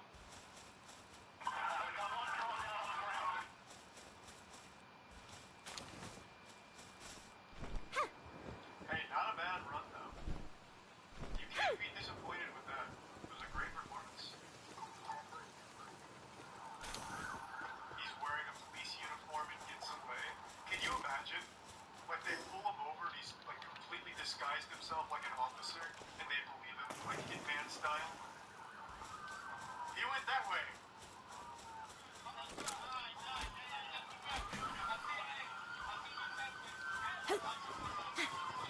He's CIA. It just gets deeper. His mission, steal 2 police cars to prove that the officers weren't doing a good job. I want to know what happened. Like, why did all of this go down? Alright, I'm in the area. There's so much lore going on right now. It's a huge exposition trap. There's a castle over there? Oh, never mind. The cops should be saying thank you to him, though, for giving them something fun to do. I bet they loved it. So it started with him just stealing a police car. We need more. We need more! There's a castle over there. Yeah, what is this? Nice. Jesus. Well, that was pretty wild.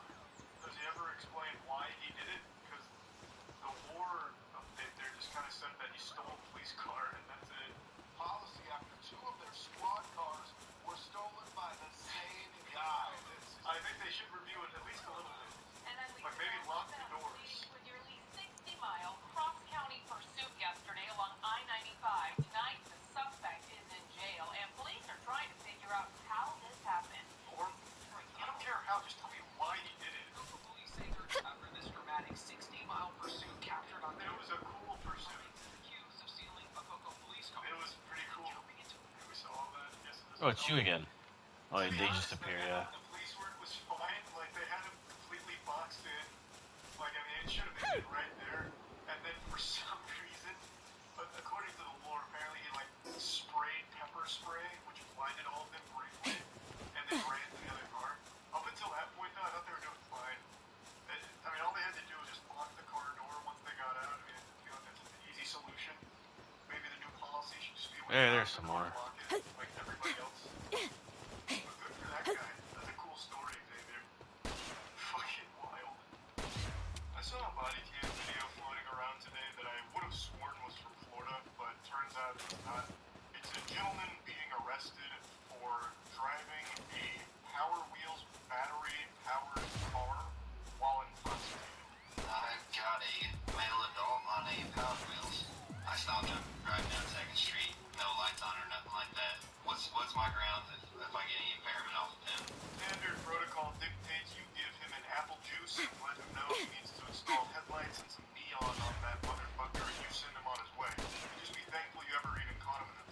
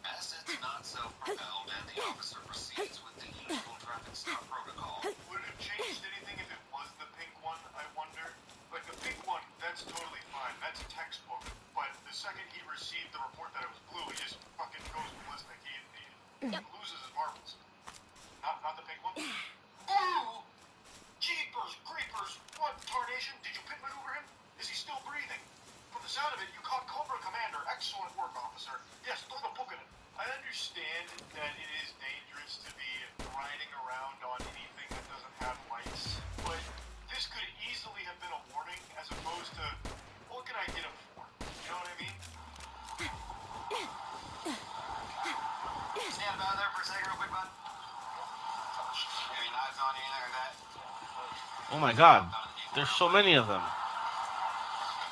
any drink or anything tonight? Please present your license and registration. What the hell? Toys R Us receipt. What are they This doing? vehicle, please. None at all? Okay.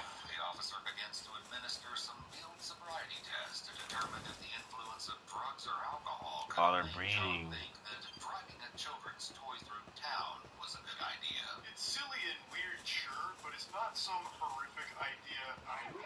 If Uber's not an option and no one can pick him up, it's significantly better than the alternative a lot of people turn to, which is driving themselves home in a state of inebriation.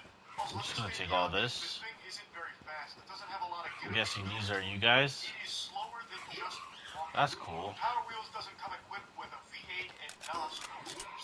It is literally slower than me just walking. So it's probably less of a risk anyway because it's so goddamn slow in the first place. Plus, from the traffic stop here, it doesn't seem like he's riding the Power Wheels on the Don't want to piss them off, It's not like it's, even though they're Mario Kart out pretty here. He's not driving the weak, Power I'm Wheels sure. around, drifting around corners, throwing banana peels behind Oh, the traffic flow or anything. But he is, it seems, going through driveways and through the grass, which is what Power Wheels is made for. I really think this could have just been a warning. all right. Laugh about it, giggle, and he just doesn't get going. Oh my god.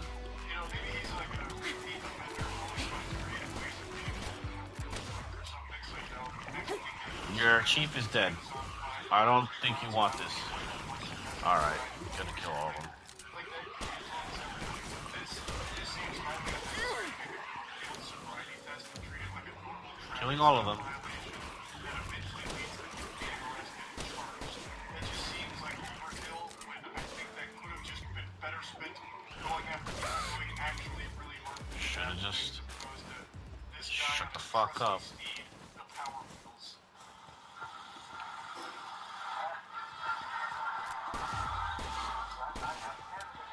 The officer proceeds to conduct additional tests. He gives him multiple opportunities to pass different versions of the straight line balance test, but John does not pass with flying colors. He failed the field sobriety test harder than me failing in a tall man competition.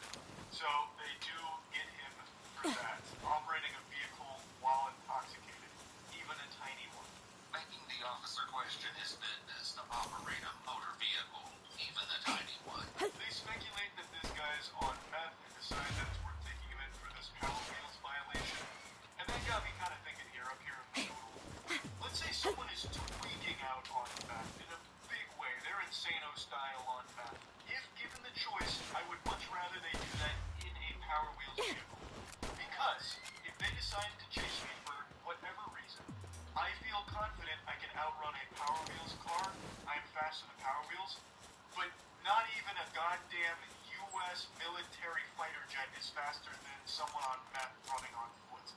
I'm sure some of you have seen those videos of how fast people on meth can run at top speed. They go 0 to 60 faster than a Cybertruck. This may come as a surprise, but under Indiana code, the Power Wheels qualifies as a vehicle. In addition, state code forbids an individual from operating a vehicle while intoxicated. The location where John is driving falls under the definition of a highway or street, according to law. So arresting John for operating a vehicle on a highway while intoxicated is entirely within the officer's authority. And also just entirely unnecessary in my opinion. Like, I feel bad for anyone that gets in a situation like John where they're turning to drugs or alcohol to the point where they're taking a Power Wheels rifle. You know what I mean? Like, that's sad. And this absolutely could have been one of those situations where the officer has some empathy and just lets him know, like, hey, you can't really be doing this, you know?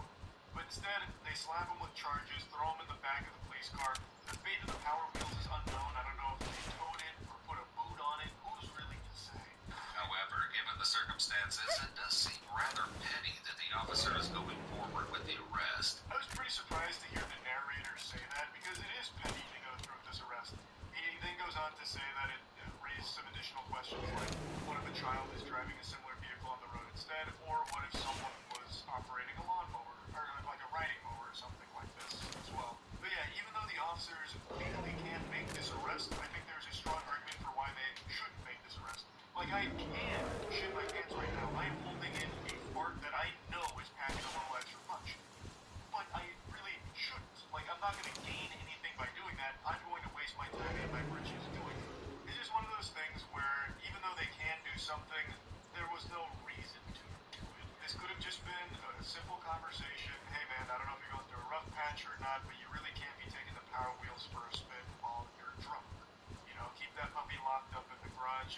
wishing you the best of luck. This is just a warning, so, you know, be a little more careful with it. Still can't hear him on their own, man. I passed you on the road, okay? So the officer All right. saying that he was on the road with this vehicle, which does change things a bit. That does make it much more dangerous. However, in the footage here, there is a short moment before he gets pulled over where he is slightly encroaching on the road, but it seems like he's only there because there was nowhere else to go, because there's something blocking his path with like the sidewalk and the grass there, so it looks like he is You're back. to get around that. I don't know if the officer's referring to another time, like maybe there was an instance before this whole thing started where he was just on the road, like maybe he was cruising down the interstate, taking a little joyride, tossing some bush lights over his head or something. I doubt it, but maybe there was a time before this started where he was on the road, and again, that makes it a little more understandable why he pulled him over, but I still don't think it was necessary to arrest him and slap charges on him for it. It still could have just been like a warning, like, hey, don't do that.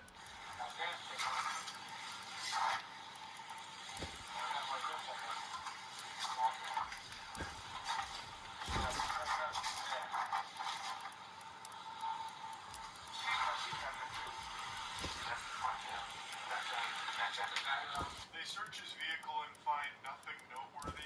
I half expected them to call a canine unit out there to sniff around and see if they alert for drugs or something in it, just to really blow this way out of proportion. Like they get the bomb squad out there too, just to double check that the battery's not actually a weapon of mass destruction or something. And the fucking Power Wheels is the Trojan horse trying to get it into the middle of the city. It's so fucking silly. Like just how hard they went on this for no reason. The toy car is still the man's property, and they can't just abandon it in the middle of the road. All right. So we need how many polymer? Have tow truck for the vehicle, okay? Yeah, it's got a choice tow. 15. I can't leave it out here, so Hopefully we can make 15. No, we can't. To the toy car. Oh, we can. Let's go. I was trying to keep that a little mystery for you. They actually fucking tow it. The gall to tow a toy car. You could have just thrown that in the back of the police vehicle. Just set it next to the guy. It would fit. Like, you didn't need to tow it. That's just slapping on another unnecessary expense that this guy is now going to have to pay to reclaim his property. See what we got. Ooh, a Catris Ignis.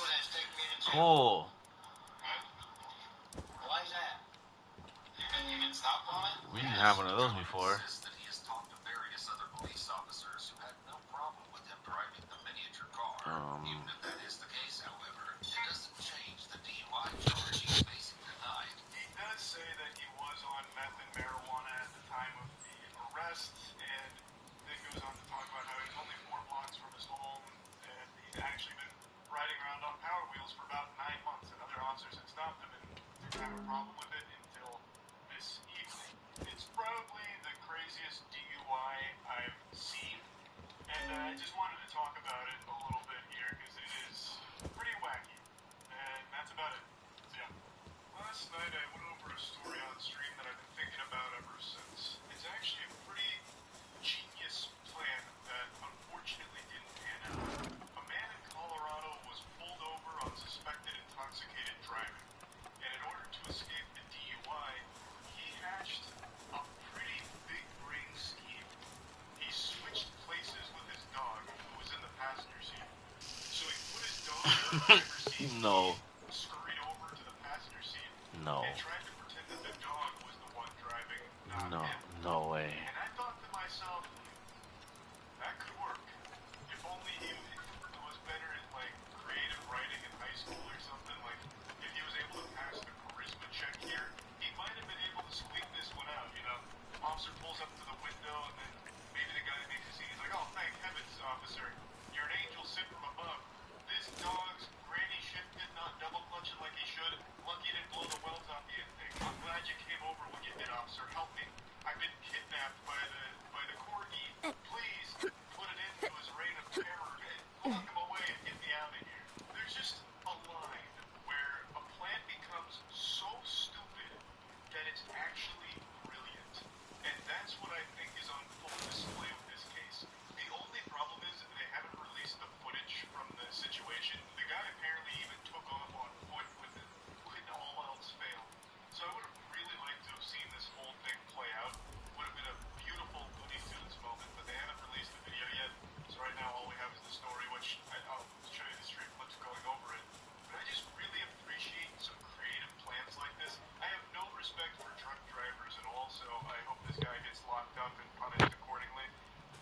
damn it, I gotta be honest, I admire his dedication to a wacky idea. You know, the Colorado man who swapped seats with his dog when he got pulled over for the DUI. Meant to look that up. It was in Colorado. Let's see. Did it work? Keep in mind, they called Isaac Newton crazy when he pitched gravity, so let's not be too quick to judge. Oh, what's this? Colorado driver tried to avoid Slab depicting Bellinor. Offer to a summoning altar to summon a powerful level 35 Bellinor. What is a Bellinor? I don't fucking know what that is. I mean, I guess. Oh, it's that eye thing, I'm sure. I don't know. We'll see eventually. He was intoxicated.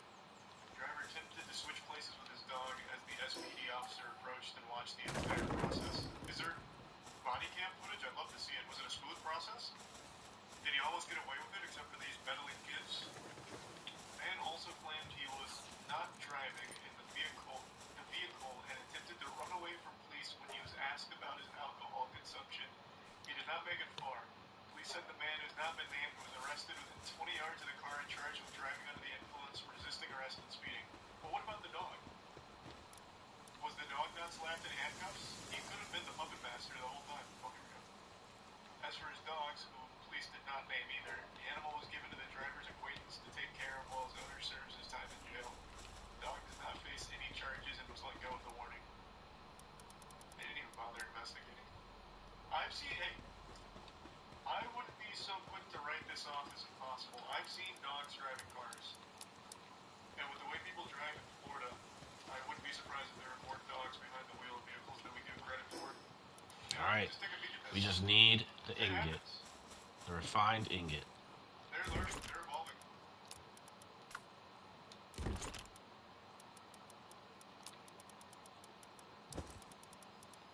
God, that's so cute. Holy shit. I really wish there was footage of this. I would love to see how this played out. Because an officer saw everything, which means his body cam must have picked it out, but that footage hasn't seen the light of day yet. Maybe the dog's lawyers are trying to suppress it. Get the fuck out of my face. Florida man arrested for throwing lunch meat at a cop. Okay. It's not your fault. I was arrested about 8 months ago. What an aggressive shirt. Just a cat that says die. Man was really on a red bubble binge. Yep, with the presso. Who would have That thought? is an interesting fashion statement. I wonder what the rest of his wardrobe looks like. About 8 months ago. I was arrested 8 months ago and I spent 18 months in prison. Not fun. I'm so glad to be out. But anyways, Was this the same, like you got arrested 8 months ago and then spent 18 months in jail? Did they lock you in the hyperbolic time chamber? What happened? What kind of fucking time dilation happened there? Man got arrested on the outskirts of a black hole? Hey, 6 more. Interesting. This is already a fascinating plot. Catris. It's a boy. Blech. County Sheriff. I'm suing this law with my lawyer is currently underway. What's your question? The lawyers come? What? I sue the Fort Lauderdale Police Department and they give me $250,000. That's a good payday. Great. Okay, I'll talk to my accountant about that. I'm here because Is she on her way? the smoke shop right here behind you says that you were coming in and out bothering her the customers. No. But she I stuff outside there. What stuff? I have $2,000 worth of merchandise that she's holding. What? She said that she wrote this other for you. Go ask her right now. Go ask her. Why would you? Come over here now. Oh, that's so cool. Oh, wow, I paused in a very deadly frame there. Luckily I stopped when I did, otherwise we wouldn't even known he threw a kick, it was so fast. We just see his after image. How did that escalate so drastically? What happened? Good lord, though. Did he hit a whip it? I wasn't looking. Yeah, he's definitely on some shit. Level 3 fire. $2,000 worth of merchandise, go ask her. Okay. You motherfucker. Put him up. It's time we get pugilistic. You think I can't do it? I don't. Don't worry.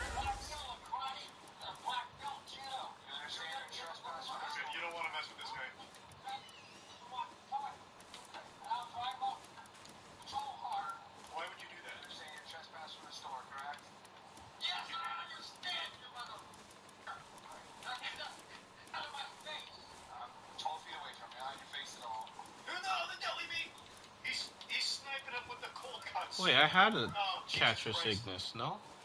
You went I guess too not. far when you brought out Hickory Smoked Turkey. He's also a black belt in handcuff escape magic. There you go. I'll put the catcher Cygnus instead. And arrest the sandwich as well.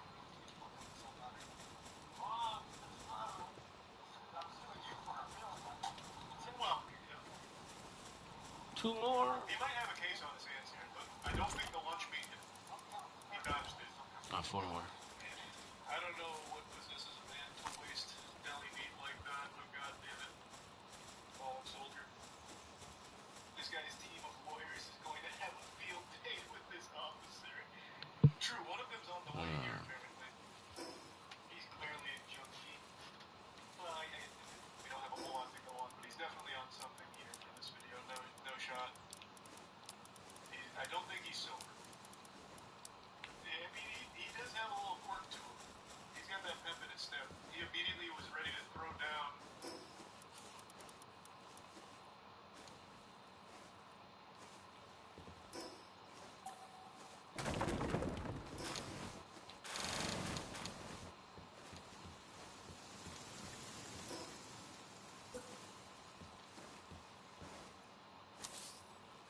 There's a video where a woman barks like a dog and has an exorcism after she's arrested. Search racist woman goes insane after getting exposed. This is Monica.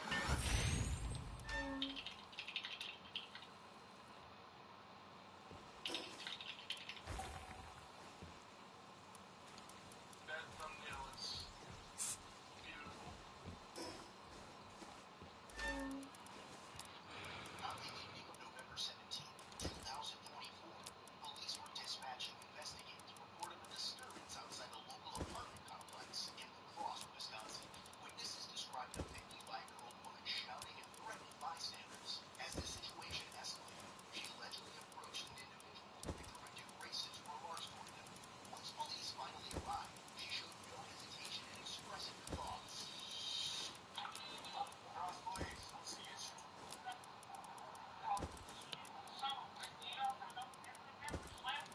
Oh man, she is so inbred.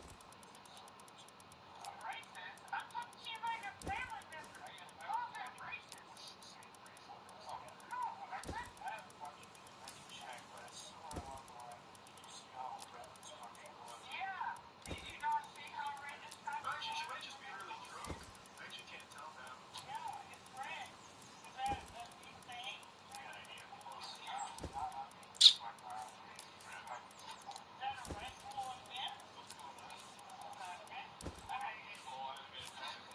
She's definitely just super fucking drunk.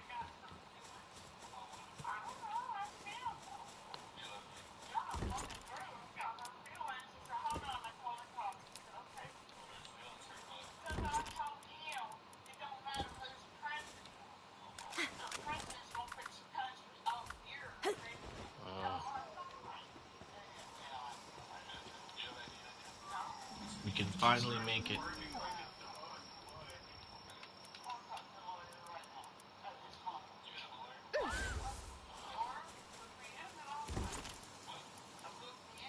Why? No. Take me to jail so I can find a lawyer. Speed run. Okay. At least he didn't have to say that. Working like a dog. But how did it get there? I feel like listening to the whole interview.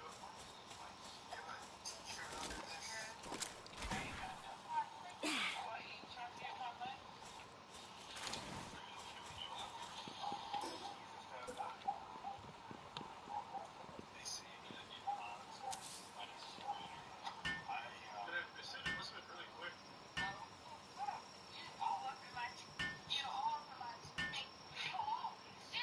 Now we need an ice type. I don't know what ice type can go there. Get out of her kitty, officer!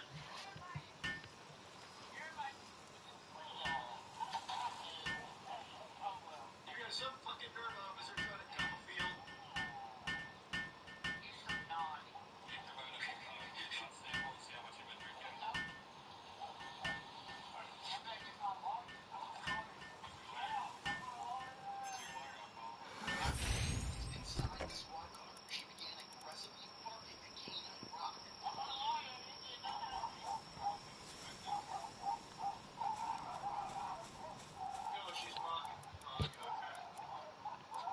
We got so many grass types, right? Do we have any ice types? No. Even dogs like, Jesus, this bitch is crazy.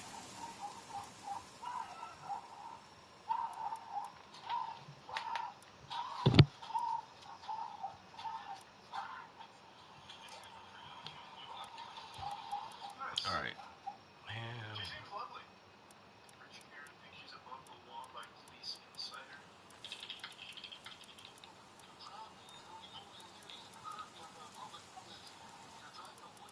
No, that's not true. There was a banana peel in the middle of the road that spun out. I have 50 employees. At her house. All right. She has to go see them. We can finally have 3 bases. Did she mention she owns a business yet? Yes. Oh, we can put an ice type now. Was that a cry attempt? Because no part of her face moved. She just made, like, panting noises like a dog after it's run around a lot. Does she know how to cry? You own, well, the blow dry bar. Okay, cool. My business staff are gonna be like 30 employees. Cool choice of words. Stop it. It was his temper. Oh my god. I may have seen her at some point. I've been a South Tampa Palworld property here for the past 12 years, but regardless how I've been treated today, I've been here longer than that. Have we ever crossed paths, you think? it's my business, but that's, you know, So it's something that doesn't have to do with. I mean, Imagine you see me in this fucking footage as I, like, come over here. Maybe I drove by this at some point. I have 30 employees that manipulate me every day. And you A have lot of manipulation going on at the bar. We'll bring this in. I'm sorry to hear that. That's rough. A lot of trauma done. Go ahead. See where it goes. Let's see if I recognize this area.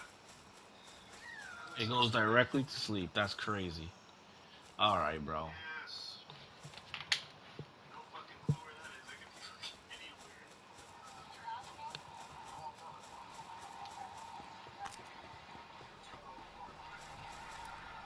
The boss music has started playing. There's pretty much nowhere in Tampa I haven't been. I'm sure I've driven down this road at some point. I own a business. I live right here.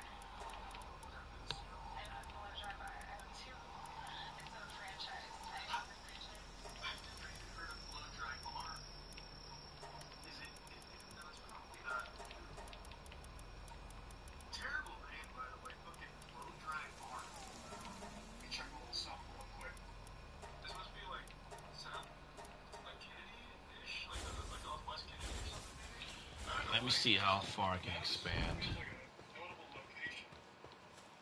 We got the fucking blow dry bar owner right here. Probably go around like this. Now it's Tampa. I do know. Make my other base like part of this area over here. Thank you for your service, man. At 7 a.m. this morning. I have 30 employees. Yes.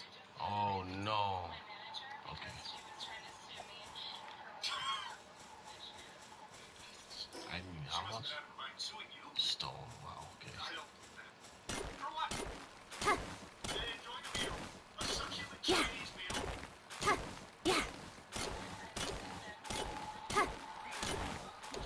Who asked, by the way? Why do you say that?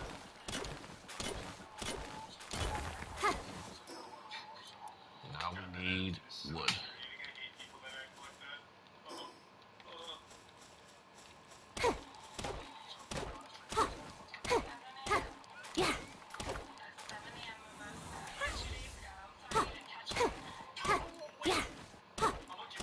Help me. Stop staring.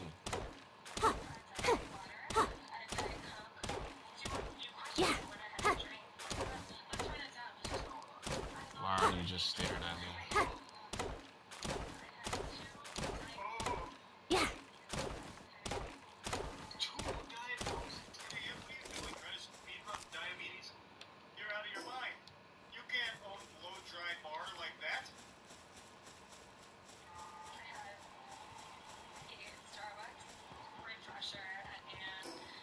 this work here? Too close to another base. What? God, do you ever stop drinking liquids, you gluttonous heartbeat? Maybe, 6 espresso shots. maybe here? Officer, we need to get her to a cardiologist ASAP. What? Holy Toledo. Let me see something.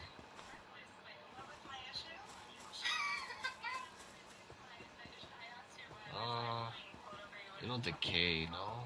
What happened to her boyfriend? Can we bring your boyfriend over here? That guy he was a cool cucumber. That guy was calm, collected. Can I get it a little closer? He'd be her best asset right now. Did he just go home? He's like, yeah, is she in that mood right now? Is she talking about her business? Hey, good luck. I'm out of here. Lord have mercy. I'm going home.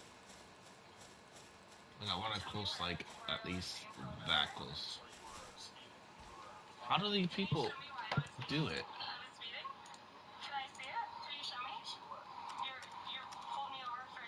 Yeah, use the time infinity stone. Let's go backwards so we can see it again.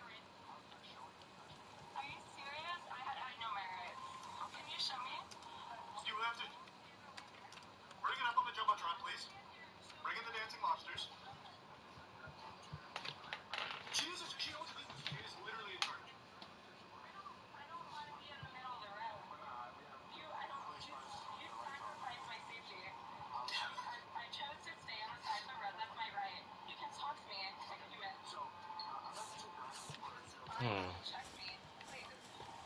This is going very well. She knows what she's doing. They really did not like this move. Even Duncan Hunter in the aftermath. Like, right there. I can't imagine why. She seems like such a bitch. She does seem to be a little off on that wacky wizard wax here, though. She is not unsuited. And, like, the stuff that goes here will be decaying, no? Just analyzing your eyes here. Of course, I'm an optometrist. I don't like that there's a hill there, too. A hill that goes up there. Alright. We'll take care of it next time. Or find a new place.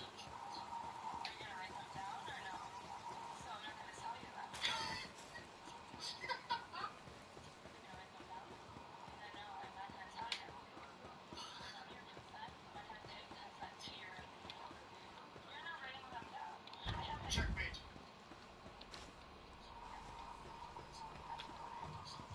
For now,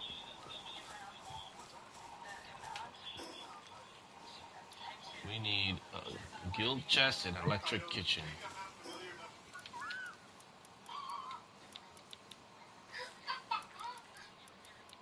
This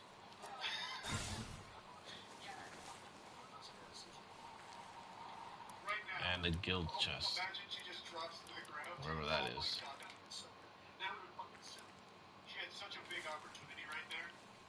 That right there.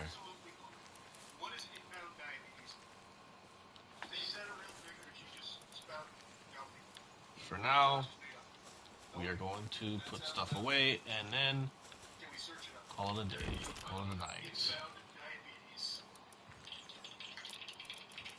I see pre-diabetes on the rise, but it can be reversed. Not what we're looking for, but that's good news. Hey, surprise good news. Diabetes inbound. Oh yeah, maybe she was calling it in like a kill streak. I didn't even stop to consider that. You're so right.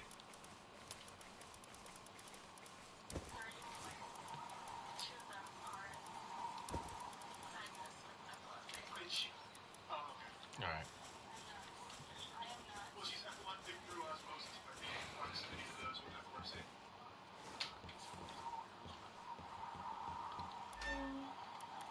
Told you about the jump scare.